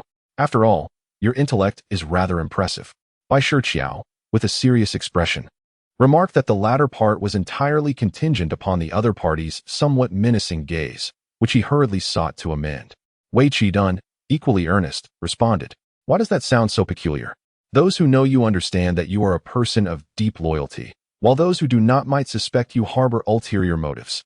Bai Shiqiao's narrowed eyes left Wei Qidun feeling quite uncomfortable, prompting him to take another swig of the liquor at hand in irritation. Chapter 26. Alas. I shall once again kneel before the durian upon returning home. After a while, as the atmosphere began to ease, Bai Shiqiao pondered and expressed a suspicion. I believe they each have their own agendas. It was then that Bai Shiqiao candidly shared his thoughts with Wei Qidun, feeling somewhat isolated and sensing an encirclement of hostility. After all, in this world, no one offers kindness without reason, save for parents and family, of whom he was bereft. He wondered whether the inebriated man before him was worthy of trust. Yet, he mused, perhaps his own judgment was sometimes rather lacking. He could discern certain traits in Wei Qidun's character. He appeared straightforward and possessed a strong sense of justice. This was not merely a conclusion drawn from their recent interactions, but rather from the moment when Wei Qidun had rescued him, and later when confronting the formidable Imo Zhou, where his integrity was palpable. Though Wei Qidun was determined to rescue Xuanzang, the latter's current predicament remained unknown, leaving Bai Shiqiao to confide in Wei Qidun nonetheless. Wait? What? Good grief. How could I be so foolish as to discuss this with such a simpleton? Observing that Wei Qidun had, at that moment, succumbed to intoxication, Bai Shiqiao could not help but feel a headache coming on. Initially, he contemplated seeking someone to engage in a discussion regarding his thoughts. Yet he was taken aback by the unreliability of Wei Qidun. It seemed that these uncertainties would have to be unraveled by his own means. Furthermore, he resolved that he could no longer confide in others. It was only at that moment that he realized, with a sense of relief, that Wei Qidun had been inebriated and had not divulged anything. Had he unwittingly become embroiled in a conspiracy due to these individuals, it would have resulted in one less person aware of the truth and consequently one less person to be harmed. There was a possibility that if anyone were to silence witnesses, Wei Qidun could also be caught in the crossfire, which would inevitably implicate him. In Bai Shiqiao's eyes, Wei Qidun was merely a pitiable man, lacking in fortune and consumed by misguided righteousness. This was evident from the meager purse he produced, which appeared woefully deflated. He was indeed impoverished. Bai Shiqiao even felt that Wei Qidun was worse off than he had been during his days as a beggar. Nevertheless, despite his disdain, Bai Shiqiao took every last coin from him without hesitation. By the time they had arrived at the tavern, night had already descended. He observed that he invariably acted under the cover of darkness. His previous visit to the academy had been similarly timed. Additionally, the Celestial Master Pavilion, located within the Imperial Palace, was heavily guarded, particularly at night, rendering entry virtually impossible. Perhaps if Shangwan Wano had not sealed that dog hole, he might have gained access. However, upon further reflection, he decided against it. He would have his chance to visit the Celestial Master Pavilion in due course, as it was not a matter of urgency. Moreover, the other party had merely offered him a slight nudge in the right direction. Such trivial matters did not necessitate particular gratitude. Otherwise, it would feel akin to willingly walking into the line of fire. Yet, he made a mental note of these considerations, remaining vigilant. Regardless of whether it is Shangwan Waner, Princess Taiping, or any other figure such as the Empress, the manner in which one wishes to utilize oneself ultimately hinges on one's genuine capabilities. Speaking of capabilities, Bai Shiqiao is fervently eager to elevate his own skills. However, this is not a matter that can be rushed. One must progress step by step. For one cannot indulge in gluttony and expect to transform into a robust figure overnight. It is imperative to be dedicated to one's duties. Sleeping even in the Dali Temple, he truly exemplifies a diligent employee. Moreover, seizing the opportunity of the evening, Bai Shiqiao diligently immersed himself in reading at the Dali Temple. Although the majority of the materials there are case files, there exists a plethora of other books, which serve to fortify his foundational knowledge. Additionally, he borrowed numerous volumes from Dongmei. He read at an astonishing pace and retained information swiftly, all thanks to the advantages gained from overcoming obstacles and becoming a sorcerer. His senses heightened significantly. The following day, Wei Qidun, lacking in vigor, accompanied the spirited Bai Shiqiao to the Facian mansion, as today marked the awakening of the Song Emperor. Early in the morning, news reached the Dali Temple, indicating that General Chu displayed considerable loyalty. What loyalty? It merely serves to showcase his own grandeur. He is a man who revels in the limelight, eager for the world to recognize his accomplishments. Although he was courteous to General Chu during the demon hunt, such politeness is mere formality in the political arena. The true nature of General Chu is known to almost everyone. He is particularly ostentatious. The accolades he claimed for vanquishing the demon, he described with such embellishment that one might mistake him for a savior. Fortunately, he is merely a general of the Facian mansion, not the commander-in-chief. Otherwise, wouldn't the immortal execution house become a chaotic mess? As they walked, he engaged in conversation with Wei Qi, seeking to glean more about the immortal execution house. At that moment, Wei Qi's spirits had notably improved. It was indeed true that disparaging others served as the finest remedy for rejuvenation. That was quite reassuring. At the very least, both he and Xuanzang would soon be among the eightfold celestial hosts. Wei Qi found Bai Shiqiao's overly optimistic perspective rather perplexing. He was at a loss for words on how to continue his banter. However, regarding the events of the previous day, his memory was somewhat hazy. He distinctly recalled Bai Shiqiao seeming to have something to convey to him, yet it had slipped his mind. Surely, his tolerance for alcohol was adequate. It was implausible that a single pot of wine could render him inebriated. Furthermore, as a sorcerer, albeit at merely the third realm, he was nonetheless adept in the art of spellcraft. A simple application of spiritual energy should suffice to dispel the effects of intoxication. What was amiss with him? Had his cultivation truly declined? Despite the jesting throughout their journey, he couldn't help but doubt whether he was indeed so susceptible to drunkenness. Furthermore, awakening the following day in such a state of lethargy was not characteristic of a sorcerer at the third realm. There was undoubtedly something amiss. Who could it be? Observing the figure of Bai Shiqiao, who walked slightly ahead, he pondered the burdens of adversity this youth must have silently endured. It was uncertain how he had persevered. His mental resilience was likely superior to his own. Although Wei Qi was unaware of who posed a threat, he remained unconcerned about any potential grand conspiracy brewing within the capital. He was not one to fret unnecessarily, preferring a straightforward approach, facing challenges as they came. After the events of yesterday, he found himself astonished by the mindset of Bai Shiqiao, which even stirred a subtle sense of impending crisis within him. Perhaps the partnership between them was not merely about him mentoring a newcomer or surveilling one another, but rather about the influence he felt from this young man. The once aimless and wavering self, who had considered giving up, was now swayed by the presence of this youth. Although Bai Shiqiao seemed to possess a strong sense of justice, it was but a remnant of his dignity. After all, as a junior official, he was nearly at the bottom of the hierarchy in the Dali Temple. Otherwise, how could he have been assigned to work alongside a newcomer? He would not have adopted such a submissive posture when facing Xuanzang, nor would he have felt the urge to kneel when Bai Shiqiao did so before the elder of the academy.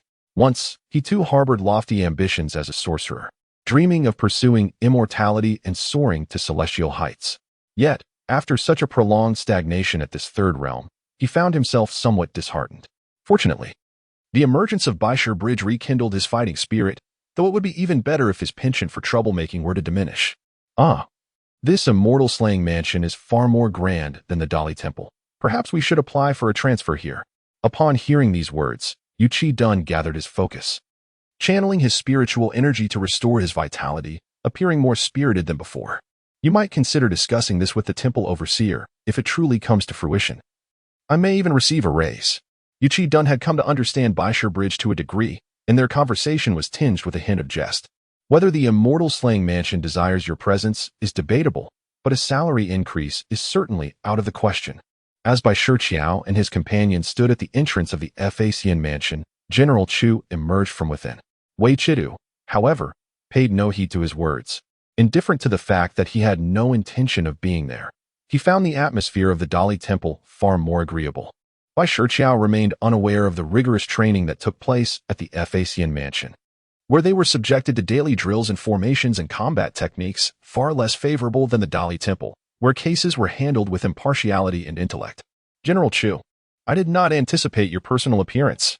I am truly grateful for your assistance with the previous matter, and my thanks extend to you for your troubles with Xuanzang. Bai Shiqiao exhibited utmost courtesy towards those who had rendered him favors. Wei Shiqiao, on the other hand, maintained a different approach. Though he harbored lingering resentment towards General Chu for nearly causing his demise. Had he not toyed with the demon Zhou, the beggars under his care would not have perished. Yet, discussing such grievances now served little purpose. It was futile to assign blame to General Chu. Nevertheless, Bai Shiqiao would remain cautious around him. Unlike his more relaxed demeanor with Wei Chidu. Not at all. No need for formalities. General Chu exclaimed with a grandiose air, ushering the two into the Abyssal mansion. However, as they entered, they were unexpectedly encountered by someone who revealed the truth.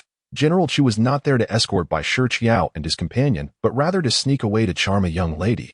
Caught in the act, he had no choice but to adapt. One might wonder, how lamentable indeed.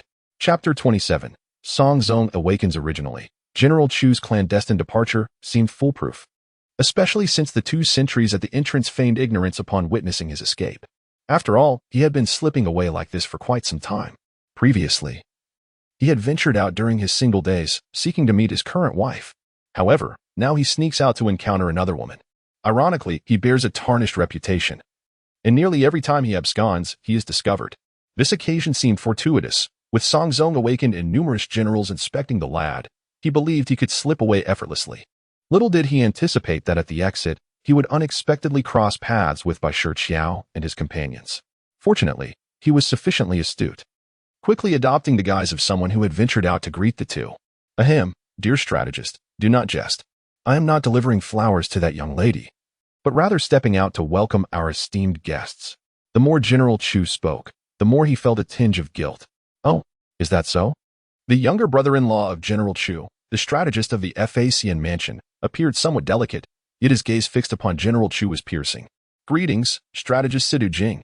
At this moment, Wei Chidu wished to steer clear of entangling Bai Shiqiao and General Chu's domestic affairs, fearing their continued discourse would lead to endless disputes. He promptly interjected. Ah, it is young Sir Wei Chidu. My apologies, is this the renowned youth of the Bai family in the capital?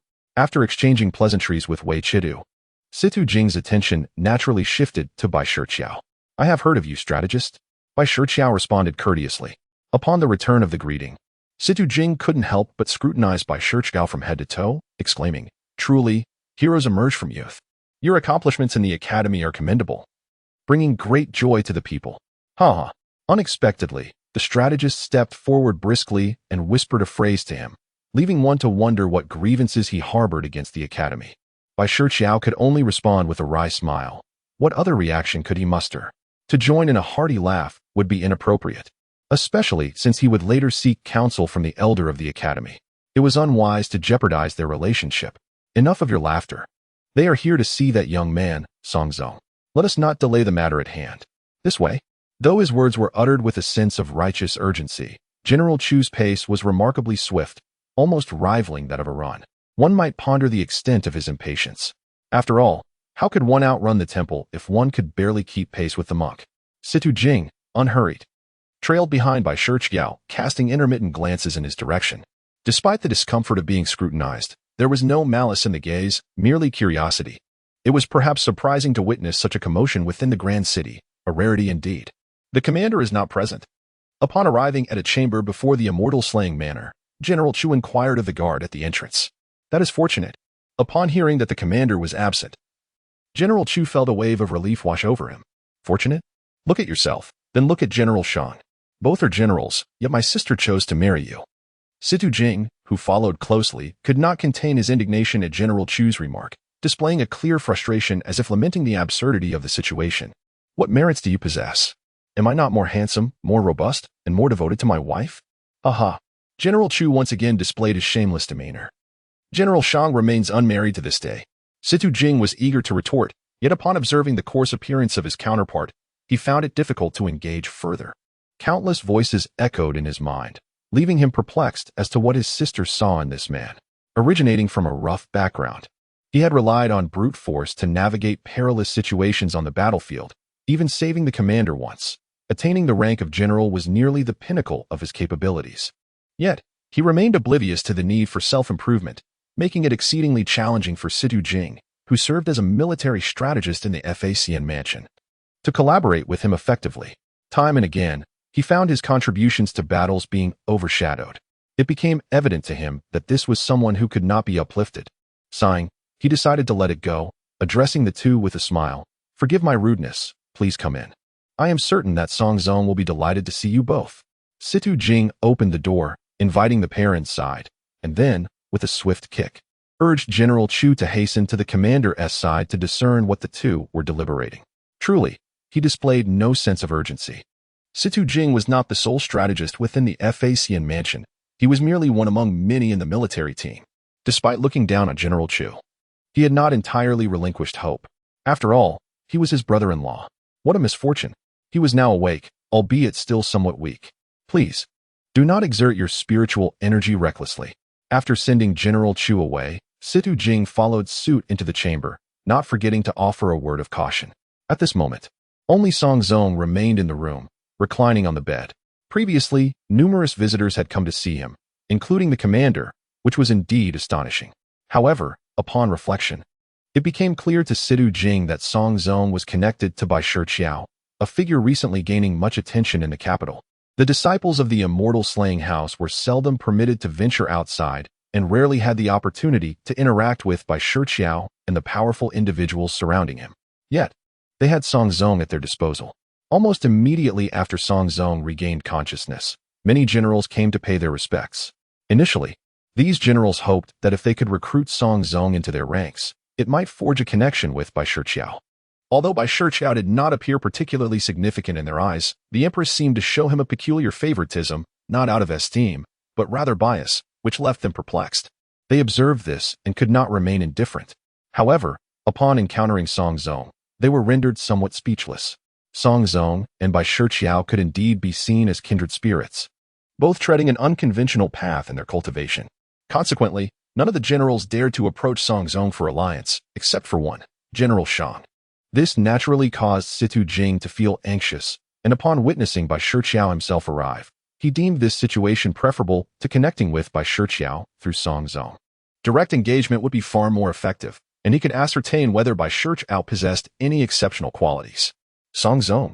At that moment, Situ Jing entered quietly after closing the door, refraining from intruding further, merely offering a word of advice before leaning against the doorframe.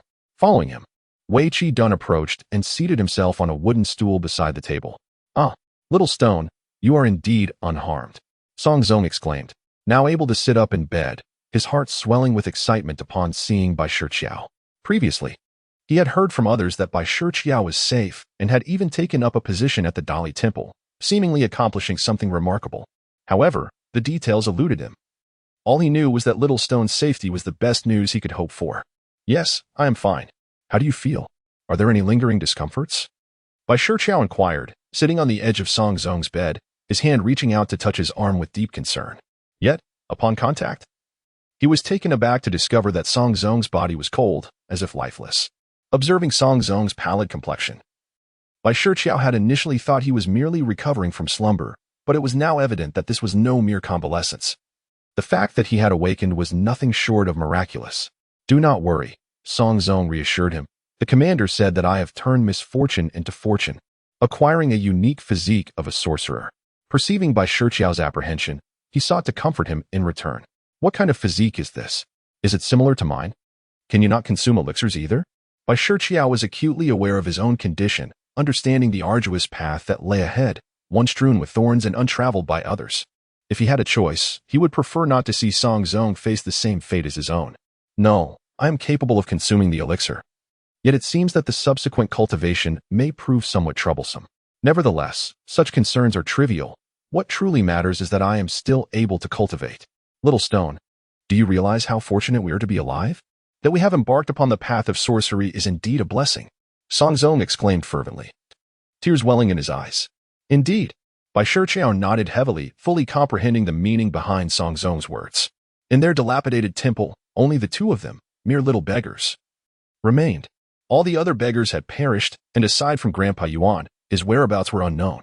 Silently comforting Xuanzang, they endeavored to soothe each other's emotions. At that moment, Xuanzang refrained from inquiring how Bai Shiqiao had acquired such a grand elixir.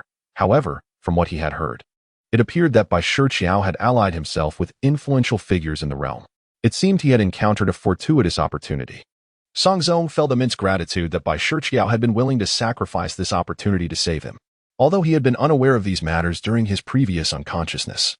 General Chu had come to explain everything to him afterward, with Situ Jing patiently elucidating matters alongside. Although, as news of his awakening spread, more people arrived and the two eventually departed, he remained deeply appreciative. Xuanzang, you should rest well. There is no need to worry about anything else. I shall visit you more often in the future. Bai Shiqiao expressed a plethora of sentiments to Xuanzang, even though he felt reluctant. He recognized the importance of urging the other to rest. Yes, I shall recover swiftly. Following this ordeal, Xuanzang no longer exuded the same vivacity. Instead, he had become significantly more composed and introspective. It remains uncertain whether this is a blessing or a curse for him. Nevertheless, Bai Shiqiao, after ensuring Xuanzang had reclined to rest, departed the chamber alongside Situ Jing and Yu Qidun. Yet, once outside, a weighty apprehension settled upon Bai Shiqiao's heart. Chapter 28. The vitality suspended by spiritual energy. After leaving the room, Bai Shiqiao and his companions made their way to a reception hall to take a moment's respite. At this juncture, Bai Shiqiao's concern for Xuanzang's health lingered, prompting him to inquire. This must be a consequence of forcibly administering the Great Spirit Pill. Situ Jing pondered briefly before responding. Consequences? Can the Great Spirit Pill truly have side effects? Such a notion was nearly unheard of to him. Yu Qidun chimed in, expressing his understanding of the matter as well. Indeed, however, Xuanzang's situation is rather peculiar. He ingested the Great Spirit Pill at the brink of death. Situ Jing articulated this conclusion, which had emerged from discussions with the imperial physician. The physician, primarily engaged within the Tianshi Pavilion, not only treated the empress but also bore the responsibility of concocting elixirs. Therefore, their judgment was seldom erroneous. Indeed, I concur. When I observed he was on the verge of drawing his last breath, I compelled him to consume the Great Spirit Pill. Bai Shiqiao affirmed this assertion. Both Yu Qidun and General Chu were aware of the incident, for they had hastened to the scene in a state of urgency. Although their intentions were not initially aligned towards saving a life, it was a twist of fate nonetheless. As for the heart, it had already burst due to a catastrophic rupture. Thus his survival truly verges on the miraculous. Your audacity is truly remarkable. Such actions are seldom undertaken. Situating the narrative, Situ Jing elucidated the reasons behind Xuanzang's current predicament, acknowledging that it stemmed from his own actions. Nevertheless, at that moment, the situation was exceedingly urgent, leaving him with no alternative. Had he hesitated for but a second, Xuanzang would no longer exist in this realm. Under such circumstances, could he still continue to consume the elixir for cultivation? This was a source of considerable concern for Bai Shiqiao, as he feared that Xuanzang might, like himself, embark upon an uncertain path. Fundamentally, he was utilizing the grand elixir to break through barriers, so there should be no issue. He could continue to partake in the grand elixir, a fact confirmed by the imperial physician, who had even provided him with the grand elixir. His current cultivation speed was not slow, however. Situ Jing shifted the conversation, indicating that unpredictable events could still arise. But what? Wei Qidun, anxious, urged him to continue. Ignoring Wei Qidun's impatience, Situ Jing continued.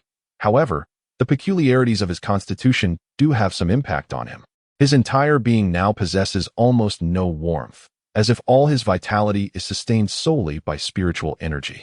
Should the constraints of heaven and earth intensify, it is feared that the implication of Situ Jing's words was clear, should the constraints of heaven and earth become more severe. If Xuanzang were to absorb spiritual energy too slowly, or even fail to connect with it, he would be left with little hope of survival. Fortunately, the situation, though alarming, posed no immediate danger. Xuanzang possesses remarkable talent, displaying a swift affinity for connecting with spiritual energy, as if the constraints of heaven and earth have never acknowledged his presence. Why is this so? Following Situ Jing's explanation, a sense of relief washed over him. Yet the uncertainty of the underlying cause still lingered in his mind, raising concerns. It is likely related to his near-death state. He now exists almost as a living corpse, feeling little to no pain, utterly oblivious to the shackles of the world, with his spiritual energy flowing with extraordinary rapidity, as though he were a spirit entity himself. This is indeed curious. Situ Jing's words left an air of perplexity, though it was clear that even he was uncertain of the reasons behind it. Nevertheless, Bai Shiqiao was grateful for their continued care of Xuanzang. There is no need for formality. We are drawn to Xuanzang's uniqueness and wish to keep him within our ranks. I hope you do not take offense. Situ Jing spoke with conviction, albeit with a hint of probing. As long as Xuanzang consents, I will not interfere. I merely hope your esteemed house will nurture him well, rather than turn him into a mere instrument of death. Through Sidu Jing's words, Bai Shiqiao contemplated various possibilities. Moreover, considering the nature of the Xianxian house, it is clear that it serves purposes beyond mere military might, likely requiring other exceptional individuals. Rest assured, since General Shang has taken Xuanzang under his wing, he will not be mistreated, Situ Jing assured with a smile. Indeed, I extend my gratitude to both the strategist and General Chu for their efforts. Should you require my assistance in any capacity, please do not hesitate to ask. Bai Shiqiao stated directly, under the astonished gaze of Yu Qidun. Wei Qidun felt a profound sense of melancholy, pondering how someone could be so forthright in their intentions. The fact that the other party could articulate so much and take such actions undoubtedly indicated ulterior motives. On the surface, it appeared that Bai Shi Bridge held little of value to covet. However, upon deeper reflection, it was evident that he was connected to numerous influential figures. Yet, the true aim of Situ Jing remained a mystery. Wei Qidun's gaze was fixed on Situ Jing, as if he were prepared to intervene at the slightest hint of unreasonable demands. Rest assured, young Master Wei, I am quite measured in my approach, Situ Jing replied, casting a casual glance at Wei Qidun before turning his attention to Bai Shi Bridge. What I seek is singular. I humbly request a piece of guidance on spear techniques from the esteemed elder of the academy. Guidance on spear techniques? Both individuals were taken aback, as Situ Jing did not strike them as someone who practiced martial arts. Moreover, did the academy elder even possess expertise in such techniques? It was crucial to note that this was not merely about any spear techniques, it referred specifically to the art of wielding a long spear. The guidance sought pertained to one or two combat techniques related to spear mastery. However, this request was not for his own benefit, but rather for General Chu Huaifeng. Although he held a certain disdain for that man, he nonetheless felt compelled to assist him. Very well, I shall acquiesce to this request. Bai Shi Bridge did not hesitate long. Reflecting briefly before giving his consent, Situ Jing expressed his heartfelt gratitude, standing sincerely to bow in thanks, regardless of the outcome. It became apparent that he placed great importance on family ties. Chapter 29. The first task after arriving at the Dali Temple. While the response was indeed swift, Wei Qidun could not help but feel a twinge of anxiety at the thought of how to approach the elder of the academy with this request. He never anticipated that his initial plea to the venerable elder of the institute would be on behalf of another. It was indeed a most awkward situation. A task?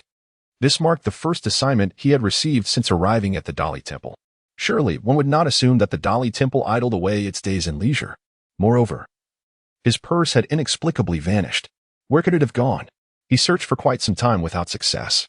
What sort of task could it be? Were they to capture a criminal? In Bai Shiqiao's mind, the Dali Temple resembled an institution akin to that of sorcerers and officials. Thus, with the task at hand, it was undoubtedly a mission to apprehend a wrongdoer. The mere thought stirred a flicker of excitement within him. Indeed, they were summoned to apprehend a criminal. At that moment, Yu Qidun had already taken the task information from Dong Mei's hands, confirming that this assignment was indeed to capture a miscreant. However, his expression clearly betrayed a lack of enthusiasm. What manner of criminal were they to confront? How formidable would he be? Would they be able to prevail? Bai Shiqiao was already eager to roll up his sleeves, ready for action. Surely they could triumph. He had faith in his own capabilities. Let us proceed. Yu Qidun, while reluctant to dampen his enthusiasm, found himself devoid of any motivation. He should have realized that partnering with someone as inexperienced as Bai Shiqiao, this novice, would hardly lead to a first task of capturing a criminal. This so-called mission to apprehend a criminal turned out to involve a charlatan masquerading as a street performer, peddling miraculous elixirs. This scoundrel, relying on his scant knowledge of sorcery, brazenly deceived others, swindling their hard-earned money. This matter should not have fallen under the jurisdiction of the Dali Temple, yet it pertains to sorcery, and even the slightest hint of it requires their intervention. The scope of their authority is exceedingly broad. However, there is no alternative. Matters concerning sorcerers are generally not permitted to be disclosed to the common folk and are fundamentally shrouded in secrecy. After all, people only witness the successes of sorcerers, oblivious to the catastrophic failures encountered in breaking barriers. Some individuals are inherently incapable of withstanding spiritual energy within their meridians if they attempt to forcefully breach such barriers. The consequences are dire. Is this the criminal we are to apprehend? At that moment, upon arriving on the street, Bai Shiqiao and Yu Qidun spotted a man clad in the garb of a wandering physician, peddling dogskin plaster. Bai Shiqiao instantly felt deceived. For the reality was a stark contrast to his expectations. Indeed, let us proceed. Observe my actions first, then you may act. Remember, we must not create a commotion. We need to apprehend him quietly. Before Yu Qidun could finish his sentence, as soon as the command to act was uttered, Bai Shiqiao had already sprung into action. He dashed forward, positioning himself before the man, and without a word, overturned his table. He then seized the banner hanging from the man and swiftly bound him with ropes. Behold, we have captured him. Yu Qidun opened his mouth, but no words emerged. Meanwhile, the onlookers in the street gazed at Bai Shiqiao as if he were a monster, clearly still in shock. We must depart swiftly, given that the incident had transpired. There was no choice but to vacate the scene promptly. Upon returning to the Dali Temple and handing the criminal over to others, Bai Shiqiao and Yu Qidun completed their task. In the future, when encountering such situations, it is imperative to maintain discretion and conduct the apprehension in a remarkably ordinary manner. Furthermore, your immediate action of detaining the individual without presenting your identity may lead to misunderstandings among onlookers. It is essential to accurately identify the target. If one is unaware of the perpetrator's identity, further investigation is required prior to making an arrest. Otherwise, apprehending the wrong person could result in significant complications. Understood? Please exercise caution in the future. Bai Shiqiao nodded obediently, yet to Wei Qidun, he appeared rather unreliable. Sister Dongmei, are there no characters who capture swindlers in a different fashion? Are there no dauntingly malevolent sorcerer's missions available for us? Bai Shiqiao expressed his desire to apprehend exceptionally powerful sorcerers, as such accomplishments would truly showcase his abilities. Of course, his motivation for pursuing these tasks was not without purpose. He sought advancement, which necessitated an abundance of magical artifacts. But how does one acquire such treasures? Previously, during his inquiry at the Dali Temple, he had specifically asked Dongmei about the means of obtaining magical artifacts within the entire Eightfold Heaven Assembly, aside from crafting them oneself. The only alternative was to exchange merit points. The Dali Temple's method of accruing merit points involved completing tasks. However, after fulfilling his most recent assignment, he had only received a meager 0.1 merit points. What significance does that hold? Each magical artifact requires thousands of merit points. What can one achieve with such a paltry sum? It barely covers even a fraction of a fraction. There are no tasks available today. Recently, nothing significant has transpired. Aside from your own endeavors, Dongmei remarked. Aside from the considerable trouble caused by you, there is nothing more formidable that has occurred. Originally, Bai Shiqiao hoped to earn merit points for his previous resolution of the crisis at the 1 yuan. However, Dongmei informed him that it was already a blessing he was not required to compensate, and since the Academy Elder had agreed to guide him, it was tantamount to an automatic completion of redemption, leaving him with nothing, although he felt a slight twinge of disappointment. The prospect of receiving guidance from the Academy Elder was indeed a splendid opportunity. With no tasks at hand for the day, Bai Shiqiao resolved to seek out the Academy Elder. He waved goodbye to Yu Qidun, indicating he would visit later that evening, and then departed from the Dali Temple, making his way directly to the Elder's residence rather than the 1 yuan. Presently, he dared not approach the 1 yuan directly, having just offended them the day before. Such an action would surely invite trouble. Fortunately, the Academy Elder did not reside within the 1 yuan, as many of the 8 departments members lived within their respective domains, such as the Facian Mansion and the Tianshi Pavilion. Chapter 30. The days of creating unique techniques. It is also fortunate that the capital city is vast and expansive. Otherwise, with the size of each residence, there would be little space left in the capital. Unlike the cities of later times, this capital spans an enormous expanse, likely influenced by the existence of sorcerers in this world. Territories that originally did not belong to them have now largely been claimed. The nation's land is extensive. Yet this world's geography and boundaries differ significantly from those of the past. Apart from certain historical overlaps, this realm feels like an entirely different world. After perusing the text within the Whitestone Bridge system, I have come to acquire knowledge that was previously unknown to me. In my earlier days as a beggar, I had heard fragments of these tales, yet I had assumed they merely represented different terminologies across various eras. To my astonishment, I discovered that they delineate entirely disparate realms. I had originally believed this to be the world of the Tang dynasty, especially since Wu Zetian is heralded as the first female emperor. However, despite her imperial status, bearing the surname Wu, her given name eludes my understanding due to my lowly station. The names Shangwan Wanner and Princess Typing merely coincide by chance. Such coincidences abound. For instance, I am aware of a formidable figure within the Dali Temple, commonly referred to as Lord D. Yet, this esteemed Lord D, despite his prowess, is not the temple's chief, and I have yet to lay eyes upon him, which piques my curiosity immensely. The existence of genuine sorcerers lends credence to the title of this dynasty, the Divine Capital Dynasty, wherein divine truly embodies its mythical connotation, signifying that this indeed is an extraordinary world. The female emperor stands as the inaugural sovereign of this wondrous realm. However, the apparent tranquility of this prosperous era belies the undercurrents of strife that persist beneath the surface. Nonetheless, this bears little relevance to the current affairs of Whitestone Bridge. Although I have become entangled in certain matters, I remain on the periphery. Yuan Lao. Whitestone Bridge awaits your summons. As I accompanied the servant along the path, my thoughts surged, and I found myself at the threshold of Yuan Lao's residence.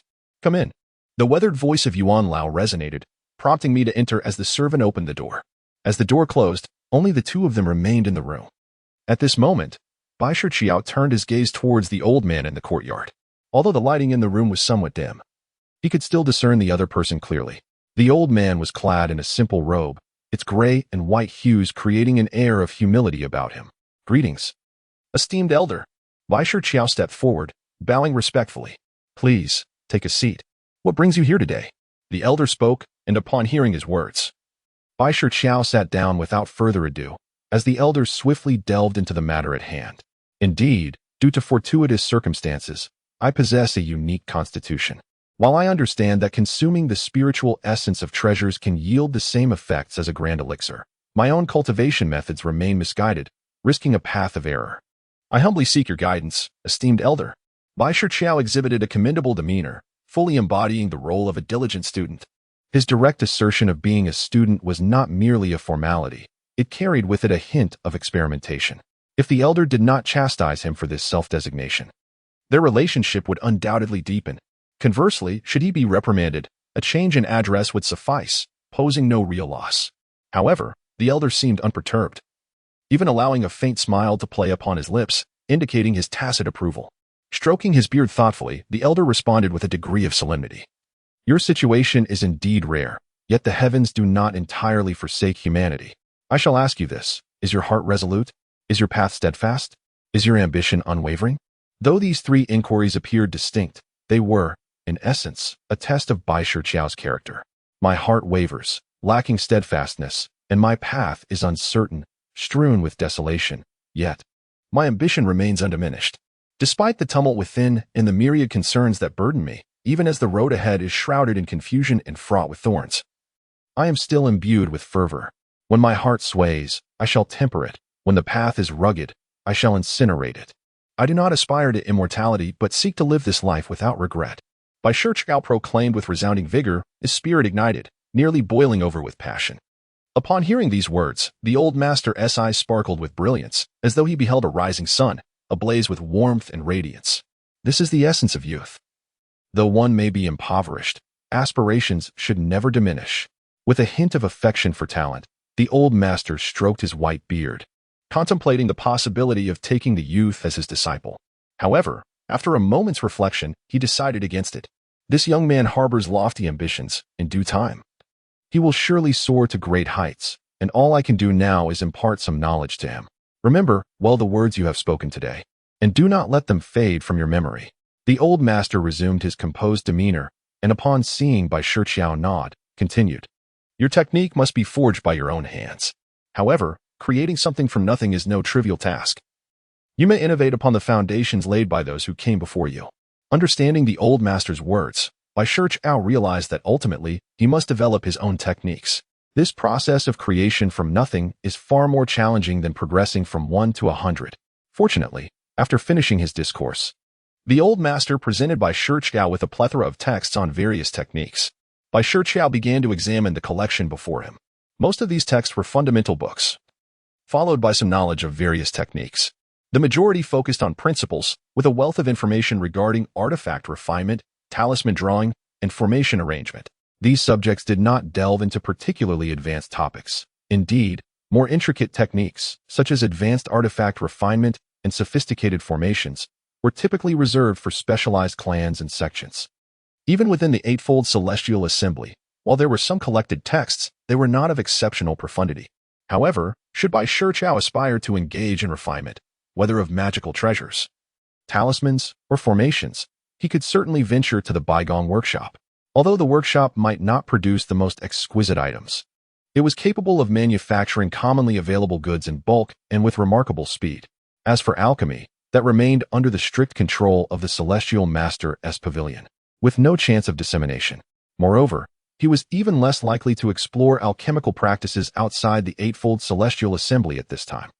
It would be prudent to first master the knowledge at hand before considering other matters. Nevertheless, foundational knowledge of alchemy was essential, although he could not consume spiritual elixirs.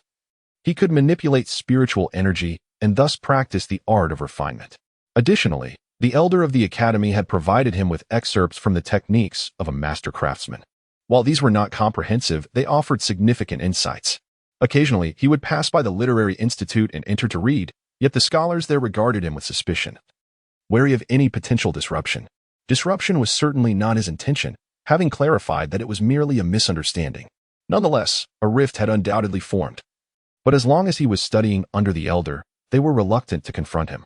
During this time, Bai Shiqiao also procured 3 treatises on spear techniques and presented them to Sidu Jing, who expressed profound gratitude. Originally, Bai Shiqiao harbored considerable concern, contemplating the need to procure a technique for him. Unexpectedly, upon discovering Xuanzang's innate talent, the leader of the fairy-slaying mansion placed great importance on him. He bestowed upon Xuanzang a top-tier technique known as Fighting Saint's Decision, characterized by its extraordinary ferocity and might. On one occasion, while observing, Bai Shiqiao felt as though Xuanzang embodied a formidable divine weapon, exuding an imposing aura that was quite awe-inspiring. Although he still harbored some apprehensions, he noted that aside from a lingering chill in Xuanzang's physique, there were no other issues. Despite having yet to fully comprehend this technique, Xuanzang had already transcended the first realm, advancing to the second and successfully condensing his inner core. Such rapid progress was indeed astonishing. Bai Shiqiao, however, remained unhurried. Ever since he had perused all the texts available, he began to devise his own techniques, which only further alleviated his impatience.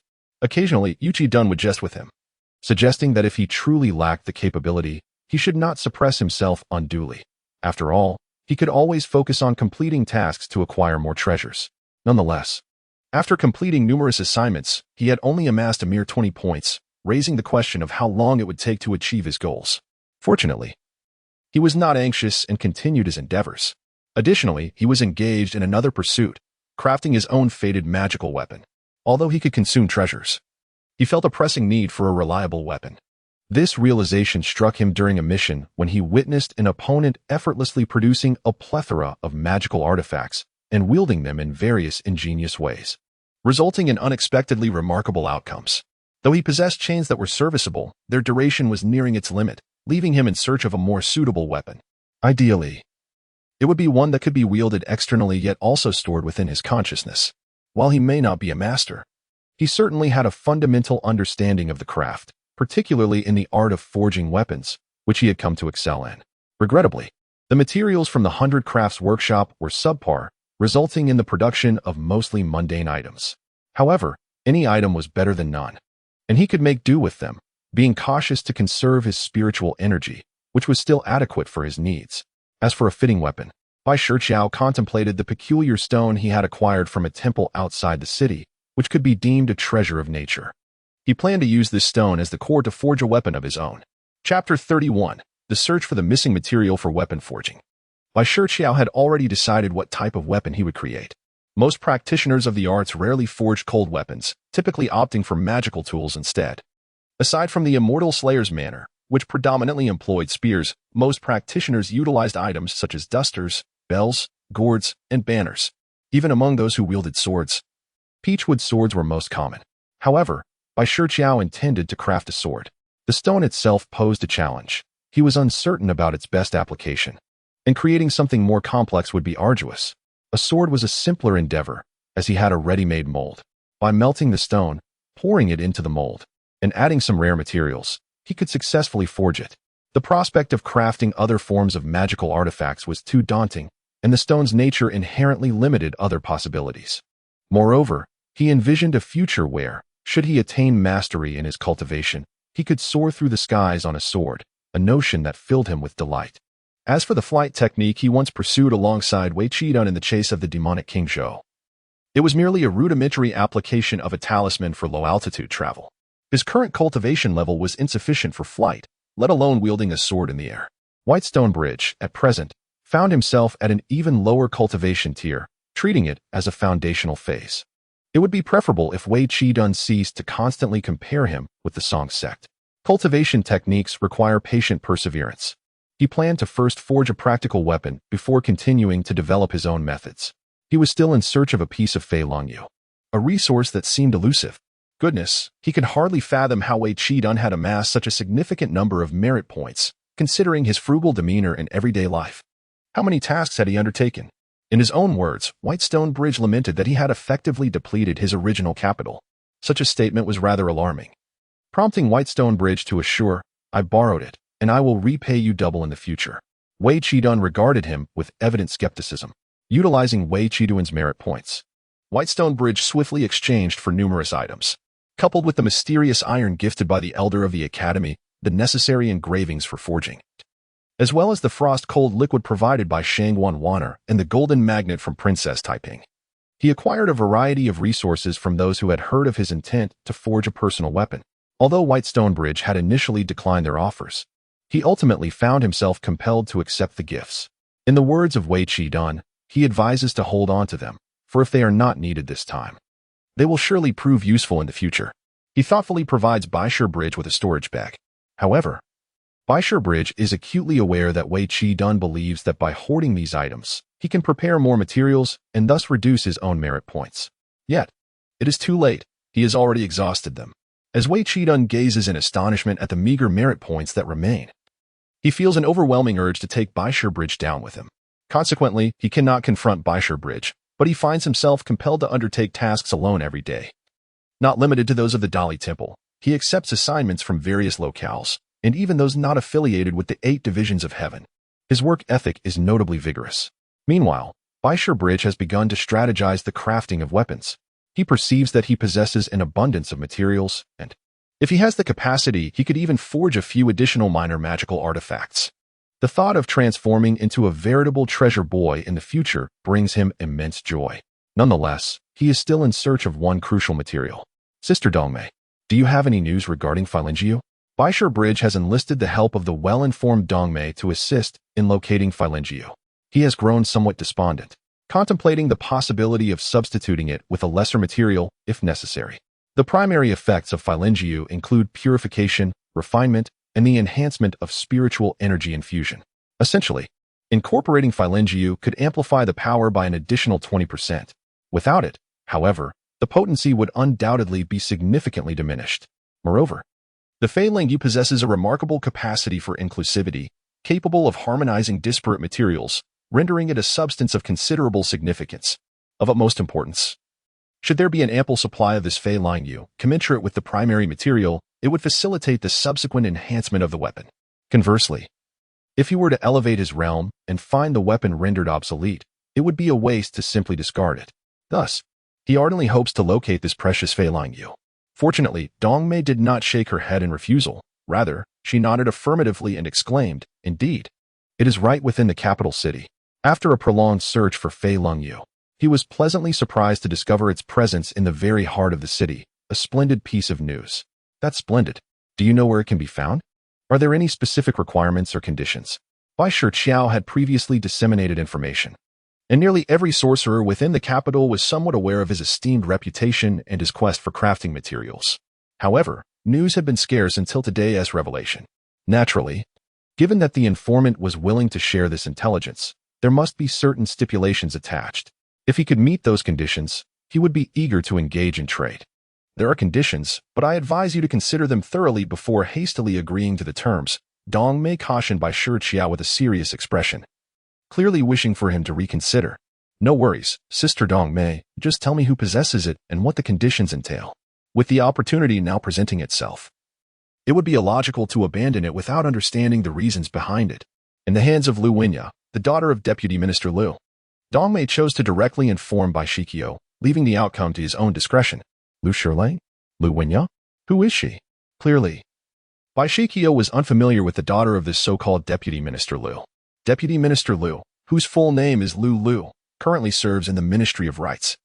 And his daughter, Lu Wenya, is the very woman adored by Zhang Gaoxin. Upon hearing Dongmei's words, he understood. So it is this woman. Chapter 32. Lu Wenya is not a wicked woman. This certainly complicates matters. How fortuitous it is that she holds the reins. Since Zhang Gaoxin was capable of orchestrating a scheme against me for her sake, although it was ultimately resolved on his part. Whether it was indeed a scheme remains a matter of perspective, at least from Bai Shiqiao's standpoint. It appears to be a malicious deception. Zhang Gaoxin's affection for this woman is evident. And it seems I have usurped her position, or so the rumors suggest, the truth of which remains uncertain. Regardless, Bai Shiqiao finds himself in a rather advantageous position at present. Having borrowed several thousand merit points from Wei Qi, a considerable boon, indeed. Does she have any conditions? She did not specify directly but insisted that you seek her out personally. She wishes to speak to you face-to-face and requires only you to visit her residence. After Dongmei spoke, she gazed at Bai Shiqiao with evident concern. Given that Bai Shiqiao had already forged a significant enmity with the Zhang Hanlin family, and considering the close ties between the Zhang family and Deputy Minister Lu, it was inevitable that Bai Shiqiao would be held in contempt. Moreover, the inherent conflict between Lu Wenya and Bai Shiqiao surely has created a deep-seated animosity. Very well, then. I shall go and meet her. Bai Shiqiao pondered for a moment before arriving at a decision. Dongmei was deeply concerned about Bai Shiqiao's course of action. She feared that his departure could mean a death sentence. Bai Shiqiao, however, chuckled nonchalantly, displaying no apprehension. For he held little belief that this woman could devise any tricks against him. Even though his current abilities were modest, he possessed a measure of confidence. And within the grand city of Chengdu, should anyone dare to target him, they would have to weigh the consequences. Bai Shiqiao had forged connections with many influential figures, making him no easy target for casual violence. He was no longer the petty beggar he once was. Sighing, Dongmei attempted to offer further counsel. But Bai Shiqiao merely waved his hand and strode out.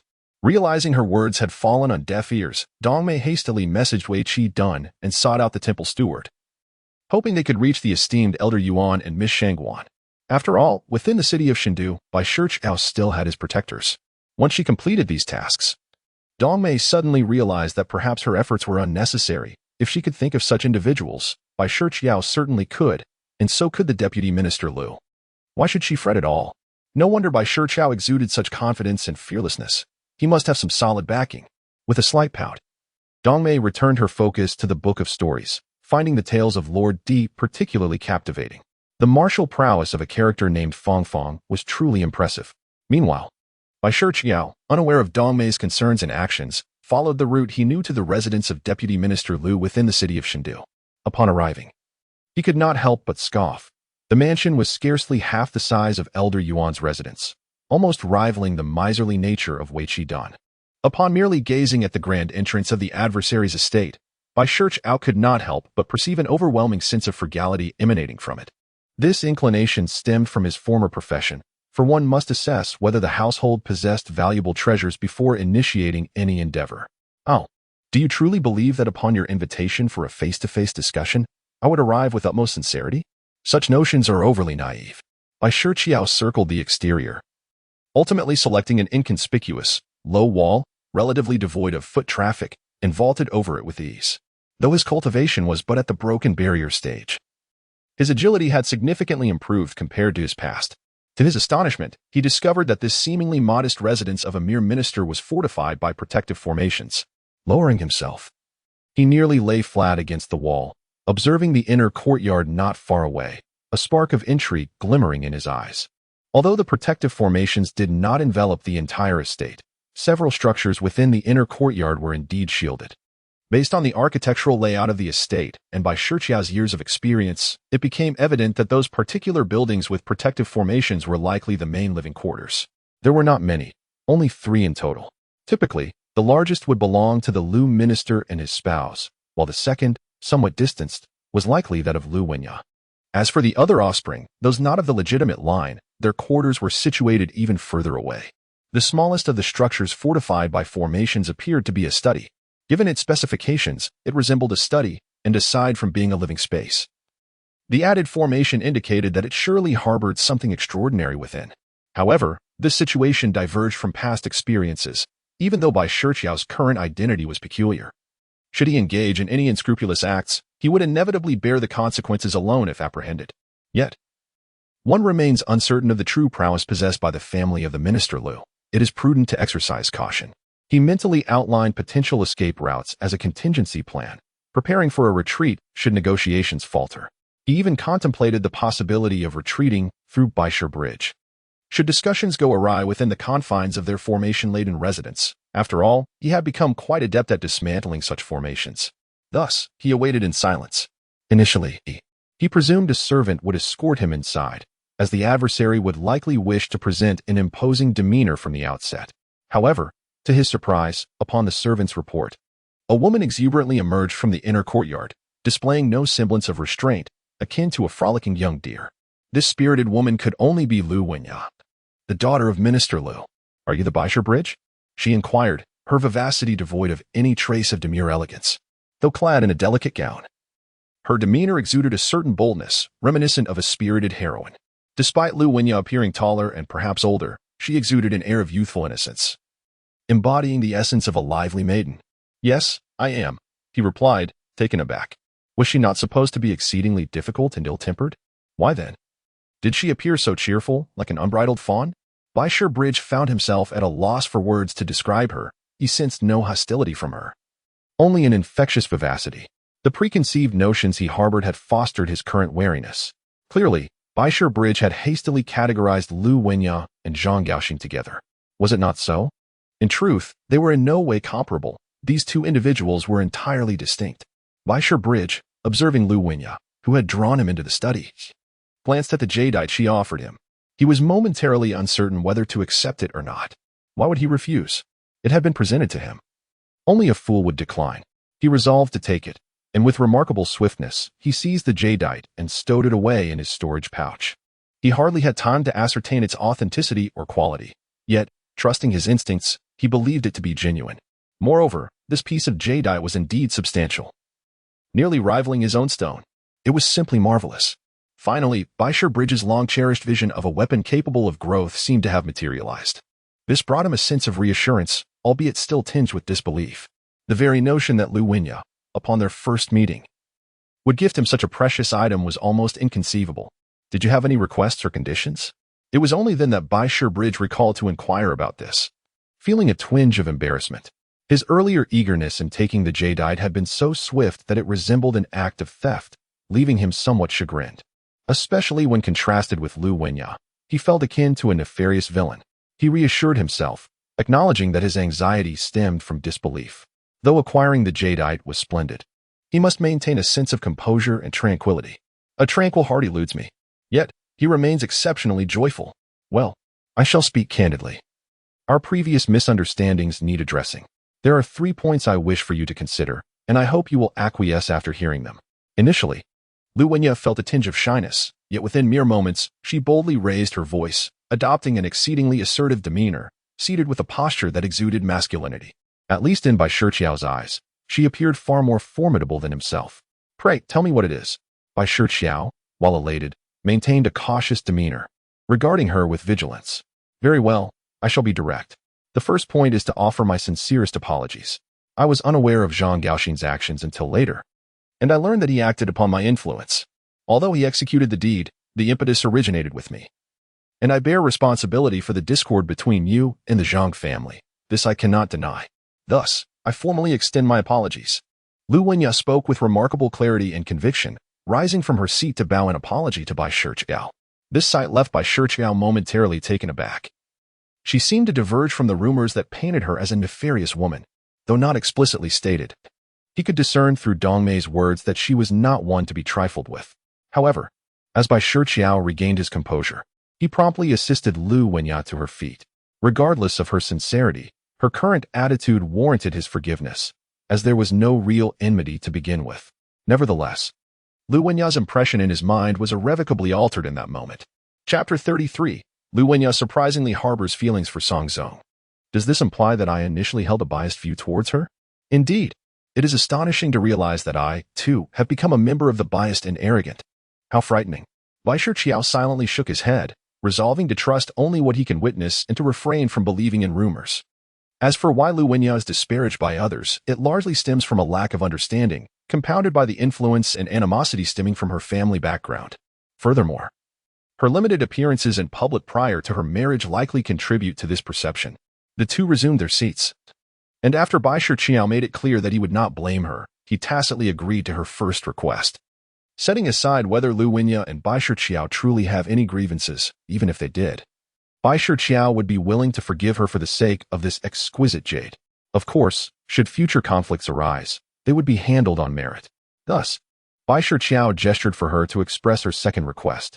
The second request is, I hope to meet Miss Shangwan. Upon voicing this wish, Lu Wenya's face flushed slightly, indicating that she had mustered considerable courage to speak those words. It seems Lu Wenya holds a certain admiration for Shangwan Wan'er. Bai Shiqiao perceived a hint of Shangwan Wan'er's spirited demeanor in Lu Wenya, leading him to draw connections. In response, he said, very well. I shall convey your desire to meet Miss Shangwan. As for whether she will agree to meet you, I cannot guarantee, but I shall do my utmost. Yes, I understand. Thank you. Lu Wenya surprisingly expressed her gratitude towards him, leaving Bai Shiqiao feeling rather guilty, as if he had gained an unfair advantage. And what of the third request? Having spoken of the previous two, only the final one remains, a request that surely presents a formidable challenge. Typically, the more arduous tasks are reserved for the end. Bai Shiqiao awaited in silence, while the other party's face grew even more flushed. I wish to meet Xuanzang privately, she stammered. And I hope you can assist me. Upon uttering these words, Lu Wenya's face and neck were suffused with crimson, her entire being overwhelmed by shyness. It seemed that the mere mention of Shangwan Wan'er had merely summoned her courage. This was the true culmination of her resolve. At this moment, Bai Shiqiao was utterly taken aback. When had it come to pass that the likes of Xuanzang garnered such affection from women? To think she would part with a piece of jadeite to arrange a rendezvous with this lad. What a peculiar world we inhabit. What a curious standard of beauty. Bai Shiqiao mused that despite retaining the appearance of youth, he was still a strikingly handsome young man. How could it be that such a dashing figure before her was disregarded in favor of the cold, frosty Xuanzang? Where was the justice in that? He felt an urge to weep, yet he restrained himself. Ever since Xuanzang commenced his training, he had changed rapidly. His demeanor grew increasingly frigid, wearing a perpetually stern expression akin to that of a block of ice. Indeed, he resembled a mere ice sculpture. His body radiated a chilling aura. And were it not for his ability to move and speak, one might mistake him for a corpse. Nevertheless, the infusion of spiritual energy breathed life into him. And coupled with his rigorous cultivation method, which was both formidable and intense, he remained vibrant, his complexion still possessing a healthy glow. It is not as if he were truly akin to a lifeless corpse. Apart from his body temperature, Xuanzang was fundamentally similar to the spirited sorcerers of the Xianfu. They were all quite vigorous, and their martial arts were strikingly formidable. Of course, his expression remained perpetually indifferent. A smile from him would have been splendid. Yet having witnessed his smile, it seemed better that he did not. However, if he continued in this manner, Bai Shiqiao harbored some concern that he might ultimately transform into a relentless killing machine. If he could cultivate some attachments, perhaps there would be an improvement. Reflecting on this, Bai Shiqiao turned to the blushing Lu Wenya and inquired, really? This lad is indeed fortunate to be acquainted with such a beautiful young lady. It is truly his blessing. Rest assured, I will take care of this matter. Bai Shiqiao readily agreed to this condition with unreserved enthusiasm. Shangwan Wan'er found it challenging to make promises. Yet arranging for Xuanzang to meet was quite manageable. Then, thank you. Lu Wenya, uncharacteristically shy, expressed her gratitude. One could only wonder how she came to know that Xuanzang harbored feelings for her. Perhaps she had clandestinely observed him? Bai Shiqiao remained oblivious to how Lu Wenya had discerned Xuanzang's affections. She must have encountered him, whether from afar or through furtive glances, to blush in such a manner. In this regard, Bai Shiqiao merely wished to act as a bridge, allowing the two of them to converse further. It was unexpected that a solitary individual like him would play the role of a matchmaker. It was truly beyond reason. Nevertheless, he recalled having heard that Lu Wenya desired to join the Dali Temple, only to be thwarted by his own prior appointment, leading to the troubles initiated by Zhang Gaoxin. He had previously speculated that the eldest daughter of the Lu minister might harbor affections for a certain young official of the Dali Temple, which was her motivation for wanting to join it. He even entertained the notion that she might have developed feelings for Wei Qidan. though he himself deemed this idea rather absurd. By the way, I have a question for you. Go ahead. It seemed you once wished to join the Dali Temple. Why have you not suggested that I leave it for your pursuit? Bai Shiqiao had contemplated this earlier and genuinely believed that if such a request were made, he might very well agree for the sake of failing you. Additionally, he would be absolved of repaying Wei Qiduan's merits, making it an enticing proposition. Yet, he did not anticipate that their conversation would unfold so pleasantly. Naturally, my desire is to eradicate evil and become a heroine akin to Lord Shangguan. Lu Wenya spoke with fervor, springing from her chair, her eyes alight with passion. Previously shy in her wish to meet Miss Shangguan, she now fervently referred to her as Lord Shangguan, instantly establishing a hierarchical relationship.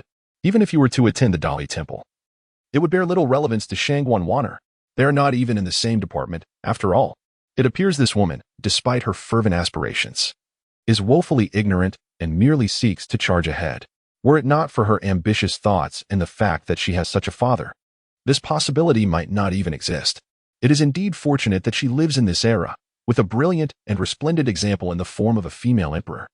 I am unaware of your aspirations, otherwise, I would willingly relinquish this position to you.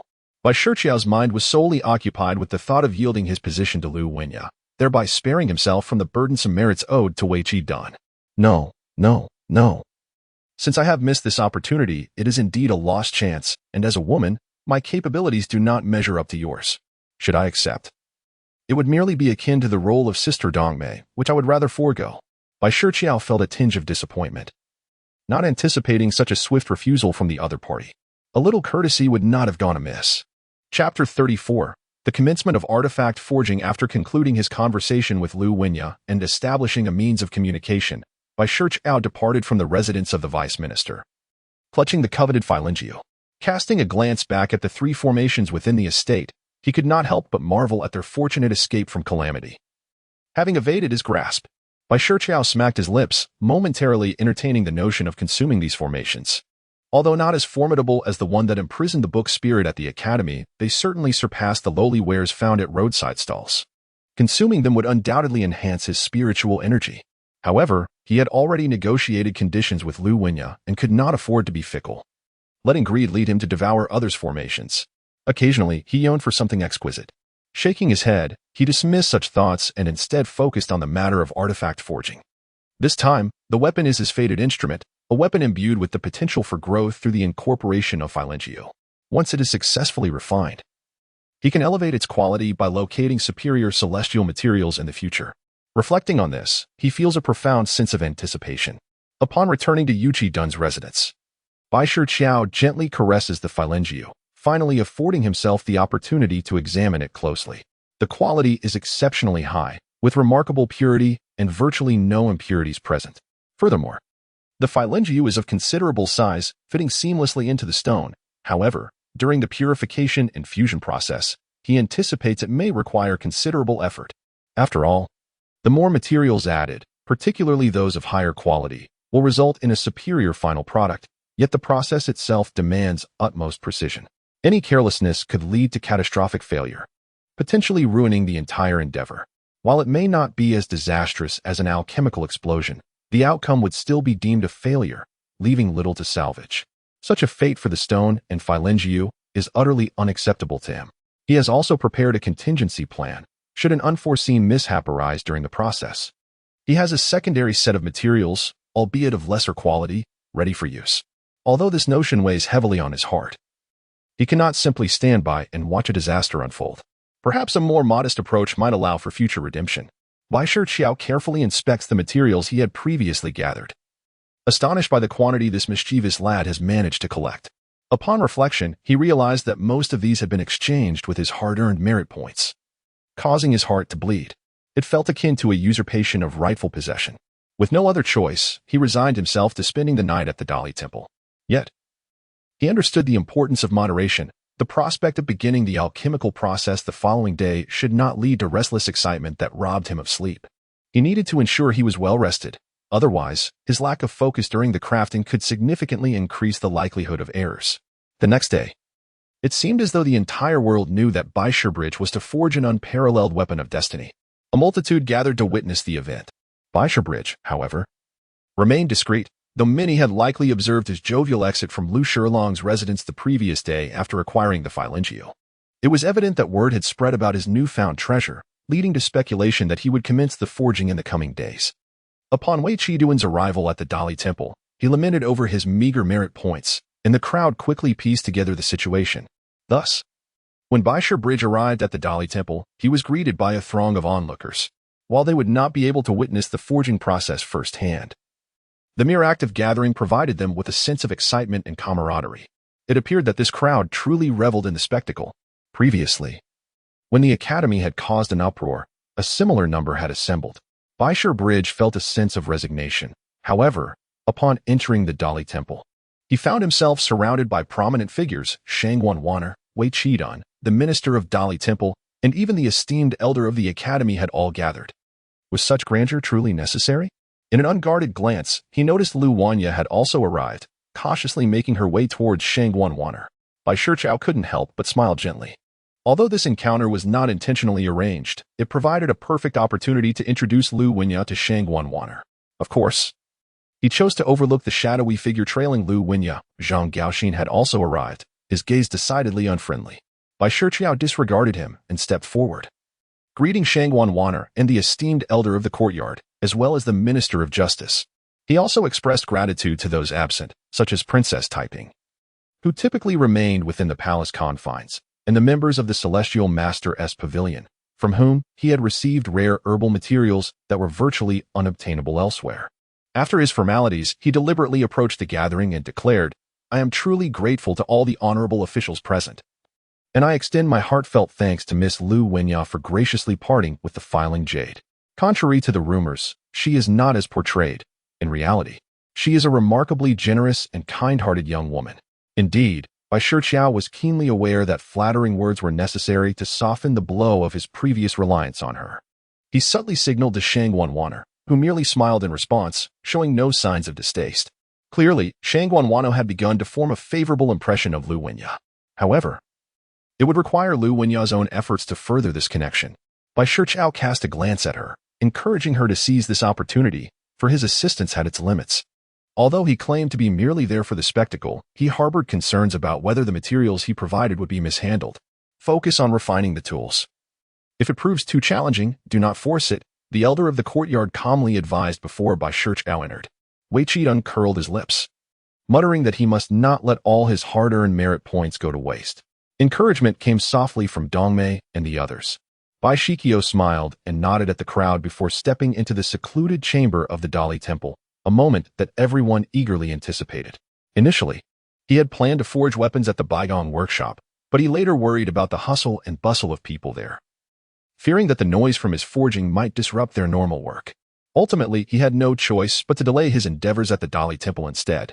After all, the prisoners could simply be sent directly to the Xingtian prison, while those deemed unworthy maintained order outside. This chamber, originally designated for internal practitioners to meditate and break through their limitations, was now repurposed for Bai Shiqiao's forging. He entered the chamber, closed the door, and lit the candles on the walls. The room was encased in stone walls, surrounded by an array of formations, providing a secure environment for Bai Shiqiao to forge. Moreover, with so many people protecting him outside, his safety was even more assured. What Bai Shiqiao did not anticipate was that this extensive protection was not for his own breakthrough, but rather for his forging endeavors. It was truly, utterly unexpected. However, the deeper significance of this situation was not related to the weapons he would forge, but rather to the act of forging itself. Given the unique nature of Bai Shiqiao's body and his unconventional cultivation, his progress in the art of forging garnered considerable attention. Should Bai Shiqiao manage to ascend step by step through the path of forging, it could very well overturn traditional perceptions and alter the widespread reliance on elixirs, inevitably provoking certain individuals and factions. In truth, Shangguan Waner was not primarily on guard against unexpected intrusions, but rather against those who harbored malicious intent to disrupt. Particularly, she remained wary of spies and similar agents. Presently, however, they seemed to adopt a more observational stance, remaining concealed from plain sight. Moreover, this transpired within the dominion of the 8 departments of celestial beings, where such individuals would undoubtedly exercise caution. Nevertheless, none of this could perturb Bai Shiqiao. At that moment, he gazed upon the forging platform positioned at the heart of the meditation chamber. a testament to the arduous labor undertaken by Bai Shiqiao after his visit to the Dali Temple the previous night. He felt a genuine sense of gratitude towards Bai Shiqiao for assisting in arranging the forging tools with such diligence. With a subtle chuckle, he found this to be a means of easing his own tension. Gradually, he began to unwind, entering a state of natural ease, free from any strain or anxiety. Every step was clear in his mind. By following his heart and acting with spontaneity, he was certain he could forge with effortless grace. As he fully relaxed, his spirit felt liberated, and the spiritual energy within him began to circulate naturally, without any deliberate invocation from Bai Shiqiao. It began to flow in accordance with the envisioned methods of crafting. In that moment, he realized that this was the state he had been seeking. He could commence his work. With a flick of his wrist, he emptied the contents of his storage bag, then summoned the peculiar stone, placing it upon the forging platform. Just before it was set down, a roaring flame erupted from the base of the platform, instantly beginning to consume the stone. Yet the purification process was merely the beginning. He needed to prepare all the materials for fusion and combination in advance. By this time, the stone had already melted, and he was required to methodically introduce the materials in a precise sequence. As the stone continued to melt, after completing numerous steps, Bai Shiqiao finally placed the most crucial jadeite, now purified, into the mixture. This marked the beginning of its integration into this great family. Once it appeared nearly ready, he added the previously conflicting materials, using the incomplete melting of the jadeite to achieve balance. Throughout this meticulous process, Bai Shiqiao was drenched in sweat, and he had already expended a significant portion of his spiritual energy. This was troubling news for him, as he would need even more spiritual power for the challenges ahead. Chapter 35. What to do when spiritual energy is exhausted. Bai Shiqiao gritted his teeth, disregarding the fact that he had used up half of his spiritual energy, and continued his forging. Once this process commenced, interruption was not an option. Otherwise, before any unforeseen complications could arise, everything could be ruined in an instant. Such a calamity was utterly unacceptable. Bai Shiqiao persistently added materials, and gradually, the mixture approached saturation, requiring no further additions. At this juncture, he merely needed to refine continuously, melding all the materials together, while also exerting more spiritual energy to condense them. As time passed, the forging progress steadily climbed. Observing the weapon slowly taking shape, Bai Shiqiao felt a sense of solace. However, the spiritual energy within him was perilously low. This situation was unsustainable. The remaining energy was wholly inadequate to ensure the completion of the forging. Had he been in a normal state of breaking through barriers, he would have been able to connect with the spiritual energy of heaven and earth. Yet, at this moment, Bai Shiqiao was utterly incapable of absorbing any spiritual energy, left only to watch helplessly as his internal power dwindled. Was he truly destined to fail after persevering for so long? Absolutely not. He would never resign himself to such a fate. Meanwhile, among the onlookers, Dongmei leaned closer to Bai Shiqiao and inquired, her gaze occasionally drifting towards Xuanzang, for it was only natural to pay homage to the presence of such esteemed figures, disregarding Lu Wenya in the process. Yet, she couldn't help but feel a measure of admiration for Lu Wenya, who had boldly approached the esteemed Xuanzang, exuding an air of reverence. Such courage was indeed commendable, though it seemed that she might soon exhaust her own spiritual energy. Bai Shiqiao's eyes flickered with speculation, and he considered the likelihood of this possibility. After all, they had been residing at the same place throughout the night, and he had witnessed the changes in Bai Shiqiao firsthand. Although proficient in the art of weapon forging, he typically crafted only small objects, which already required a greater expenditure of spiritual energy than most. The creation of a more formidable personal weapon would undoubtedly demand even more. The prolonged silence could be attributed to a few scenarios, the most probable in Bai Shiqiao's mind being that Bai Shiqiao was on the verge of depleting his spiritual energy. The fact that he had managed to maintain his composure without any explosive mishaps until now spoke volumes of his precise control over his internal power. The question remained, would he succeed in his forging endeavor? Bai Shiqiao felt a pang of anxiety as his gaze involuntarily drifted towards the seats occupied by the esteemed figures. There, he observed that Xuanzang and her companions remained remarkably composed, engaged in light conversation, their demeanor serene, and their smiles radiating contentment. In fact, Xuanzang even took the time to offer a few words of guidance to Lu Wenya, sharing pleasant exchanges with her. It appeared they were utterly unconcerned about the situation within the closed chamber housing Bai Shiqiao. Presently, the state of Bai Shiqiao's spiritual energy was indeed worrisome. Shangguan Wanner and her companions were undoubtedly aware of this, yet knowing did not translate into intervention. It was Bai Shiqiao's own choice, and they were curious to see if he would ultimately succeed. This moment could be considered a historical witness, after all. The unique circumstances surrounding Bai Shiqiao were a rare occurrence, one that might not arise for a century. Whether he succeeded or failed was inconsequential. For his own cultivation level remained steadfast. This was merely an experiment, an exploration of uncharted territory and new pathways. Humanity had been ensnared by the familiar routes for far too long, and fresh, diverse stimuli were essential. Otherwise, the decline would only become more pronounced. After observing the lack of reaction from the distinguished individuals, Wei Qi anxiously redirected his gaze towards the closed chamber, uncertain of Bai Shiqiao's current predicament. Meanwhile, within the confines of the chamber, Bai Shiqiao had succumbed to a frenzied state. His spiritual energy had nearly been depleted at the moment the weapon began to take form. Fortunately, there was still hope. The backup materials he had previously prepared were now being cast aside, consumed one by one, as he relentlessly absorbed the spiritual essence contained within. Although these materials were of inferior quality, the spiritual energy they contained was not particularly abundant. Yet for the current Bai Shi bridge, even the legs of mosquitoes are deemed sustenance. Regardless of the quantity of spiritual energy, he consumes it all indiscriminately. However, this is merely a drop in the bucket. Ignoring the relentless pace of consumption is akin to a drop of water in the ocean, creating not the slightest ripple. In mere moments, the materials that had accumulated within the room were swiftly devoured by him. Furthermore, once Bai Shi Bridge observed that the weapons he was forging had begun to take on a semblance of stability, he knew that the next step required him to channel spiritual energy to connect the weapons, placing them into the alchemical furnace for further refinement. This was the final stage. Only through reforging within the furnace could they be deemed truly complete. Yet, this process would demand even more spiritual energy. What could Bai Shi Bridge do? His spiritual energy had been depleted. The sustenance he was currently absorbing was utterly insufficient. At this moment, with his eyes completely bloodshot, Bai Shi Bridge struggled desperately, even blood seeping from the corners of his mouth. Enough is enough. He relinquished all restraint, fully activating the feeding spirit technique to its maximum capacity, expanding the range infinitely. With the materials in the room consumed, he began to absorb everything in his vicinity. The array present in the meditation chamber was instantly devoured the moment he unleashed the feeding spirit technique. There were no subsequent obstacles. The technique surged forth. And after consuming the array, it continued to expand outward. Huh? Had he succeeded in forging? No, this is bad. In an instant, everyone, amidst exclamations of astonishment, swiftly retreated. It was as if they were fleeing from some great terror, hastily making their escape. Was this the feeding spirit technique of Bai Shi Bridge? Wei Qi, well acquainted with the nuances of the Bai Shi Bridge, promptly discerned the source of the spiritual energy fluctuation.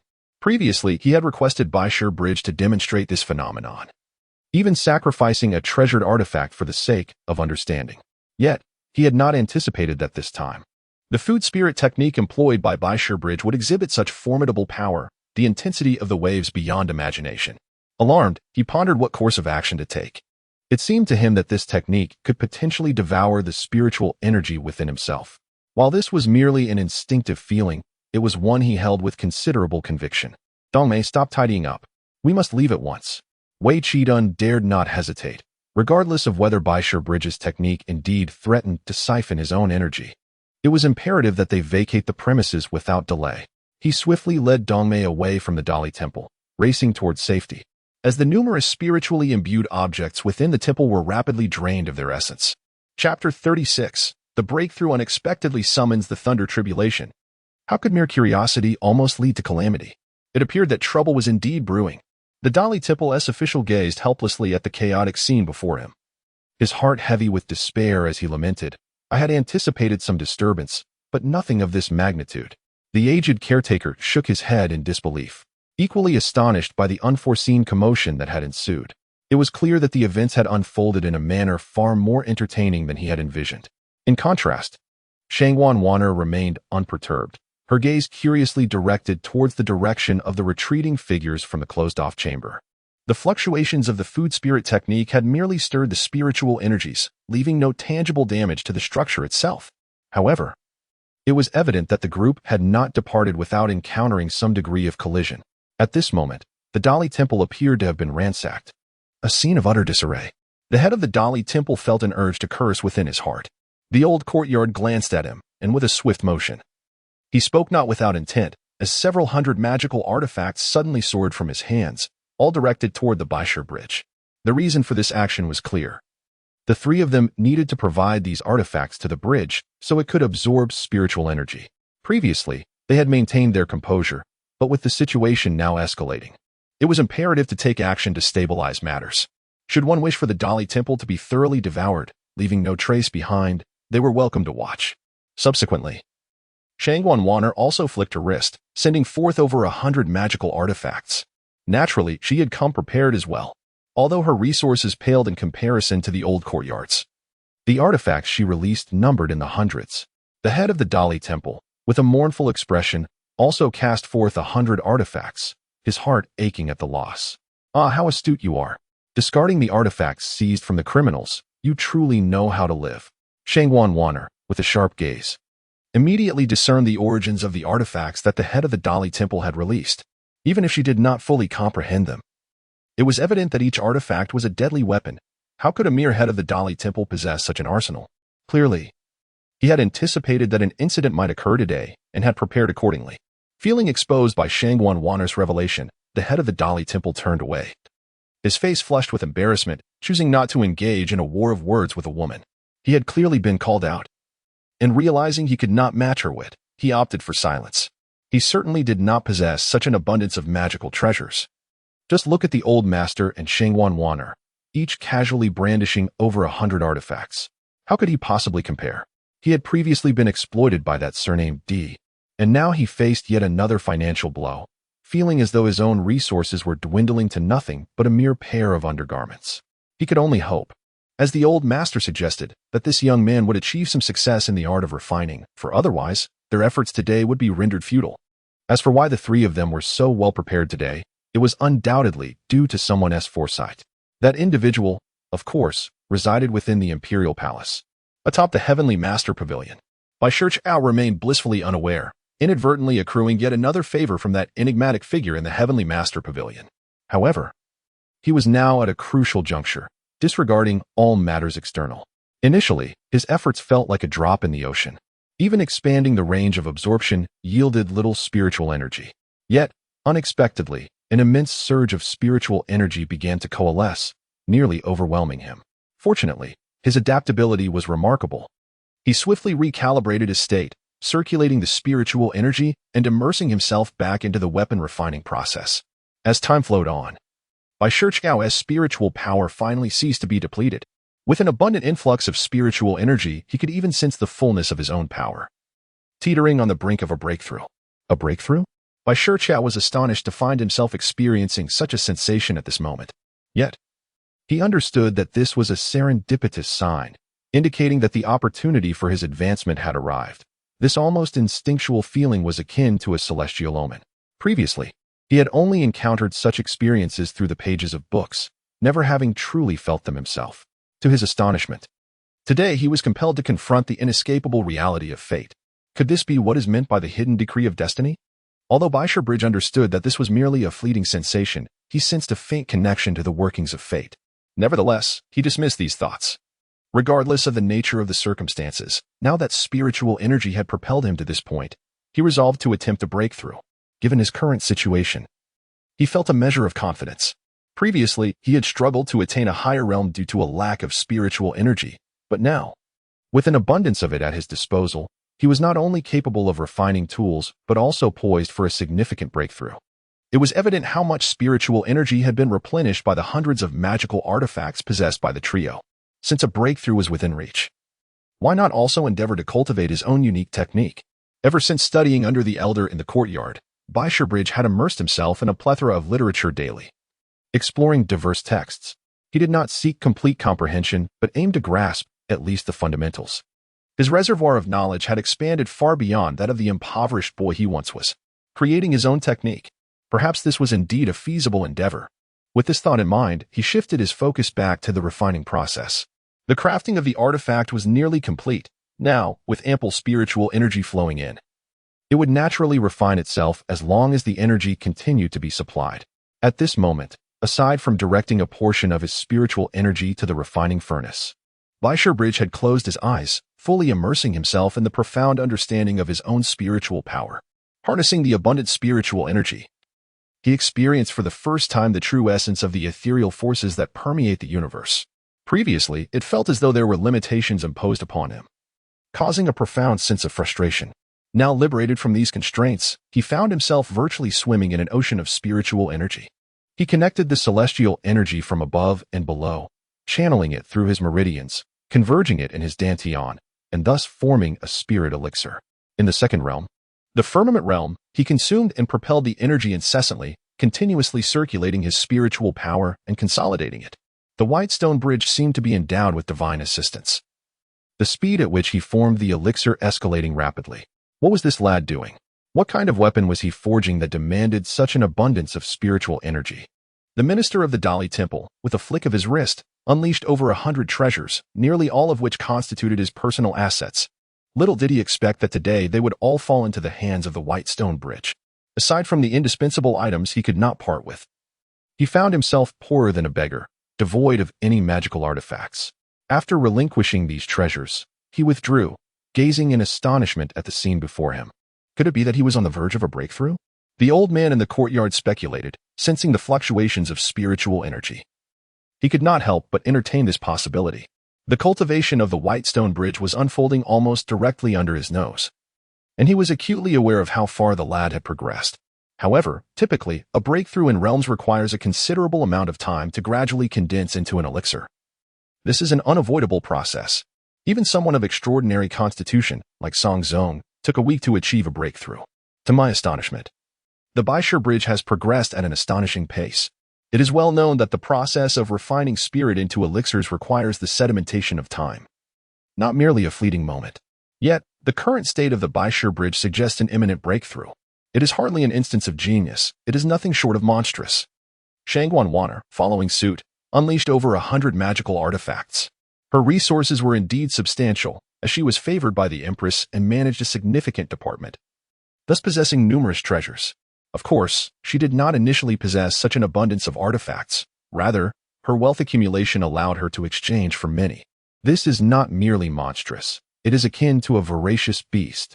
The Minister of Justice expressed his outrage. Lamenting the considerable investment he had made, he felt like weeping. Bai Shiqiao cast a sympathetic glance at the Minister of Justice, silently conveying his understanding. He too felt the same pang of loss when he realized that his merit points had dwindled to mere remnants due to that young man's exchanges. Everyone, step back at least 100 paces, quickly, commanded Bai Shiqiao. The Minister of Justice had no time to mourn, for he sensed something amiss. Dark clouds had suddenly gathered in the sky. Was rain imminent? However, upon reflection, he urgently called for everyone to disperse while hastily employing spells to sweep away various items within the Ministry of Justice, be it case files or artifacts on display, as though the entire establishment had been vacated in an instant. This was no mere rain cloud. It was an omen of calamity, a harbinger of thunder. We must flee. When they had once transcended their realms, they had never encountered such a phenomenon. The oppressive weight of the heavens bore down upon them like a colossal mountain. How long has it been since such a calamity cloud last appeared? The years escape my memory. It seems that when the master of artifact refinement sought to ascend to immortality, a calamity cloud descended. However, his fate was tragically dire. Merely reading the accounts sends shivers through the soul. This is the manifestation of celestial wrath, the utmost punishment of the heavens. Elder Yuan, could it be that his unique constitution provoked the tribulation due to his forceful breakthrough? Xuanzang repeatedly unleashed defensive artifacts, though most were consumed in a fleeting moment. Her primary intent was to shield herself, facilitating a swift retreat. Even at their level, the mere thought of facing a tribulation instilled profound dread. Observing this, the crowd scarcely retreated 100 paces, nearly vacating the capital city. At this moment, the citizens of the capital all gazed skyward, witnessing the ominous clouds gathering, growing ever larger. While they did not completely overshadow the vast city, they entirely enveloped the Grand Court and its surroundings. It seems, alas, that the Grand Court is truly doomed. The Grand Court minister, from a distance, felt a chill in his heart. Ultimately, the Grand Court is destined for destruction. Whitestone Bridge, how unfortunate it is that our Grand Court has suffered such misfortune by your appointment. The minister was filled with regret. Yet, having reached this juncture, could there still be a glimmer of hope beneath the thunderous tribulation? Chapter 37. The bond between Xuanzang and Whitestone Bridge under the impending tribulation. None would dare to confront it. After Shangguan Wan'er departed, Elder Yuan unleashed hundreds of artifacts, having exhausted all possible means. He then hastily employed his techniques to distance himself from the area. Alas, young one, may you seek your own fortune. Upon standing at a distance, the old man gazed at the vast expanse before him and could not help but exclaim in astonishment. Clearly, the unfolding situation had exceeded everyone's expectations. All present had resigned themselves to the belief that Bai Shiqiao Bridge would inevitably meet its doom. This reckless lad, intent on showcasing his prowess, must hold steadfast, murmured Shangguan Wan'er softly, her eyes fixed in the distance.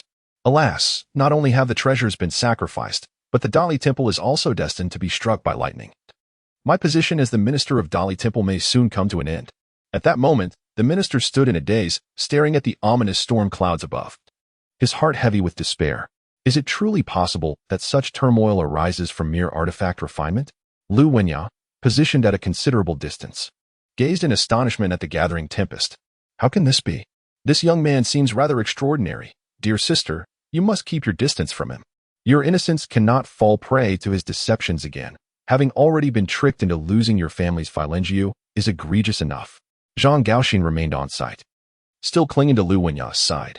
Although he had fallen victim to Bai Shiqiao Bridge's machinations, his animosity prevented him from leaving. He attempted to project confidence before Lu Wenya. Even his terror gnawed at his insides. Who has ever witnessed such a spectacle? Not even his father had encountered such a scene. You, Sai, never mind. Lu Wenya had intended to offer words of comfort to Zhang Gaoxin, but his demeanor rendered her speechless. Deep down, she understood that Bai Shiqiao Bridge had garnered the attention of these formidable figures, a feat in itself. Now, to summon such a formidable tribulation, he must be even more powerful than she had initially surmised. Do not be afraid, my dear sister. I shall protect you. Clearly, Zhang Gaoxin misinterpreted Lu Wenya's sigh. What could have transpired? Where's little stone? At that moment, a chilling voice interrupted her thoughts, prompting Lu Wenya to turn and face the newcomer. She beheld a stern-faced individual, tall and aloof, gazing at the ominous clouds above, and she instinctively inquired, "Who are you?" The arrival was none other than Xuanzang. He was well aware of the events concerning the refining of weapons at Whitestone Bridge today, but his training obligations had confined him. Otherwise, the immortal slaying manner typically forbade external excursions. You are Xuanzang. It was evident that, akin to Whitestone Bridge, the two most renowned figures in the capital city were none other than Whitestone Bridge itself and Xuanzang. However, Xuanzang had long been ensconced within the immortal slaying manner, effectively marking him as one of their own. The manner exuded an aura of dominance, discouraging any confrontations, especially considering Xuanzang's far superior reputation compared to that of Whitestone Bridge. A prodigy with an exceptionally rapid progression in cultivation and a master of combat techniques, he was the prime candidate for the next generation of generals. Each accolade underscored Xuanzang's emergence as a rising star, rendering it unwise for anyone to oppose him. Moreover, Whitestone Bridge's reputation was tarnished, having offended numerous individuals and inadvertently undermined their interests. Thus, the treatment afforded to each was starkly divergent. Even the profound bond of brotherhood he shared with Whitestone Bridge was perceived as superficial. When power and wealth are laid bare before one, such camaraderie could swiftly transform into betrayal. If such treachery was absent, it merely indicated that the allure of temptation was not yet sufficiently potent. There will inevitably come a condition that prompts them to betray one another, and at that moment, it might prove to be quite spectacular. However, Bai Shiqiao must first survive until that time. Indeed, where is Bai Shiqiao? Beneath that ominous cloud of calamity, it seems. Zhang Gaoxin initially intended to utter some sardonic remarks, but upon witnessing the other's suddenly frigid expression, he found himself utterly intimidated, refraining from uttering a single word, fearful that a mere disagreement might provoke a violent reaction. Alas, he lamented the missed opportunity for conversation. Lu Wenya could not help but feel a tinge of sadness.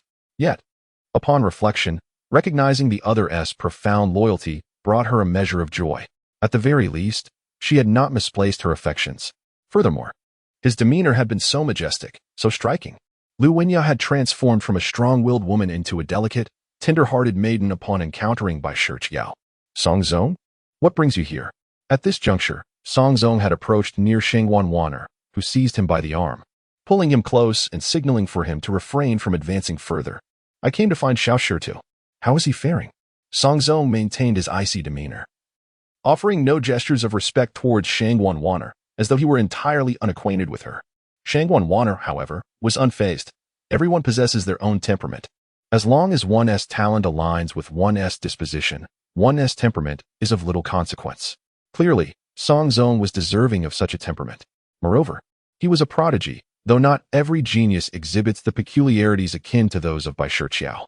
It can only be said that Xuanzang, as a genius, possessed the pride and aloofness characteristic of his kind. Such traits are entirely normal. Bai Shiqiao, a peculiar genius, exudes an aura that is almost inhuman, contemptuous. In short, he is undeniably insufferable. This is a tribulation cloud. Do not approach just yet. Your presence will not aid him. He must navigate this ordeal alone. Moreover, he is likely attempting a breakthrough in his weapon refinement, which has summoned this tribulation cloud. None of us have ever encountered such a phenomenon. We can only choose to place our faith in him. Xuanzang cast a worried glance at Xuanzang, gripping his arm tightly. She feared his impulsiveness. If he were to rush in, she would have no choice but to restrain him, limiting his actions. However, upon hearing her words, Xuanzang paused, silently observing the ominous clouds above and the now deserted Dali temple ahead. After a prolonged silence, he finally spoke, meeting Xuanzang's anxious gaze, saying, "Yes, I believe in him." His calm demeanor suggested an unwavering faith in Bai Shiqiao's capabilities. What profound trust this is, even in the face of such ominous clouds. He chooses to believe in Bai Shiqiao. Perhaps their bond runs exceptionally deep. Chapter 38, The Roar of Thunder, the initial success of the technique outside. The onlookers were fixated on Bai Shiqiao's predicament. However, a greater number were captivated by the dark clouds looming above. It was as if a shadow hung over everyone's hearts, lingering without dispersing, as they anxiously awaited the moment when the thunderous tribulation would strike. Boom! At last, as the tribulation clouds grew denser, nearly obscuring the sky above the Dali temple, they finally began to stir. A colossal roar reverberated through the sky, unrestrained. Such a deafening sound startled the crowd, causing them to retreat repeatedly. Some, trembling with fear, had nearly fled the city of Shendu, escaping to the outskirts. Yet, despite their distance, every gaze remained fixed upon this spectacle. Was the thunderous calamity brewing? Almost everyone contemplated the ominous clouds above with such thoughts. What a shock! How did such a vast expanse of dark clouds suddenly appear? At this moment, the roof of Bai Shi Bridge had been shattered by the turbulence created by the impending calamity. He was now essentially exposed to the elements while refining his tools. Simultaneously, he was breaking through to a new level and crafting a new technique. Truly, he was multitasking with great finesse. Bai Shi Bridge could even afford a furtive glance at the ominous clouds. This disturbance was rather substantial. By unleashing his spiritual awareness, he could distinctly sense a multitude of gazes converging upon him, and he understood the current situation. He couldn't help but reflect that not only was the commotion from the dark clouds significant, but his own activities and tool refinement were equally conspicuous. It was likely that from this moment onward, everyone would come to know that his crafting had summoned the storm. He had initially thought that only those in stories could attract such clouds, yet here he was, doing the same. However, the sheer magnitude of what he was gathering left him uncertain about the true reason behind the dark clouds. Was it due to the extraordinary nature of his creations, inciting heavenly retribution? Or perhaps his breakthrough in cultivation had drawn the ire of the heavens? Or was it that the technique he intended to create had offended the celestial powers? Regardless of the circumstance, Bai Shiqiao firmly believed that once a decision was made, one should see it through to the end, indifferent to any impending tribulations. As these thoughts swirled in his mind, the three energies within him, the alchemical furnace, his core, and his thoughts, began to harmonize in unison. The ominous storm clouds, seemingly incensed by his indifference, intensified their fury, conjuring lightning at an alarming pace. Previously, the resonant booms of thunder could only be heard after a prolonged interval, but now they echoed incessantly, akin to the crackling of firecrackers. In the next moment, the gathered lightning surged forth, striking down with ferocity. At that instant, Bai Shiqiao unleashed all his accumulated knowledge of formations, enveloping himself in layers upon layers of intricate arrays. Akin to a tortoise shell, a formidable barrier. Yet, no matter how many protective formations he conjured, they proved futile. He barely succeeded in deflecting the first onslaught of heavenly wrath. From a distance, onlookers witnessed the tempestuous clouds unleashing a bolt of lightning, as thick as an adult's arm, aimed squarely at Bai Shiqiao. He truly deserves this calamity. Zhang Gaoxin muttered under his breath, observing the spectacle. However, he was abruptly silenced. A small monk, seemingly emerging from nowhere, clasped his mouth shut. The monk, visibly irked, admonished him, "Quiet, do not disturb." As the monk released his grip, Zhang Gaoxin, filled with indignation, attempted to retaliate, only to discover that even without the monk's hand, his voice remained shackled. A look of incredulous terror flickered across Zhang Gaoxin's face. What was happening? Why is it that now, both within and beyond the city of Shindu, anyone can easily be bullied? Indeed, Zhang Gaoxin, who was once fearful, has retreated outside the city, only to encounter that young monk who had previously received a stone at Bai Shiqiao Bridge. If this monk were Master Jixuan, it would be understandable. However, he clearly is not. A nameless young monk dares to act so boldly. Does he truly believe himself to be unassailable? Enraged, Zhang Gaoxin gesticulated wildly at the young monk, but then he became as immobile as a stone, frozen in place, unable to move. His terrified gaze darted about, seeking help from those around him, yet no one noticed him. All attention was riveted upon the ominous clouds above, for the crowd realized that after the first thunderous tribulation struck, the ominous clouds did not dissipate. This indicated that Bai Shiqiao Bridge had endured the initial thunderstorm of tribulation. Zhang Gaoxin's fear was eclipsed by astonishment at this revelation. How could someone survive the tribulation? It seemed impossible. Even Zhang Gaoxin, despite his shortcomings in learning, was aware of the tale of the master craftsman. Yet that master was a figure of great renown. While Bai Shiqiao Bridge had barely reached the threshold of the second realm, and yet it had withstood the thunderstorm. Alas, he found himself silenced and paralyzed, his astonishment morphing into sheer terror. If Bai Shiqiao Bridge truly could conquer the tribulation, was his own fate not sealed? No, I cannot remain idle and await my doom. Although I too have attained the second realm, my advancement was solely due to elixirs, vastly different from someone who could withstand the tribulation. I must seek assistance. In the depths of his mind, Zhang Gaoxin was beset by thoughts that went unnoticed by others. They were preoccupied with the ominous storm clouds brewing in the sky. This time, however, the speed at which the lightning coalesced was unprecedented. Yet, Bai Shiqiao paid little heed to the dark clouds above, for within the recent flash of lightning, he had gleaned a fragment of the essence of the universe. He had come to a profound realization: the path to immortality is nothing more than transcending the mortal coil, surpassing the boundaries of life and death, and mastering the fundamental laws of the cosmos. To achieve eternal life, to wield celestial arts, is to become divine. With this understanding, he resolved to refine all materials of the world into his own use, to cleanse himself in pursuit of transcendence. This would serve as the foundation of his cultivation, a basis upon which he could continuously refine and break through realms, ultimately transcending the confines of mortality. The initial boundary of life and death would commence with this tribulation of thunder. As for mastering the fundamental laws of the universe, it would require Bai Shiqiao's relentless practice of arts, through which he would gain insight, either by creating or emulating the primordial laws. Through continuous familiarization, he would grow increasingly adept. Furthermore, having grasped the laws of existence, he could utilize this essence to nourish his foundational practice, ensuring a perpetual cycle of regeneration and utilization. In fact, Bai Shiqiao could refine his skills and draw sustenance from the laws of the universe, thereby bypassing the need for mundane materials. After all magical artifacts, formations, and talismans connect with the laws of the cosmos through spiritual energy to harness their powers, with the exception of alchemical elixirs.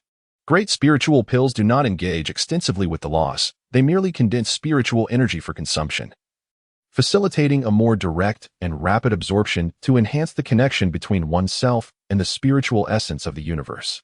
The primary function lies in the manipulation of spiritual energy and the obstruction of the constraints imposed by heaven and earth. Although it touches upon certain principles, it does not transcend into the realm of divine abilities. It remains merely a foundational aspect of oneself.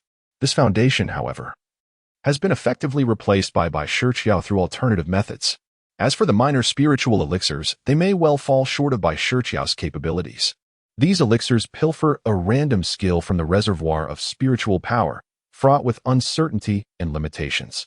One notable observation from the alchemical texts Bai Shiqiao has perused is that the majority of minor spiritual elixirs are concocted on the battlefield, within secret realms, or in locations abundant with arcane fluctuations. The opportunity to create a minor spiritual elixir is fleeting, and the skills derived during this period vary in nature and potency, potentially linked to the residual spiritual energy of the locale. While this remains speculative, It is evident that the alchemical process of minor spiritual elixirs is heavily reliant on the attributes of external spiritual energy. Should an illusionist be present during the alchemical process, the resulting elixir would likely encompass a myriad of skills imbued with illusions. Conversely, Bai Shiqiao possesses the autonomy to select skills at will. As long as one partakes of the elixir, one can acquire that particular skill. The degree of choice is substantial, though it is contingent upon the ability to consume the elixir. Regardless, it is clear that Bai Shiqiao's methodologies have been firmly established. At this juncture, he has seized the opportunity presented by the Thunder Tribulation to glimpse a fragment of the laws of heaven and earth, diligently meditating to engrave this insight within himself, continuously consolidating his understanding. The Thunder Tribulation, though a trial, also represents an opportunity.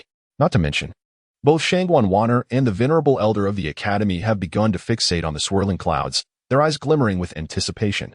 Even the chief minister of the Dali Temple, upon discerning the changes in their states, hastily commenced his own contemplation. Such occurrences transpire in numerous locales. However, in distant regions, the comprehension is naturally diminished.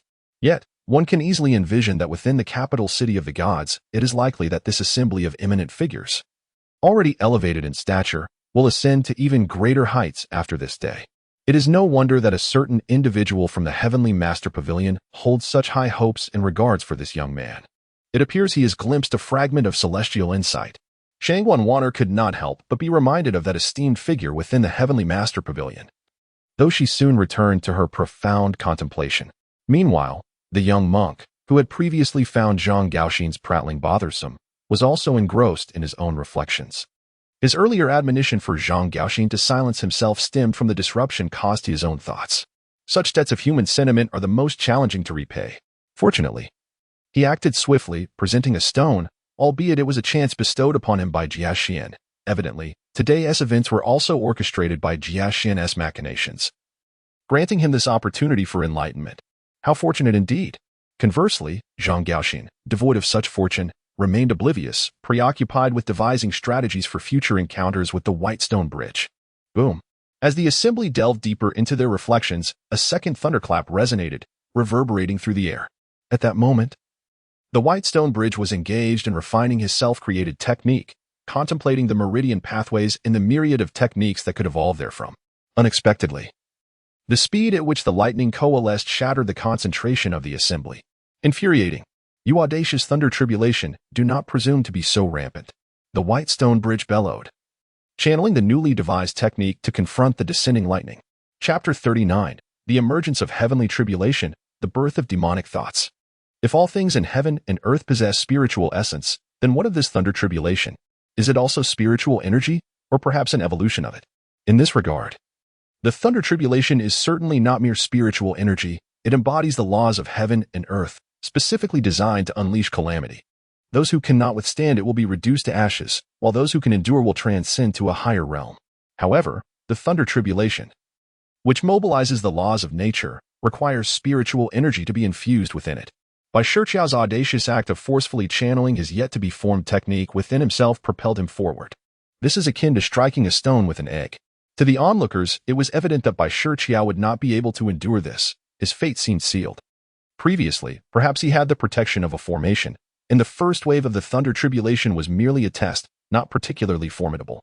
Yet the subsequent tribulations would only grow stronger. Bai Shiqiao's reckless charge to confront it head-on was indeed a perilous gamble. Today, as my technique begins to take shape and has yet to be tested for its might, you shall be the one to gauge its power. Bai Shiqiao's eyes reflected the lightning, devoid of fear, as his technique continuously revolved within him. Waves of spiritual energy brewed forth, imbued with an insatiable ambition to consume the heavens and earth, reaching towards the descending Thunder Tribulation. In that fleeting moment of contact, before true collision, a resounding buzz filled his mind, akin to the deafening roar of thunder. Instantly, chaos ensued within his thoughts, leaving his consciousness in disarray.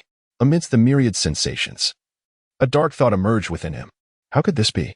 Although Shangguan Wanner and her companions stood at a distance, their vision, filled with spiritual energy, fixated intently on Bai Shiqiao, who was enveloped in the tempest of thunder and lightning. At this moment, a sinister aura arose from the White Stone Bridge. An essence alien to the natural world, merely a distant glance invokes a sense of revulsion and dread. This presence, a harbinger of descent into the abyss. Indeed, It is the manifestation of dark thoughts. How long has it been since such an ominous energy emerged, particularly at a time when one faces tribulations poised for breakthroughs? And on the brink of ascension? Today, it has reappeared. As anticipated, this malevolent energy accompanies the impending heavenly tribulation. Although the emergence of the White Stone Bridge heralds the arrival of the tribulation, offering the populace a glimmer of hope, after all. Should one successfully transcend and confront the heavenly trial, it could lead to an unraveling of loss. Propelling them further along the path to immortality, this tribulation brings more than mere hope. Alongside the potential for annihilation comes the dark thoughts, or perhaps even the emergence of demons. Even now, while certain practitioners engage in actions contrary to the heavens, tainting the natural order, they do not truly embody the essence of demons or monsters. Fundamentally, they remain human, albeit their actions starkly violate the path of humanity. Yet, the emergence of dark thoughts today implies that demons and monsters may soon manifest among us. This may not merely be speculation but a looming reality. For the dark thoughts exhibit a consciousness, seemingly uttering a phrase, at last. We have broken through the barriers and arrived in this realm. The fragmented words of the dark thoughts, though indistinct, incessantly echo in the ears of a few, akin to a seductive whisper luring them towards the precipice of despair. This is dire. Quickly, shield your minds. In an instant, the elder of the courtyard recognized the danger and hastily issued a warning. However, only they perceived it. Those whose cultivation was insufficient, lacking such abilities, remained unaffected. Even oblivious to the emergence of the demonic entity, they continued to marvel at the awe-inspiring descent of the heavenly tribulation. Amipa, in the distance, the young monk had his eyes tightly shut, palms pressed together, softly chanting. Though his words were whispered, they floated on the wind, reaching the ears of all present. The crowd felt a refreshing clarity wash over them, bringing a sense of calm and stability. Previously, they had been in shock, their minds unsettled. Yet, this utterance of Amipa served to soothe their spirits, while Xuanzang Wanner and her companions also derived significant benefit, ultimately resisting the insidious whispers of the demonic thought. They had merely cast a glance at this malevolent influence and were nearly ensnared by its grasp. If their cultivation was so precarious, what of the dangers posed by the words of the White Stone Bridge? Not only would they face the punitive lightning of the heavenly tribulation, but they would also endure the torment of demonic thoughts. The young monk's chant was not solely for the sake of calming the crowd. His primary intention was to aid the White Stone Bridge. Even amidst the thunderous tribulation, should others lend assistance, they would inevitably be drawn into its turmoil.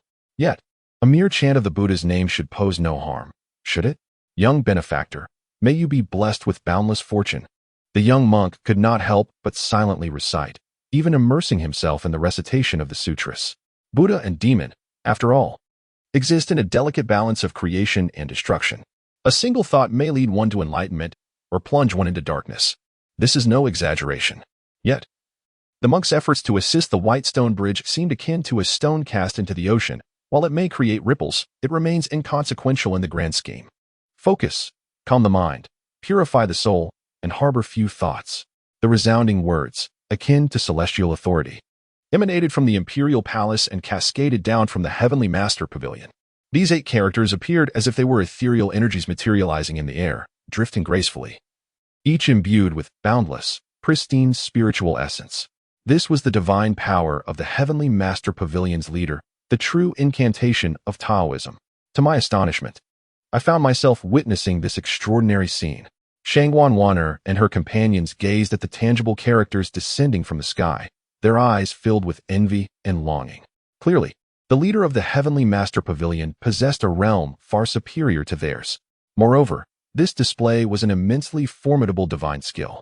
However, Bai Shiqiao remained oblivious to this spectacle, lost in a state of confusion. The 8 characters flowed incessantly, transforming into pure spiritual energy that surged into Bai Shiqiao's brow.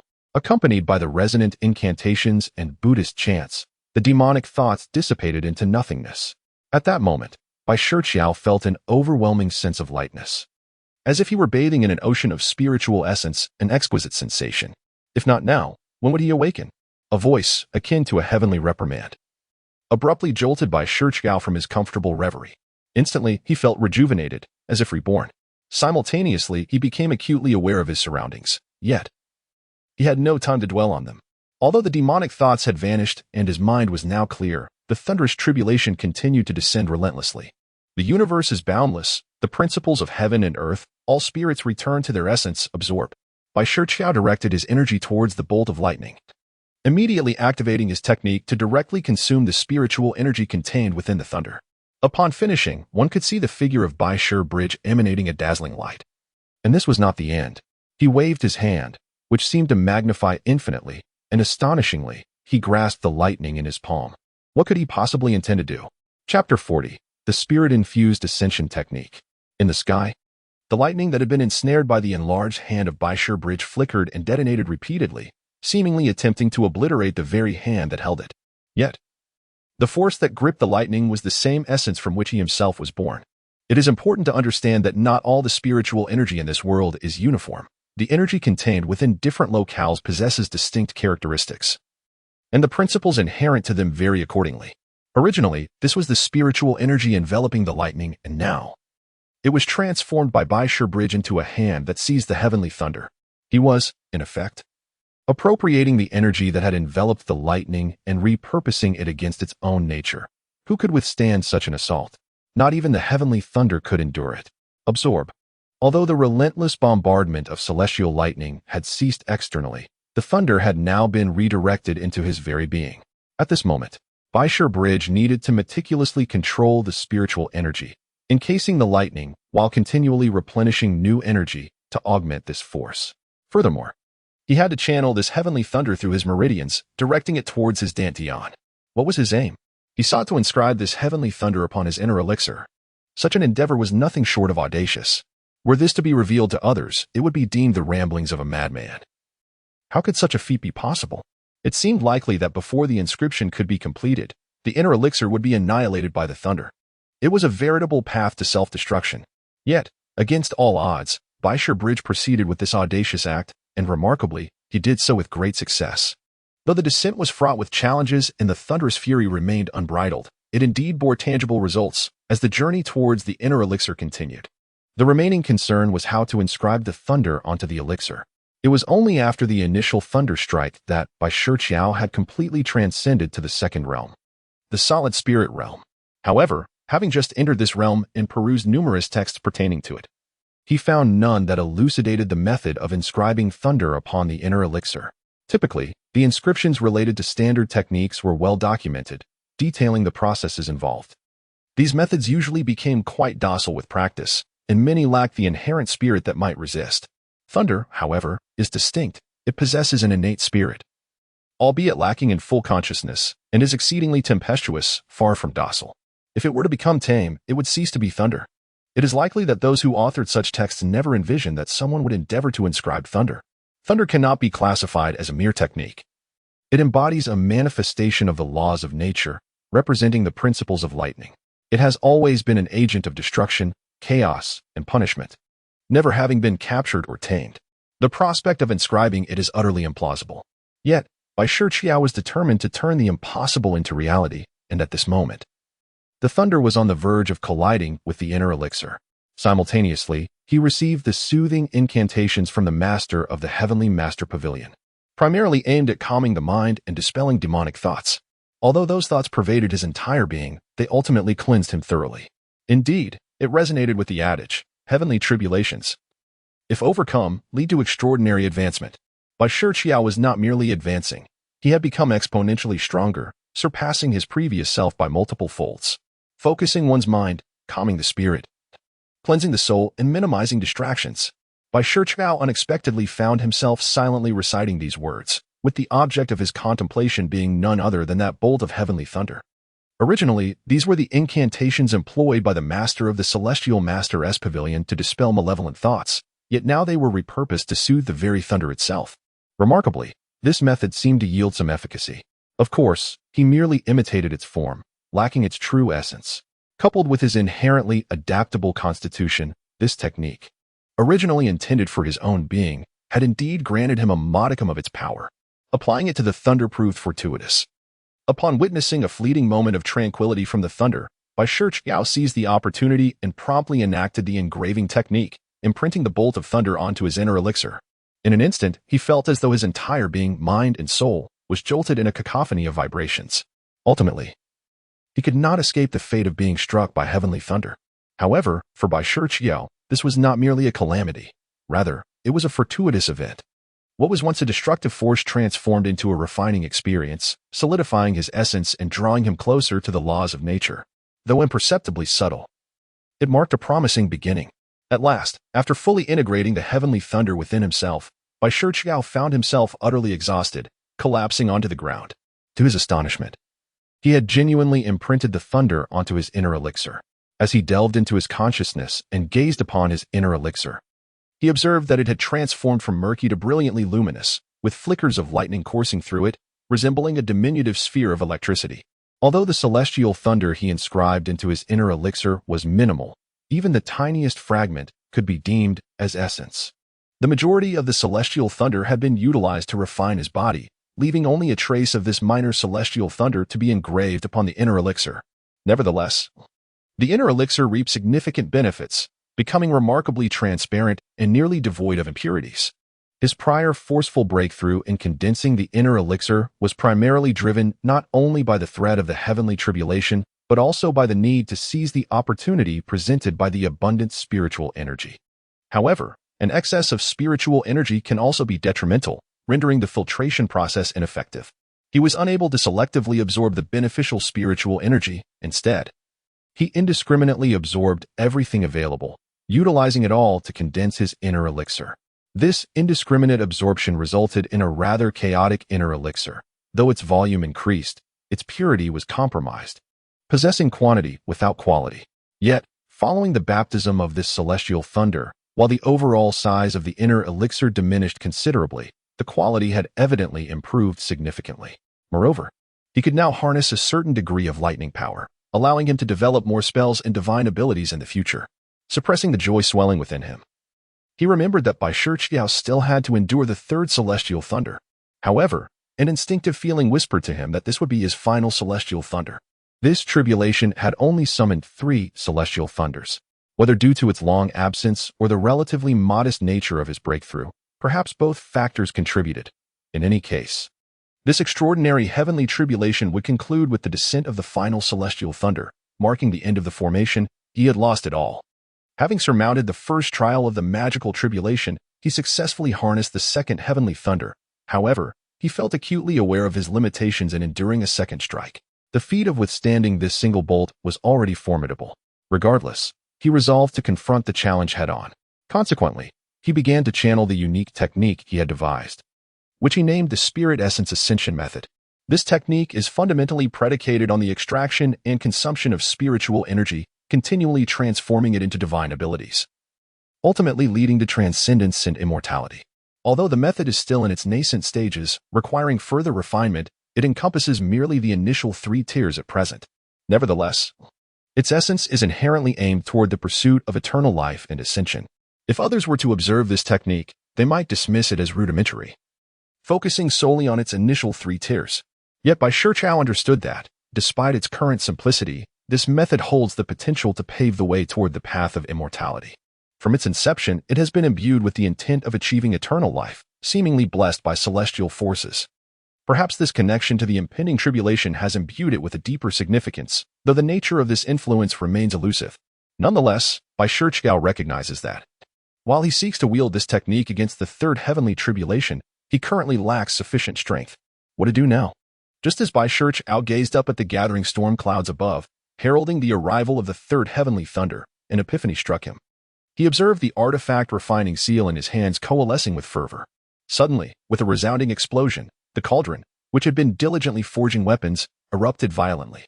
This unforeseen event startled the onlookers, as no one had anticipated that the cauldron, seemingly resilient beneath the heavenly thunder, would shatter at this moment. Did the forging at Bai Shi Bridge encounter issues due to the confrontation with the heavenly thunder? This was nearly the consensus among all. Yet, Bai Shi Bridge merely smirked, for at the very moment the furnace erupted, the thunder had already arrived. It seemed that this final bolt of lightning was not summoned by Bai Shi Bridge, but rather directed towards the weapon itself.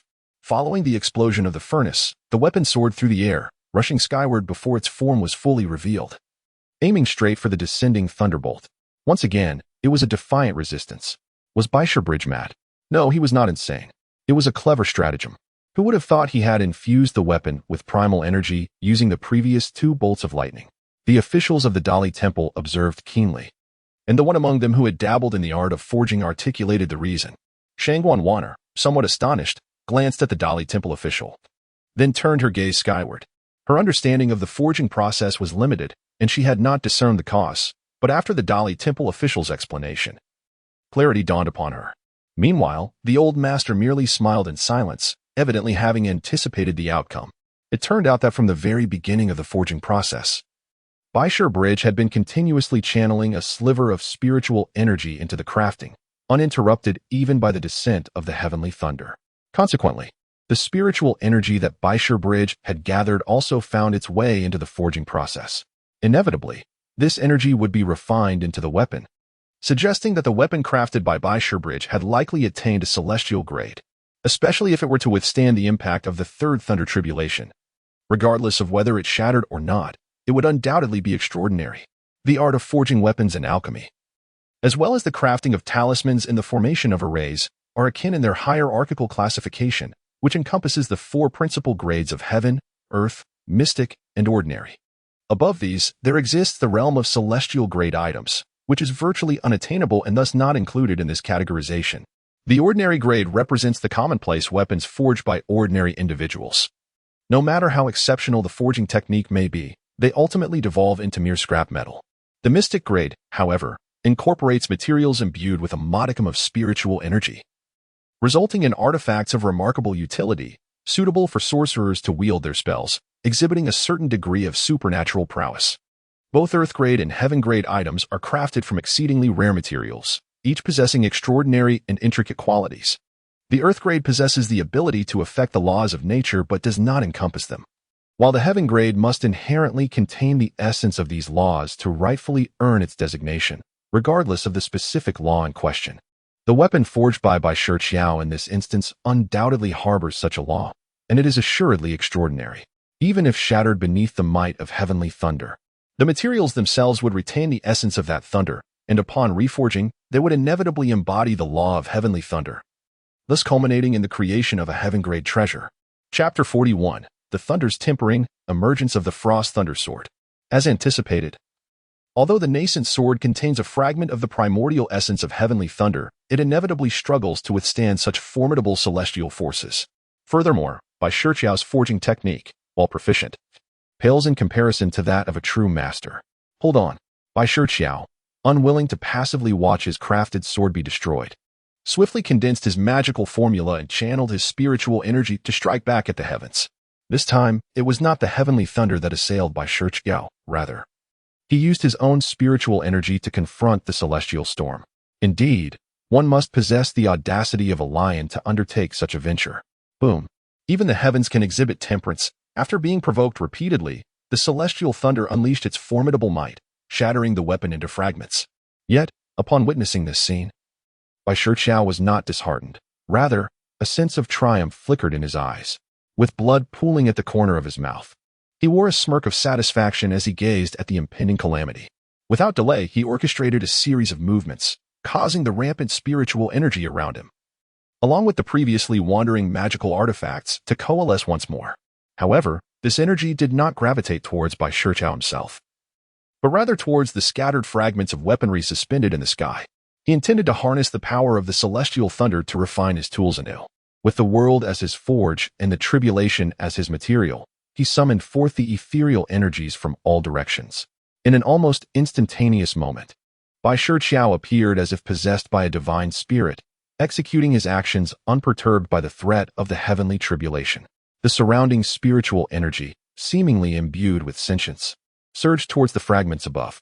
In an astonishing turn, the energy transformed into the semblance of a cauldron, deftly reconstituting the shattered pieces that had been cleaved asunder. How could this be? Had he not perished countless years ago? Such terror! The distant onlookers, even those who could not discern the earlier occurrences surrounding Bai Shiqiao, were left in awe at the sight of this cauldron manifesting in the sky. Many recalled the ancient legends associated with it. Is this what you taught? Asked Shangguan Wanner and her companions, having witnessed the spectacle. No. He comprehended it on his own. I perceive it not as his own comprehension, but rather as though he is being manipulated, as if by another's hand.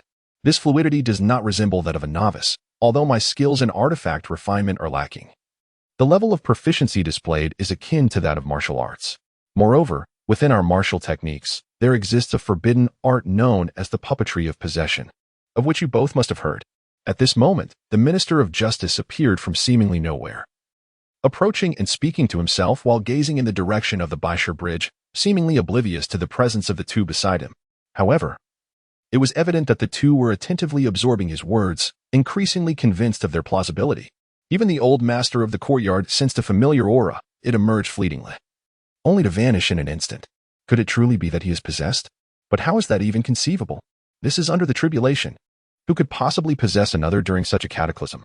Clearly, all three were inclined to dismiss this notion, yet the old master contemplated further, even venturing into an almost impossible conjecture. No, once this lad successfully navigates his tribulation, I must personally investigate. It is imperative that he has not truly been possessed. Should he fall prey to another's soul, regardless of who that may be, I shall show no mercy. Could it be that a certain spirit has descended to inhabit him? The Minister of Justice could not help but speculate. He too was aware of that legend. Nonsense. Which spirit has been reduced to ashes for countless years? How could anyone who has not transcended the tribulation retain their essence and persist in the present? Sovereign Wanner let out a cold snort, thoroughly dismissing such conjectures. It is inconceivable that he is still alive. One can only wonder whether he has left any lingering spirit in this world. His few disciples, even if forcibly expelled from the sect, would never completely betray him. The old master appears to possess greater insight into the truth, leading him to harbor vague suspicions. Could it be that they are still alive? The Minister of Justice is somewhat aware of certain details as well. It is indeed possible. During the purge of the major sects back in the day, some individuals managed to escape, and they were not mere trivial figures. It is certainly plausible that they have survived until now. At this moment, Xuanzang Wanner cast a glance at the old master before shifting her gaze towards the palace. Lost in her thoughts. Oh, do not dwell on it. If that lad has survived this ordeal, we shall simply examine him.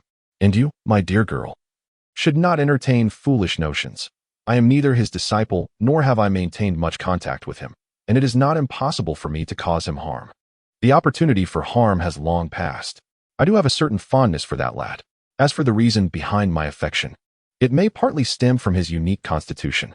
In years gone by, my grandson, Sai, upon hearing the old master's words, Xuanzang Wanner refrained from looking at him any further and instead focused on the cauldron in the sky. Meanwhile, the Minister of Justice found himself somewhat perplexed by the exchange between the two. Unbeknownst to him, the old master had once received guidance from a disciple of a renowned master of alchemy, which had helped him navigate through the fog of uncertainty to arrive at his current understanding. However, the old master is now a solitary figure. This predicament is inextricably linked to that past guidance. With every gain, there must be a loss. The person who once guided him had stated that if he were to achieve nothing in his lifetime, he could enjoy familial harmony and the joys of domestic bliss.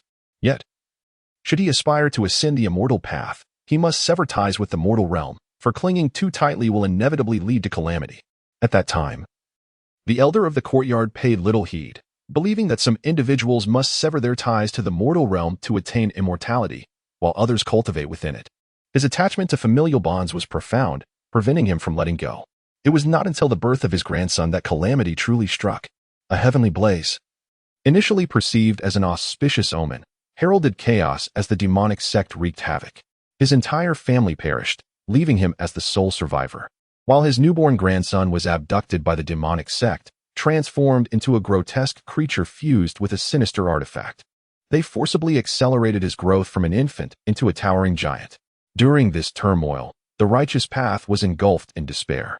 Ultimately, the elder of the courtyard made the heart-wrenching decision to vanquish his own kin, allying with several renowned sorcerers of the time to wield forbidden arts, expending his primordial essence to utterly seal away the abomination. It was a tragic and lamentable affair. Following that battle, the elder, who should have commanded the celestial legions, found himself bereft of the means to advance due to the loss of his essence, resigning himself to the role of the elder of the courtyard.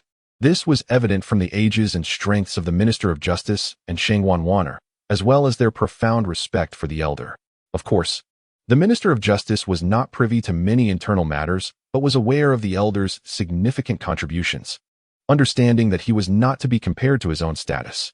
Nonetheless, The Hall of Celestial Masters was replete with gifted individuals, and the elder held his position with genuine conviction. In comparison to Lord Li, who was younger and less experienced than the elder, he undeniably surpassed him in strength, potential, and wisdom across all facets. Perhaps the elder's sacrifice was meant to ensure that his own defeat was rendered more glorious. Feng Qixing, I can only hope you still possess some utility and do not allow another monster to escape from your ranks. The elder mused to himself. The old man, originally named Feng Qixing, agreed to guide Bai Shiqiao, not only due to the favor bestowed upon him by Lord Li, but primarily because of his own unique circumstances. He would never permit the emergence of another aberration like his grandson. Thus, should Bai Shiqiao survive this tribulation and indeed manifest as a monster, he would not hesitate to act decisively. He had shown no mercy in the past, and he would certainly do so now. Unbeknownst to them, Bai Shiqiao was enveloped in a profound sensation of communion with the cosmos.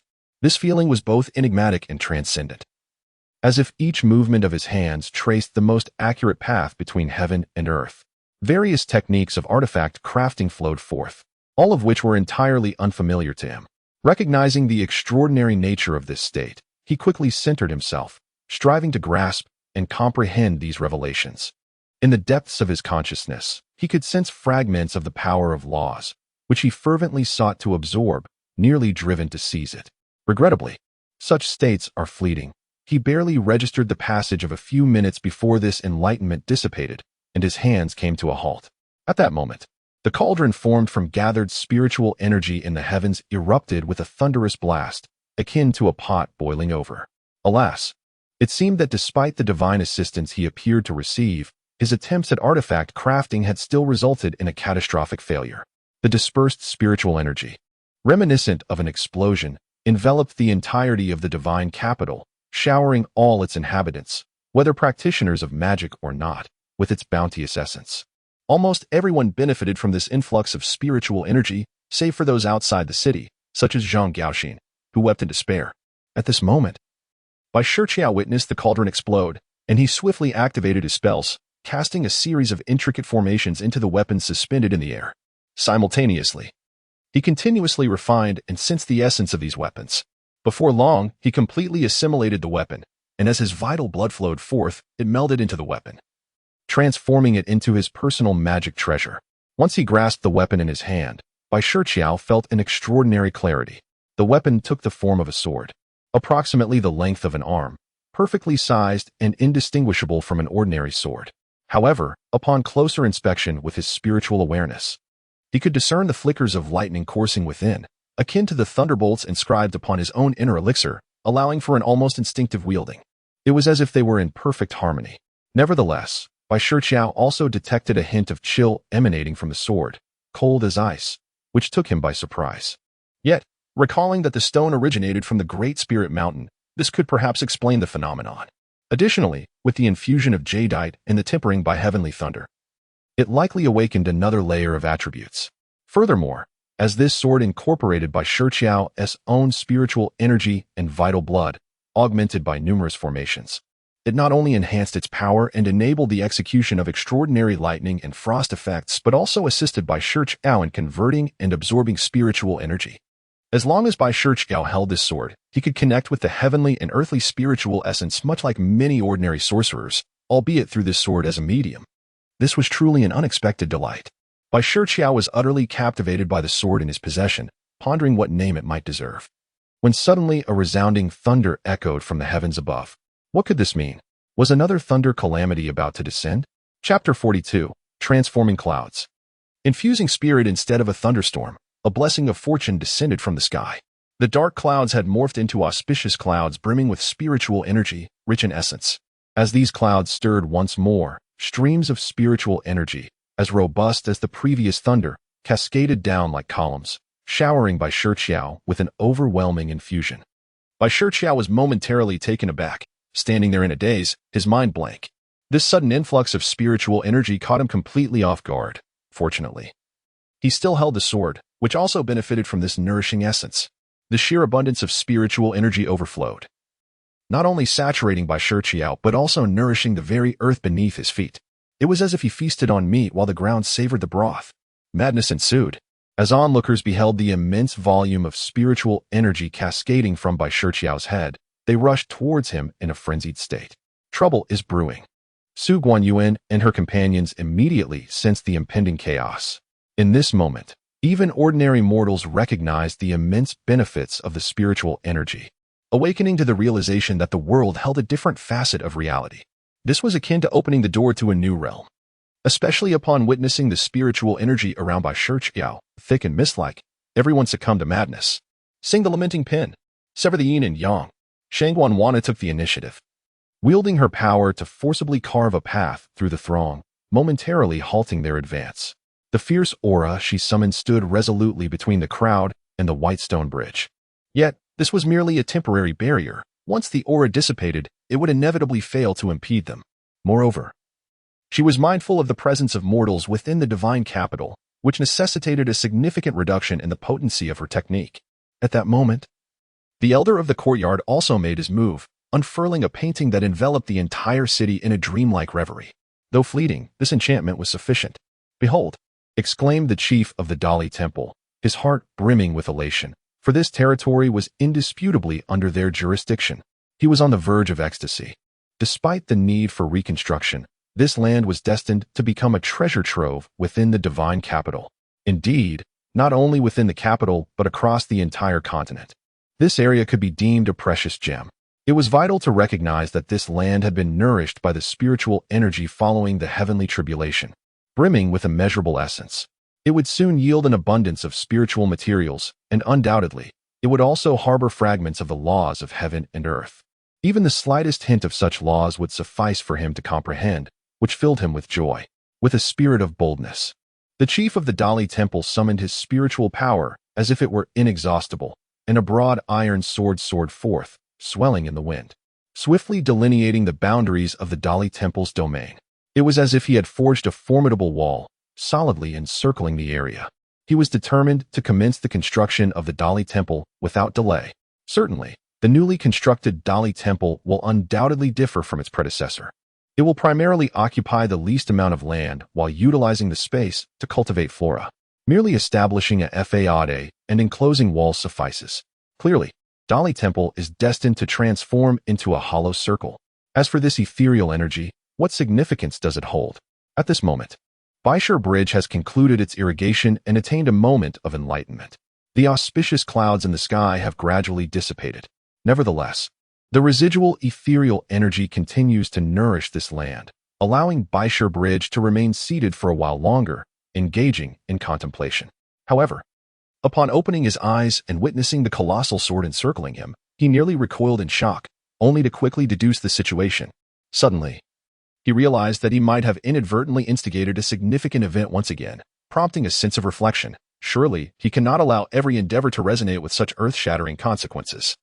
It seems that future breakthroughs must be approached with caution. One cannot simply choose any locale to transcend. Through this experience, Bai Shiqiao Bridge has reflected deeply. But that is a matter for another time. For now, he begins to assess the outcomes of this episode. First and foremost is his cultivation level. Despite receiving an abundance of ethereal energy, he remains at the second realm, the solid spirit stage. However, his inner elixir has become more substantial, denser, and indeed larger. Indeed, it has truly grown. Bai Shiqiao Bridge feels a sense of vexation. This inner elixir has swelled to nearly the size of a fist. How is such a large elixir contained within his dantian? Yet, in this dantian, the ethereal energy swirls as if it possesses its own space, allowing the inner elixir to expand without constraint, as long as one cultivates diligently. However, the increase in size is not without its drawbacks. How will he transcend to the next realm? It is essential to understand that the third realm, the domain of techniques, requires one to inscribe the inner elixir with the full array of magical arts, enabling a glimpse into the laws of the universe to achieve this state.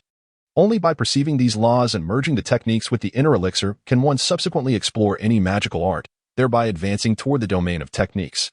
Furthermore, mastery of a sufficient number of laws and an understanding of the primordial essence of the universe are prerequisites for breaking through to the fourth realm. At this moment, Bai Shiqiao gazed at the occasional flickering lightning patterns upon the surface of the inner elixir, feeling a twinge of frustration. Though the lightning was indeed inscribed upon the inner elixir, its size was rather modest compared to the fist-sized elixir itself. its prominent visibility was already considerable. However, this was indeed celestial lightning. Given its size, one could surmise that other ordinary techniques might not even be perceptible. As for the spirit-eating technique, which he relied upon for sustenance, it had thoroughly merged into the inner elixir, becoming an integral part of it, indicating its inclusion within his system of cultivation. Bai Shiqiao recognized that the technique he had devised was extraordinary, as it had even drawn the attention of the heavenly tribulation. Thus, upon sensing the integration of the technique into the inner elixir, he felt no great surprise. What was certain was that as he ascended to higher realms of cultivation and refined his techniques, the symbolic representation of these realms would become increasingly formidable. This could indeed be regarded as a concept of growth.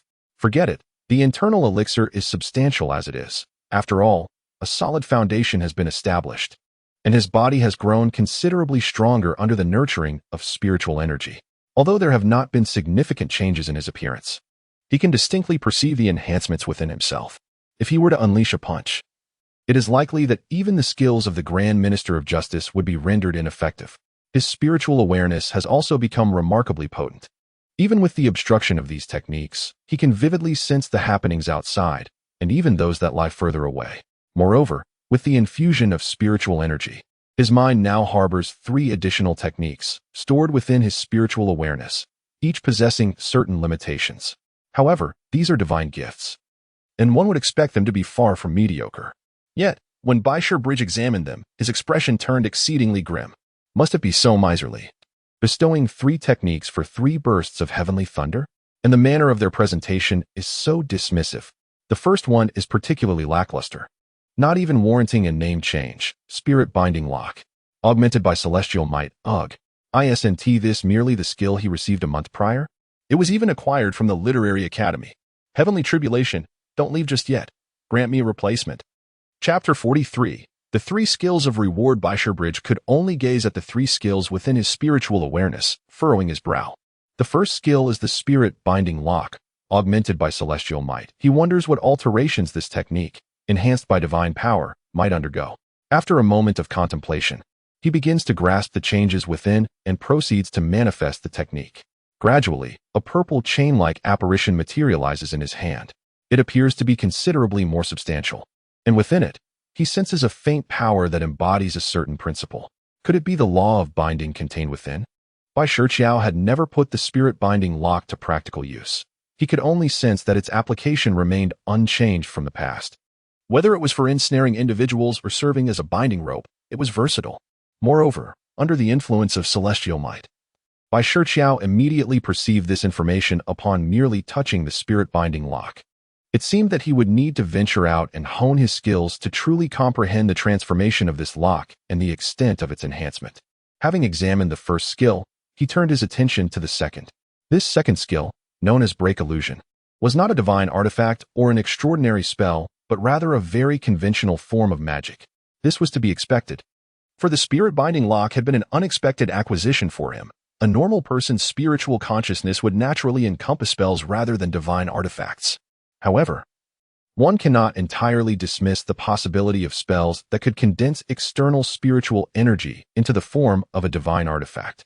Nevertheless, Bai Shiqiao's Spirit Binding Lock fundamentally differed from such spells. Should Bai Shiqiao continue to delve into the Spirit Binding Lock and imprint it upon his inner elixir, he might inadvertently acquire a divine artifact for personal use without depleting his internal spiritual energy. Yet, Bai Shiqiao was not particularly fond of utilizing the Spirit Binding Lock. As for the second skill, Bai Shiqiao felt a headache upon reviewing it. Break Illusion was rather perplexing. It seemed that it transformed his previous entrapment array into a form of array-breaking spell, specifically designed to dispel illusions in arrays. Bai Shiqiao glanced at it with great disdain, even contemplating discarding this spell altogether. However, as soon as this thought crossed his mind, the spell unexpectedly vanished from his spiritual consciousness. What on earth?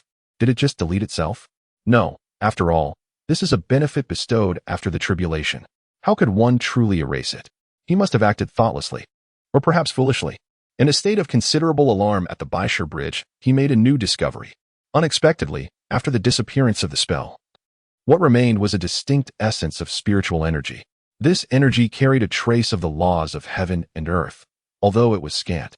If Bai Shiqiao had not been overly anxious and fortuitously stumbled upon this strand of energy, it might have slipped away unnoticed.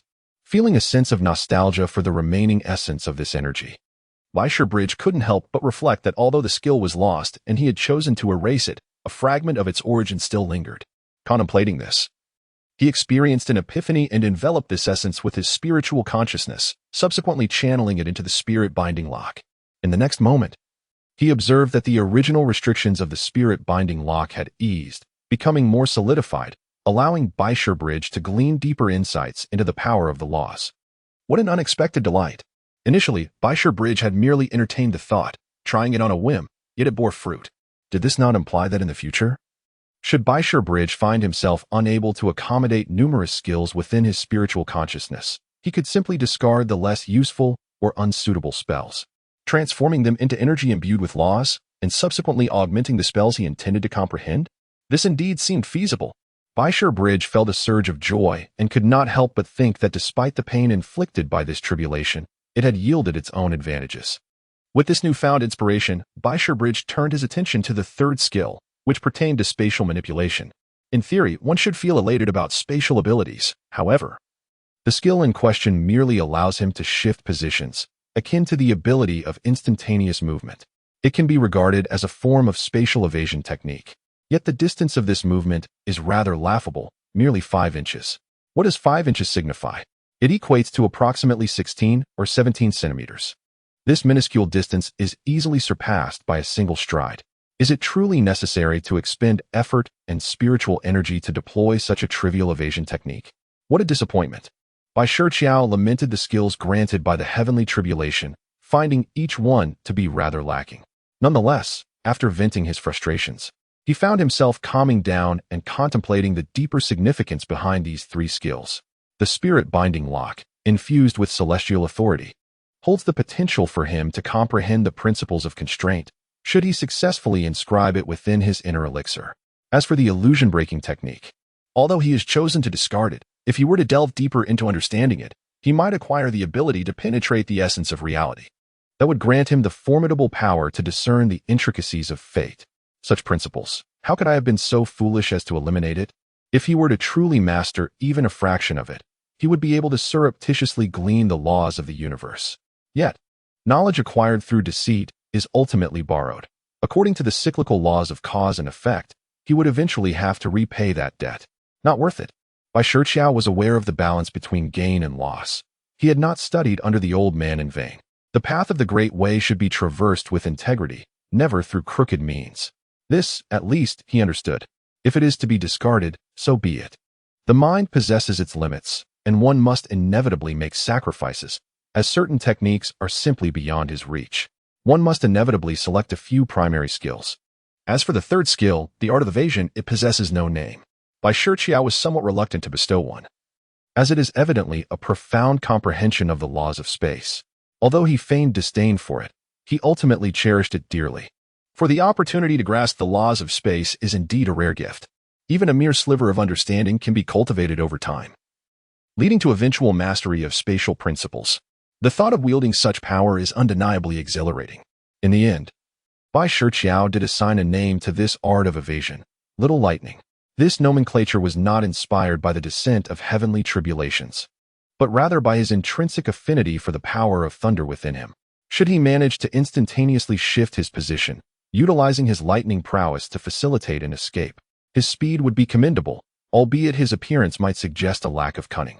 Furthermore, he mused that with increased comprehension of Little Lightning, he might even be able to employ it consecutively, leaving behind a flurry of afterimages, yet he decided it prudent to nurture this skill gradually. After all, he is not abundantly endowed with spiritual energy to squander. Upon thoroughly examining the 3 skills within his consciousness, Bai Shiqiao was suddenly greeted by a voice in his mind, causing him to pause momentarily. Chapter 44. Gratitude. From all directions he was astonished to hear the voice of Master Li. Although he had yet to meet this illustrious figure, he had previously heard Master Li's voice during a crisis at the academy, conveyed through the message contained within the token he received while outside the city. Although not much was said at the time, Bai Shiqiao immediately recognized the voice that echoed in his ears. The Master Li was actually sending him a message, expressing gratitude? Gratitude? Why gratitude? What had he done to merit such thanks? Logically, it should be he who expressed appreciation to the master. Bai Shiqiao was puzzled. Yet since the other party had personally conveyed their gratitude, he decided to accept it graciously, despite his confusion. After all, one should never refuse a gift freely given. It was mentioned that the elder of the institute would deliver the token of appreciation to him, as he could not leave the celestial master pavilion. Although Bai Shiqiao wished to express his own gratitude in person, he understood the constraints of the other party and chose not to press the matter further. Receiving a gift was, nonetheless, a delightful outcome. At that moment, the Minister of Justice had already begun constructing a new Dali temple on this land, organizing workers with fervor. And the project was bustling with activity. In fact, even the artisans from the 100 Crafts workshop had been requisitioned for assistance. Meanwhile, the onlookers, having initially been swept up in a frenzy, gradually calmed down as the distinguished figures began to take action, especially after witnessing the involvement of the immortal cutting manner. They became even more cautious. The elder and his companions found a moment's respite to step into this area, and upon sensing the atmosphere, they could not help but exclaim in wonder. They felt an undeniable urge to settle within this subterranean realm. Indeed, one could genuinely feel a faint trace of the primordial power of the universe, though it was not abundant. The absence of worldly restraints made the experience all the more vivid. However, this energy was, after all, an overflow, apart from the spiritual essence that would settle. The rest would eventually dissipate. Bai Shiqiao, having been directly infused with this primordial energy, was likely to be even more profoundly affected by its empowering essence. When the three individuals beheld the white stone bridge, they could not help but express their astonishment. Look at this young man, emanating an aura of primal, harmonious principles. It is truly a waste that he remains unaware of how to absorb it. Young man, swiftly channel your powers and absorb the profound energies that envelop you. Do not let this opportunity slip away. Although Xuanzang felt a twinge of envy, she quickly offered her reminder. Upon hearing this, Bai Shiqiao became aware and promptly began to harness his energy for absorption. However, the principles at play were not merely abstract forces but rather the pure, life-sustaining energies of the universe. By absorbing these, he not only enhanced his spiritual affinity and achieved a more seamless flow of energy but also deepened his understanding of these principles, extending his lifespan and fortifying his physical form. Moreover, there existed an enigmatic, unseen fortune. In this world, apart from a select few, no one could discern another's fortune. Aside from the well-known emperor, who possessed a unique aura, the fortunes of others remained shrouded in mystery. This is why so many aspire to such positions, for the rewards extend beyond mere power and privilege. After Bai Shiqiao had cycled through his powers several times, he fully assimilated these principles, and an aura of profound richness enveloped him, exuding a sense of timelessness. Even the elder of the academy, despite his age, could not compare. Of course, in terms of realms, knowledge, and other aspects, Bai Shiqiao still paled in comparison. You have summoned a heavenly tribulation this time, an occurrence rare across the world. The emperor wishes to summon you for an audience, and you must not forget to uphold proper etiquette. The elder of the academy imparted these serious words to Bai Shiqiao. However, after the elder finished speaking, he swiftly cast forth a mirror, which enveloped the approaching Bai Shi bridge. The action nearly provoked him to shatter the mirror, as he sensed an unsettling feeling of being scrutinized. Had he not known it to be the elder's artifact, he would have certainly retaliated. The elder, wary of prolonged uncertainties and believing that this was the most opportune moment to inspect following the recent tribulation, would not allow any monsters to emerge once more. What could the elder's intentions be? Bai Shi Bridge was filled with suspicion as he regarded the elder, for it is only natural to harbor doubts when confronted unexpectedly by someone wielding a magical artifact. I have been rather abrupt. I shall clarify this matter for you in due time. Rest assured, I harbor no ill will towards you. If you are concerned, I shall gift you this mirror. You may examine it at your leisure. Upon concluding his words, the elder intended to present the magical mirror to Bai Shi Bridge. The latter, without hesitation, accepted it, fiddled with it momentarily, and then returned it to the elder. This mirror is unflattering. It has rendered me quite unsightly. Upon hearing this, the elder and his companions could not suppress their laughter. You truly are a mischievous one. Come now, the emperor awaits you. Xuanzang remarked with a chuckle. Shaking her head, the three then departed from the Great Li Temple, leaving behind the jovial atmosphere that still enveloped the bustling court. Once outside, Bai Shi Bridge fully grasped the extent of the recent chaos. It seemed as though the entire capital was on the verge of upheaval. It was fortunate that the immortal execution office intervened in a timely manner, or the consequences would have been dire. The recent events have seemingly shattered the barrier between sorcerers and mortals, the implications of which remain uncertain, regardless of whether this is a boon or a bane. The occurrence has transpired, and one must confront it with a proactive spirit. Upon his initial entry, he had crawled through a dog hole. Yet this time he found himself summoned by the emperor. However, on his journey, he did not encounter Xuanzang and Lu Wenya. Given the recent tribulation, they should be unharmed. Bai Shiqiao felt a sense of reassurance, as the elder guardians were present to protect them. Upon arriving at the Grand Hall, Bai Shiqiao anticipated a glimpse of the illustrious empress, yet he was instead ushered to a side chamber without even crossing the threshold of the main hall. Ultimately, he was granted an audience with the emperor through a curtain, an experience that hardly constituted a true audience. He stood there, dazed, as the imperial decree was read, and with stiff movements he accepted it. Only upon exiting the palace did the overwhelming sensation dissipate. During his previous visit, he felt none of this, likely because he had not yet delved into the path of sorcery. This time, particularly in proximity to the emperor, he acutely sensed a formidable pressure, not the natural forces of the heavens, but the potent aura emanating from the emperor herself.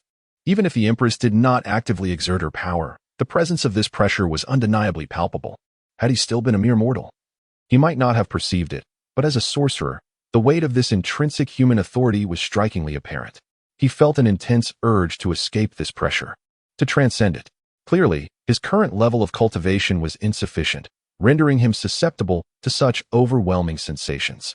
Fortunately, the empress did not summon him for a reprimand or impose any punishment, but rather bestowed upon him a plethora of rewards, far more generous than those of the heavenly tribulation. It seemed she was aware that Bai Shiqiao could not consume the great spirit elixir for his cultivation. And given his own aptitude for crafting, as well as the fact that this heavenly tribulation was triggered by his forging endeavors, she presented him with an abundance of precious materials. It appeared that Bai Shiqiao felt invigorated in his crafting pursuits once more. Although the heavenly tribulation was not genuinely instigated by his forging, it nonetheless served as a catalyst for the events that unfolded. Despite the allure of the rare materials and the substantial wealth bestowed upon him, alongside his newfound promotion, the essence of a sorcerer's ambition remains the pursuit of immortality. Such rewards pale in comparison to the allure of transcending mortal limits. Nevertheless, he had indeed ascended in rank from an ordinary member of the Dali Temple to the position of deputy minister. A significant leap that placed him on equal footing with Wei Qidun, not that he had ever been at a disadvantage. Ensure you cherish these rewards. Here is this ring, which also contains a token of my gratitude. I eagerly anticipate the commotion you will undoubtedly create during your next advancement, said Xuanzang with a laugh, as she meticulously packed all the items bestowed upon him into the ring, adding a few extra gifts of her own. Bai Shiqiao was perplexed by the gesture, yet expressed his gratitude, though he yearned to inquire about the reason behind such gifts. Her swift and graceful departure left him without the opportunity to voice his curiosity. He was also unaware of the whereabouts of the old master upon exiting the palace. He noticed that the old master had not accompanied him, but had instead departed alone after the audience, while he was escorted out by Xuanzang. You rascal! The commotion you have caused this time is truly remarkable. At this moment, just after exiting the palace, Bai Shiqiao encountered Wei Qidun. This fellow immediately wrapped his arms around Bai Shiqiao's neck, appearing as though he intended to strangle him. Had it not been for Bai Shiqiao's enhanced physique, he would have surely been in peril. You, my friend, must have come into possession of something extraordinary. Do share it with your brother. Do not keep it hidden. At that moment, Wei Qidun had already learned from the Minister of Justice that Bai Shiqiao had been summoned to meet the emperor. He speculated that if Bai Shiqiao emerged unscathed, it would indicate that the trouble he had stirred was of a sophisticated nature, likely resulting in rewards rather than punishment. Conversely, if Bai Shiqiao were carried out, he would undoubtedly flee far away and avoid any confrontation. Fortunately, Bai Shiqiao belonged to the former scenario, and given the possibility that he possessed some valuable items, Wei Qidun was resolute in maintaining their brotherly bond. Initially pondering whether to inquire with the Minister of Justice, he soon reconsidered, realizing that the official was preoccupied with construction matters and deemed him unreliable. Thus, he dismissed the idea. Chapter 45. The dawn of a new era. The door to Wei Qidun's residence remained unharmed, while the interior was nearly overflowing with gifts of gratitude. Although Bai Shiqiao possessed a storage ring, its capacity was not limitless. Thus, many of the items, some rather ordinary household goods, were sent as tokens of appreciation. It was evident that he was so impoverished he lacked even a proper home. Bai Shiqiao initially found himself perplexed by the situation, but the following day, a decree from the emperor unveiled the truth behind it all. During the previous audience, the imperial edict was replete with praises, extolling him as the foremost survivor of the divine tribulation and attributing the prosperity of the divine realm to his fortuitous existence, filled with a plethora of extravagant accolades. Initially, Bai Shiqiao could somewhat comprehend the flattery, but as the discourse progressed, it became utterly incoherent. It remains a mystery who concocted such grandiose titles. Nevertheless, this edict, directed towards the world, elucidated everything. Due to Bai Shiqiao, not only had the divine tribulation descended once more upon the realm, but his incident also ignited a fervor among practitioners, heralding an era of universal cultivation. Bai Shiqiao never anticipated that this event would be of such magnitude, truly beyond concealment. On this very day, he became aware of the myriad sects across the land, with the most formidable and intricately structured being the 12 gates of the divine capital. Each of these sects stands as one of the most preeminent entities in the realm. Following the proclamation that all who are destined may pursue cultivation, these numerous sects flung open their gates, re-emerging into the world. Even those who had previously traversed the earthly realm in secrecy now stepped forth with unprecedented openness, fully unveiled before the public eye. Bai Shiqiao's unintentional navigation through the tribulation rekindled the hope of immortality within the hearts of many, inaugurating a grand era of cultivation for all. It is likely that history shall record his name, marking the inception of an entirely new epoch. As the individual who has ushered in this transformative age, Bai Shiqiao gazes at the gifts within his home, sighing softly. He finds little sentiment in the notion of being immortalized in history. He is currently distressed about how to handle these gifts, especially since they keep pouring in from outside. However, none of them are particularly valuable. Most are simple offerings of poultry and fish, all consumables. It remains a mystery how they came to perceive him as a gluttonous figure, for he does not consider himself overweight. Though he has certainly gained a considerable amount of weight since his days as a beggar, he still maintains a rather handsome physique, particularly now. After enduring the trials of thunder and tribulation, his figure could be deemed near perfection. Moreover, he has grown taller, nearly catching up to Bai Shiqiao. This leaves Bai Shiqiao quite astonished, pondering whether being struck by lightning could actually promote growth. In truth, it is the infusion of spiritual energy that has contributed to his height, effectively enhancing his innate vitality and simultaneously awakening his latent potential. Please stop eating and refrain from accepting any more gifts. I have repaid all that I owe you. Why do you still accept gifts from others? At this moment, Bai Shiqiao gazes at Bai Shiqiao, who is seated at the table devouring a chicken leg with a look of resignation. He is nearly certain that Bai Shiqiao's claim of enjoying food is a notion he himself has propagated. Fortunately, the offerings from the common folk, no matter how extravagant, are merely these ordinary items, thus not overly concerning. Yet, Bai Shiqiao had previously assisted him in receiving gifts. And now that he has expressed a desire to cease this practice, Bai Shiqiao obstinately continues to indulge in the daily fare bestowed upon him, with an utterly innocent expression. Bai Shiqiao looks towards Bai Shiqiao, yet his mouth remains busy with the delectable chicken leg. Do not speak as though you are aggrieved. Observe the lavish feast before you, dripping with richness, wherein lies your grievance. Allow me to inform you. Cease your collection, for should you persist, I shall have no choice but to report you to the esteemed lord of the temple, alleging that you have been receiving the possessions of the common folk. Bai Shiqiao has come to a realization. This individual lacks the capacity for remembrance unless subjected to a proper threat. It is no wonder, for when Bai Shiqiao had previously granted him merit points, he inadvertently let slip a secret, which has since been lodged in the man's memory. Fortunately, the emperor has duly noted this contribution and transformed it into merit points, accompanied by a plethora of rewards, likely including tributes from the royal family. Yet, one cannot help but ponder the implications of this new era of universal cultivation on the divine city. Bai Shiqiao remains somewhat perplexed. If indeed everyone were to engage in cultivation, would it not complicate governance? Would not all aspire to immortality and forsake labor? Initially, Bai Shiqiao was engulfed in doubt. But as the Academy of Literature opened its doors wide, he recognized the folly of his concerns. The authorities had long since devised a strategy. The opening of the Academy signifies a complete liberation of cultivation practices, directly instructing the populace on the art of transcendence. Moreover, numerous regulations have been established. all of which promote benevolence, further reinforced by the introduction of karmic principles, which the populace cannot help but accept, especially given the multitude of examples provided by the Academy. This marks a foundational establishment of a virtuous cycle. Ah, I concede to your prowess. Here, this is what the head of the Academy has just delivered to you. One can only wonder what splendid treasure it may be. Bai Shiqiao casually tossed another ring to Bai Shiqiao, his eyes brimming with envy, jealousy, and an overwhelming sense of resentment. He wished he could be struck by lightning instead. Why was it not him who faced such a fate? Frustrated, he took another bite of his chicken leg.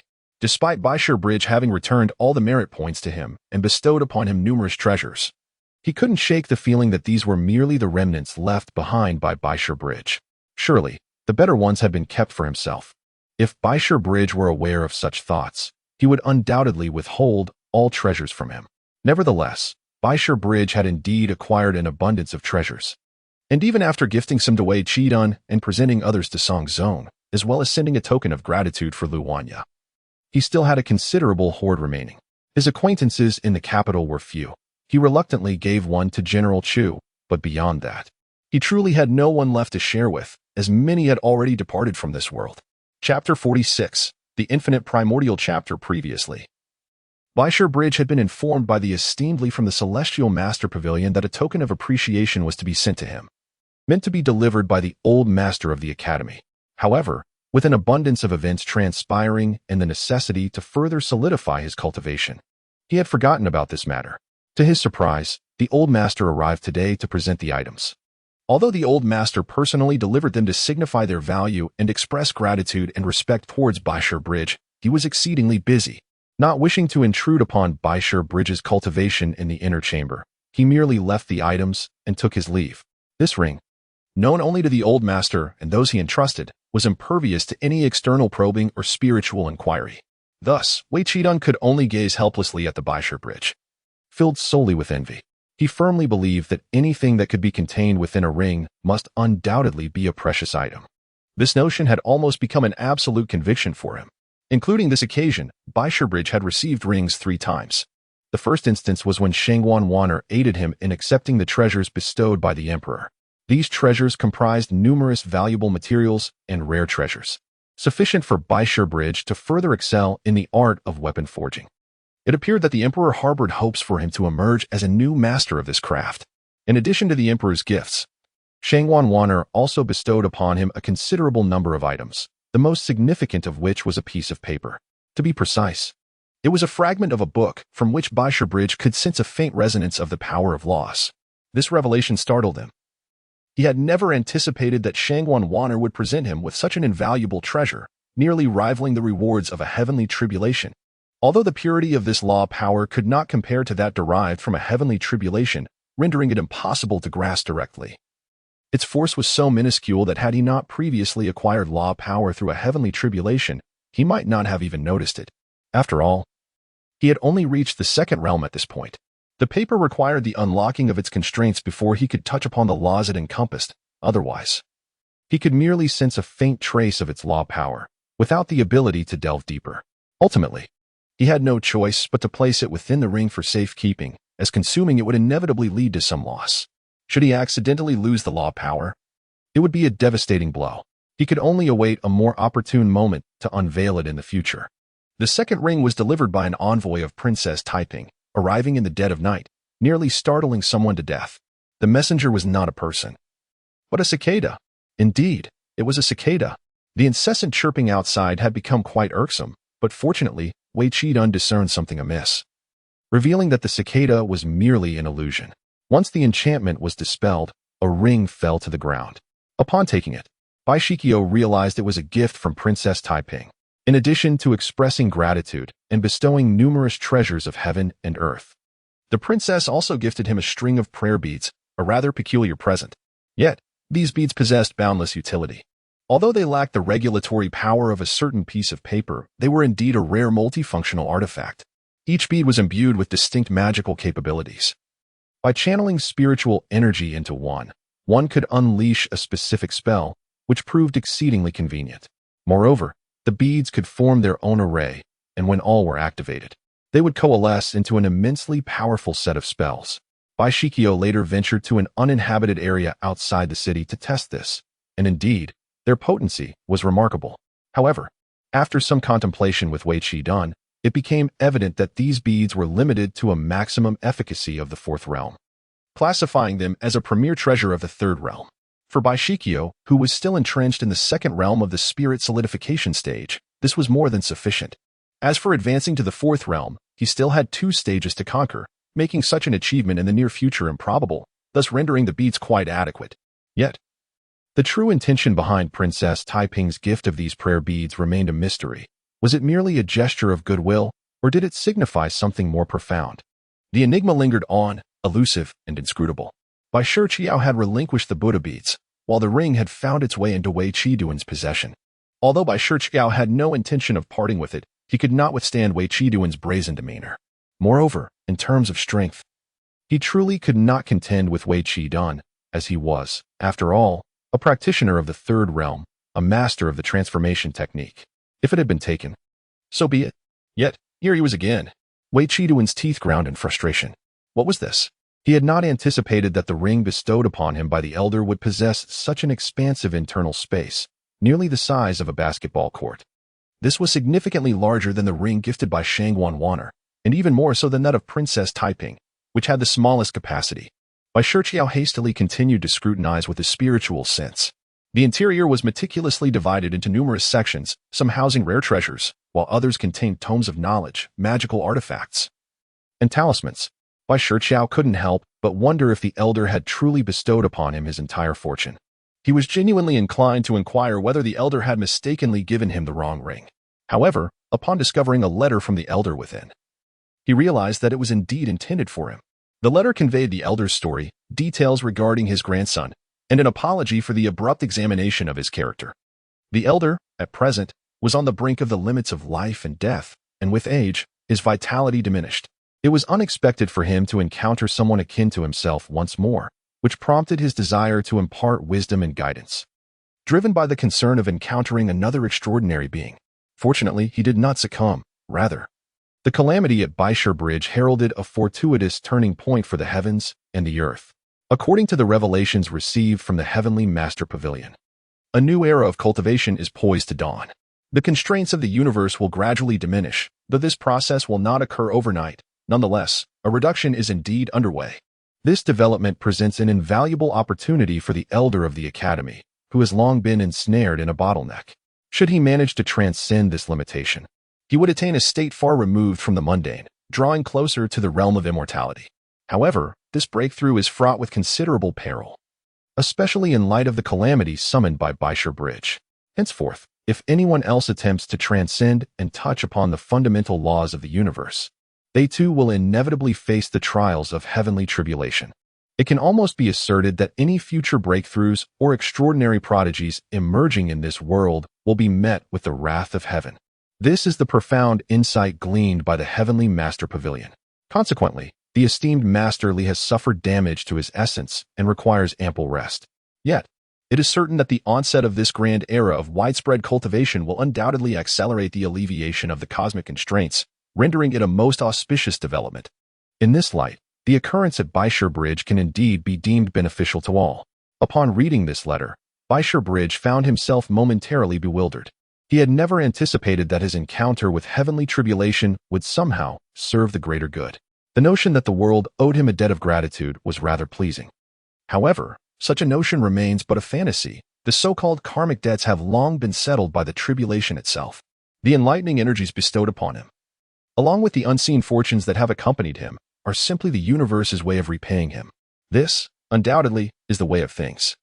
Bai Shiqiao took a considerable time to regain his composure, only to find himself delving into content that seemed akin to the final instructions of the elder of the courtyard. This ring contained the entirety of his wealth. However, it lacked any truly extraordinary treasures. After all, he had to contend with the tribulations of heaven, and it was certain that he needed to retain these artifacts. Regarding this, Bai Shiqiao felt a sense of relief, for it increased the likelihood of the elder's survival during the heavenly tribulation. Yet, he was taken aback to discover that amidst the multitude of treasures the elder had cast aside during his forceful breakthrough in artifact forging, there remained this singular ring. It led him to ponder just how substantial the elder's previous estate had been. It was indeed a pity that he had no descendants. However, upon reflection, considering the sacrifices the elder had made in that earlier battle, the rewards he reaped were entirely justifiable, though he had never sought them. These treasures were a testament to his own perseverance. The subsequent letters elucidated the purposes of the treasures contained within the ring, highlighting two artifacts that the elder had emphasized.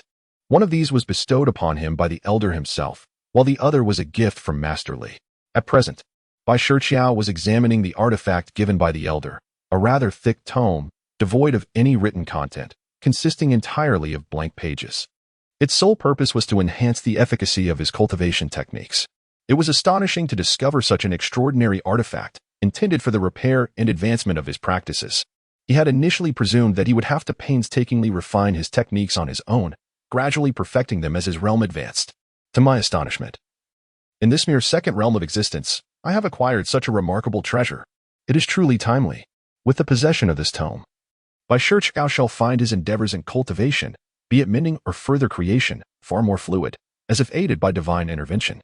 Although this artifact lacks the power of laws and miraculous techniques, it fundamentally fortifies Bai Shiqiao's foundation, establishing a robust base for him to ascend to greater heights and, ultimately, attain immortality. Filled with immense excitement, Bai Shiqiao immediately consumed the book. As anticipated, upon ingestion, he was transported to the deepest recesses of his consciousness, where it subtly intertwined with the inner elixir within his dantian, astonishingly serving a connective function. Such magic, henceforth, Bai Shiqiao's practice of cultivation shall be refreshingly invigorated. Having perused the volume bestowed upon him by the elder of the courtyard, Bai Shiqiao felt considerably satisfied. Yet, the gifts from Lord Li stirred even greater anticipation within him. As he continued to delve deeper, the nature of Lord Li's offering became clear. Beyond some materials for artifacts, the most extraordinary item gifted was not an inanimate object, but rather a living creature, a diminutive turtle, colloquially known as a wangba. Chapter 47. The origin of the little turtle upon sighting the turtle. Bai Shiqiao could hardly contain his amusement. He mused, could it be that Lord Li intends to insult me, or perhaps bestow wishes for my longevity? Yet, one does not simply present a wangba so directly. While Bai Shiqiao was momentarily lost in thought, a sudden fluctuation rippled through his consciousness. He quickly discerned that the turtle was reacting instinctively to the probing of his spiritual awareness, manifesting a primal resistance. Yet, the intentions he conveyed were far from benevolent. After all, he had entertained thoughts of preparing a nourishing turtle soup. Before him lay a diminutive turtle, scarcely larger than the palm of his hand, suggesting it had only recently hatched. This was indeed a newborn turtle, its eyes still tightly shut.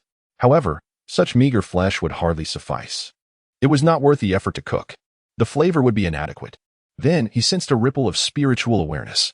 It appeared that even the slightest unfavorable thought towards it could be detected. How intriguing. This must be the turtle's innate celestial gift, an inherent ability to discern the essence of good and evil. Quite remarkable. Yet, what utility did this hold for him? He was no heart thief. The ability to read minds seemed of little consequence. Bai Shiqiao found himself perplexed as to why Lord Li had presented him with a turtle. Nevertheless, it seemed there was something extraordinary about this creature, something he had yet to uncover. For instance, this ring typically housed lifeless objects, yet remarkably, this turtle could reside within it. Had he not deliberately searched, his spiritual perception would have overlooked the turtle entirely. Upon this realization, Bai Shiqiao discerned yet another peculiar trait of the turtle. It could conceal its presence, rendering it quite elusive. This sensation stirred a sense of nostalgia within him, reminiscent of the ancient bronze coin he had previously utilized. Could it be that this turtle had absorbed a fragment of the precious stone while still encased in its shell? Bai Shiqiao's conjecture deepened as he continued to peruse the letter, finally grasping the rationale behind Lord Li's gift. The reason was now clear. However, he is now alive, and Bai Shiqiao is uncertain whether he should consume it. After reading the subsequent letter, he learned that Master Li had originally intended to gift him a dead egg. He remarked that it was improbable for any living creature to exist within the storage ring. Yet to his astonishment, the dead egg had somehow come to life within it. Master Li's intention was to present him with a seemingly fused turtle egg, imbued with fragments of precious stones, to enhance his own vitality.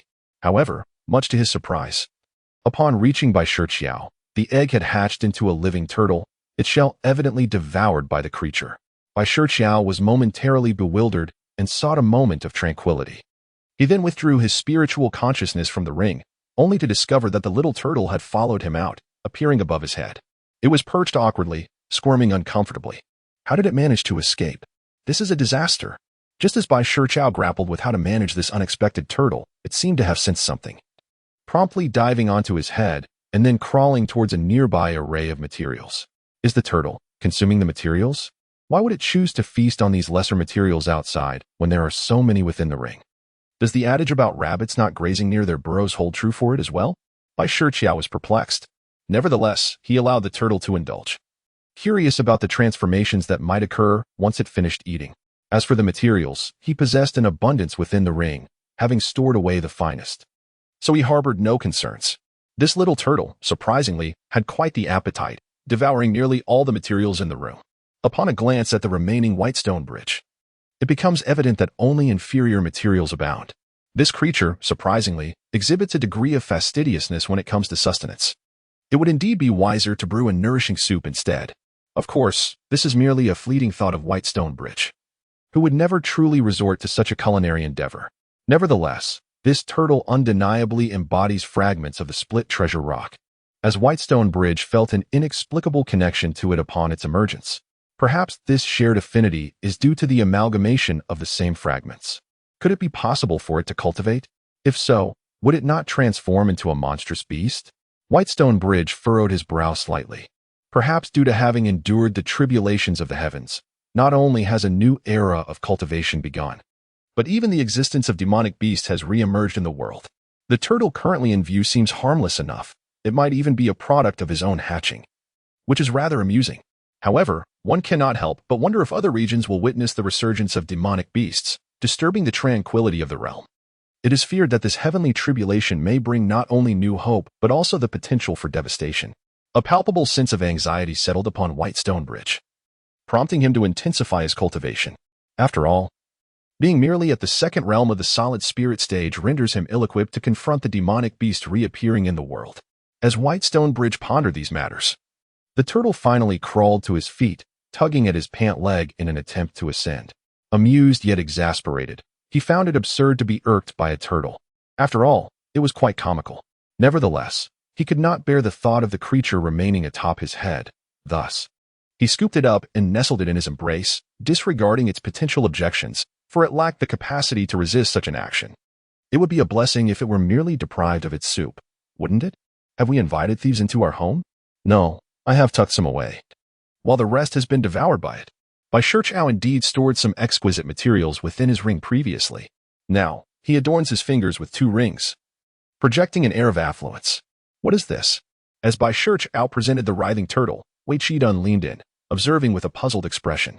Is it not obvious that this is a turtle? Wei Qidun rolled his eyes and continued to inquire. What prompted you to suddenly nurture this creature? Do you intend for it to bear witness to your demise? Wei Qidun's incessant chatter is truly unbearable. Can he not speak with a modicum of decorum?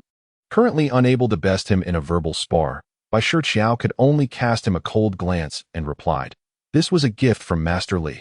A gift from Master Li? Wei Qidun was utterly astonished. Could it possibly be a spirit beast? Spirit beast? Bai Shiqiao regarded him with confusion. Indeed, I believe it is highly likely. Remember, the spirit you encountered at the academy was a rather unique phantom beast, classified among the celestial pets within our current practitioners. Chapter 48. Celestial Pets. Wei Qidun's words triggered a memory in Bai Shiqiao. He recalled having seen books on celestial pets while at the academy.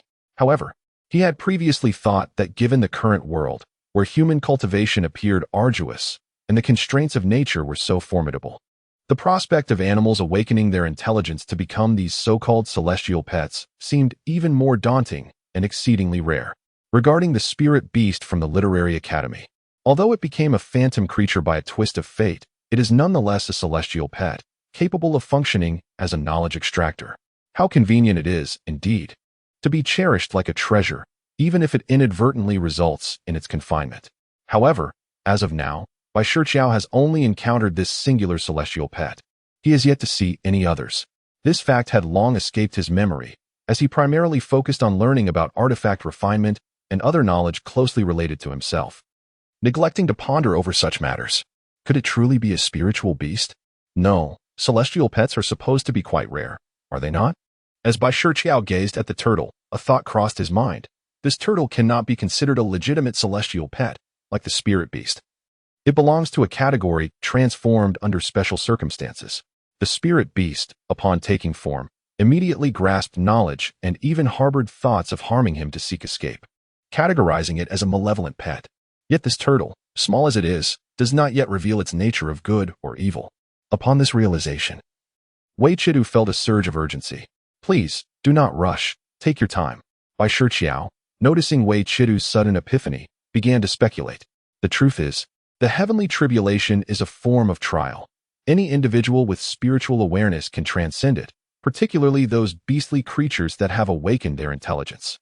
Although the heavenly tribulation is their nemesis, instilling great fear of thunder and lightning, those who attain mastery will inevitably attract a heavenly tribulation.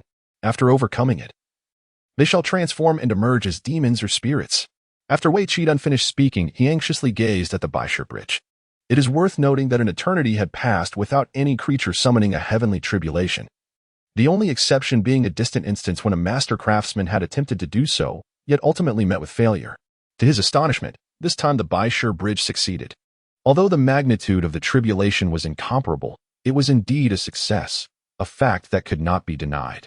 This event held significance not only for humanity, but for all beings throughout the realm, as the heavens had reopened a celestial path. So, do you consider it a spiritual beast or a demonic beast? Upon hearing Wei Shiqiao's words, Bai Shiqiao Bridge affirmed his initial speculation. However, as events had already transpired, he felt powerless to intervene and could only follow the grand course of destiny. Moreover, such matters must not be met with trepidation. One must continue to forge ahead. Would it not be absurd to allow the threat of demons to obstruct his own path to immortality? Absolutely not. Surely, these eminent figures would have anticipated this. Thus, Bai Shiqiao Bridge need not fret over it. From the swiftness of the realizations shared between him and Wei Shiqiao regarding this matter, it was evident that concern was unwarranted. Uncertain, Wei Shiqiao truly could not discern the nature of this turtle. Celestial pets are generally categorized into spiritual beasts, illusionary beasts, exotic beasts, ferocious beasts, demonic beasts, and magical beasts. The first three categories are considered relatively amicable and easier to approach, especially the spiritual beasts, which are notably friendly. The latter two categories, while slightly less favorable, still possess a degree of benevolence. As for the final three categories, they are recognized as harmful to humans. Although these beasts do not fall within the realm of controlled celestial pets, should one attain immortality, could such creatures not also become companions? Of course, when people refer to celestial pets, they predominantly mean spiritual companions. In addition to these 6 categories, there exist 2 more, the wild beasts and the divine beasts. These beings are said to dwell solely in the realms of legend, with scant references found even in ancient texts. It can be asserted that these 2 categories have attained a level that rivals that of immortals, and in certain domains, they may even surpass such beings. However, regardless of the category, their presence in today's world is exceedingly rare. Most creatures remain merely animals, devoid of awakened intelligence. Bai Shiqiao found himself in a state of helplessness, knowing that even questioning Wei Shiqiao would yield little insight. This turtle possesses a notable spirit. Having consumed an abundance of rare herbs and treasures, it is unlikely to be anything less than a spiritual beast. You need not worry too much. If you guide it correctly, it will not bring harm. Wei Shiqiao offered a rather carefree consolation to Bai Shiqiao. Bai Shiqiao could only roll his eyes. His concern was not for the turtle, but rather a sense of melancholy. He craved soup. Well, if the fragments of the Penglai rock can merge with it, then it too shares a connection with the Penglai rock, and I suppose I should not be too harsh. If I were to truly kill this turtle for soup, I might as well keep it close. Let it be my celestial pet. But still, it hardly seems impressive to take a turtle for a stroll. Perhaps I shall just consider it a spiritual beast to nurture. Just don't get too greedy in the future. Otherwise, I shall not spare you. Bai Shiqiao lightly threatened Wei Shiqiao. Wei Shiqiao was well aware of the gravity of the situation, and with so many chicken legs outside, he had little interest in turtle soup. Besides, a mere morsel of meat could hardly compare to the tastiness of chicken legs. It's best not to trouble the elder of the courtyard. I must also focus on my cultivation. You should refrain from solely thinking about food. I shall inquire further when the opportunity arises. At present, the head of the academy is preparing to break through and confront the heavenly tribulation. In such a critical moment, it is best not to disturb him. Once the head has managed the affairs of the academy and relinquished his responsibilities, he will undoubtedly devote himself fully to overcoming the heavenly tribulation. It almost resembles preparing for an examination, which is rather amusing. Well then, the remaining materials you have should be of no use. That little creature consumes far better than this. Truly, it is infuriating how humans surpass tortoises in such matters. Why not just give me the leftovers? As Wei Qi began to speak, he was already gathering the remaining materials with remarkable speed. Before he had even finished his sentence, he had collected everything, and now that he possessed a ring, his efficiency had only increased. All right, I'll give them to you. But do handle the outside affairs as well, and you are not permitted to collect any more in the future. Yes. After concluding the conversation with Wei Qi, he sent him on his way, then took out the tortoise and set it aside, settling down to commence his cultivation. It was truly a vibrant scene of flourishing cultivation, at least on the surface. However, unbeknownst to him, Bai Shiqiao noticed that the immortal harvesting manor had expanded significantly and relocated, with formations obstructing access. It had become increasingly challenging for Bai Shiqiao to meet Xuanzang. Fortunately, arrangements had been made for him to meet Lu Wenyo once. He could only wonder how their relationship had progressed. As for the Dali Temple, it had been rebuilt. After all, not only had the immortal harvesting manor expanded, but the academy and all other establishments had also increased in size. Thankfully, there was an abundance of unoccupied land, and most people were concentrated within the divine capital, leaving many usable areas outside. Outside the city of Shindu, numerous sects have established their bases, transforming it into the epicenter of sorcerous cultivation. The real estate prices are soaring at an astonishing pace. Having been bombarded and nourished by heavenly tribulations, the area is rich in spiritual energy. Although the newly constructed Dali Temple has employed formations to isolate its grounds, wisps of spiritual energy still manage to escape. Moreover, due to the transformation of the land itself, the entire region of Shindu has become increasingly imbued with spiritual vitality. Undoubtedly, the most concentrated spiritual energy resides near the Dali Temple, to the extent that the emperor, in a display of favoritism, might have people excavate the soil from this area. However, the imperial palace inherently possesses dragon energy, preventing it from becoming excessively barren in comparison to the Dali Temple. This unfortunate fellow, after nearly a year, Bai Shi Bridge has reached the pinnacle of the solid spirit realm, a state of saturation impossible to surpass. Through relentless daily cultivation, he has achieved the utmost level in this realm, though this merely pertains to his level of cultivation.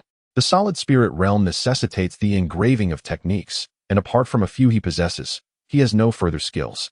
Having experienced superior techniques, he finds many others lacking. Furthermore, the foundational techniques are so simple that merely glancing at them allows for immediate comprehension, directly engraving them onto his inner core. However, the engraving is minuscule, almost negligible, a mere exceedingly small. Had it not been for his sensitivity to his inner core, he might not have located it at all. While these techniques may seem inconsequential, they form the foundation. Should he wish to create his own techniques in the future, their importance cannot be overstated. Throughout the year, his endeavors in refining tools have not been idle. He has now achieved a modest level of success. The rare materials he possessed were not merely utilized for practice. He has crafted 2 magical artifacts. One is a defensive garment, which he wears directly upon his person, while the other assists him in familiarizing himself with the spiritual energies of the world and mastering the fundamental laws of nature. Of course, at present, he can only manipulate the wind, for one cannot overreach. He must become acquainted with each aspect individually. This artifact takes the form of a fan. As Wei Qi Dun would say, it resembles a street urchin feigning the demeanor of an elegant scholar. Should he present himself thus in a literary academy, he would undoubtedly be expelled.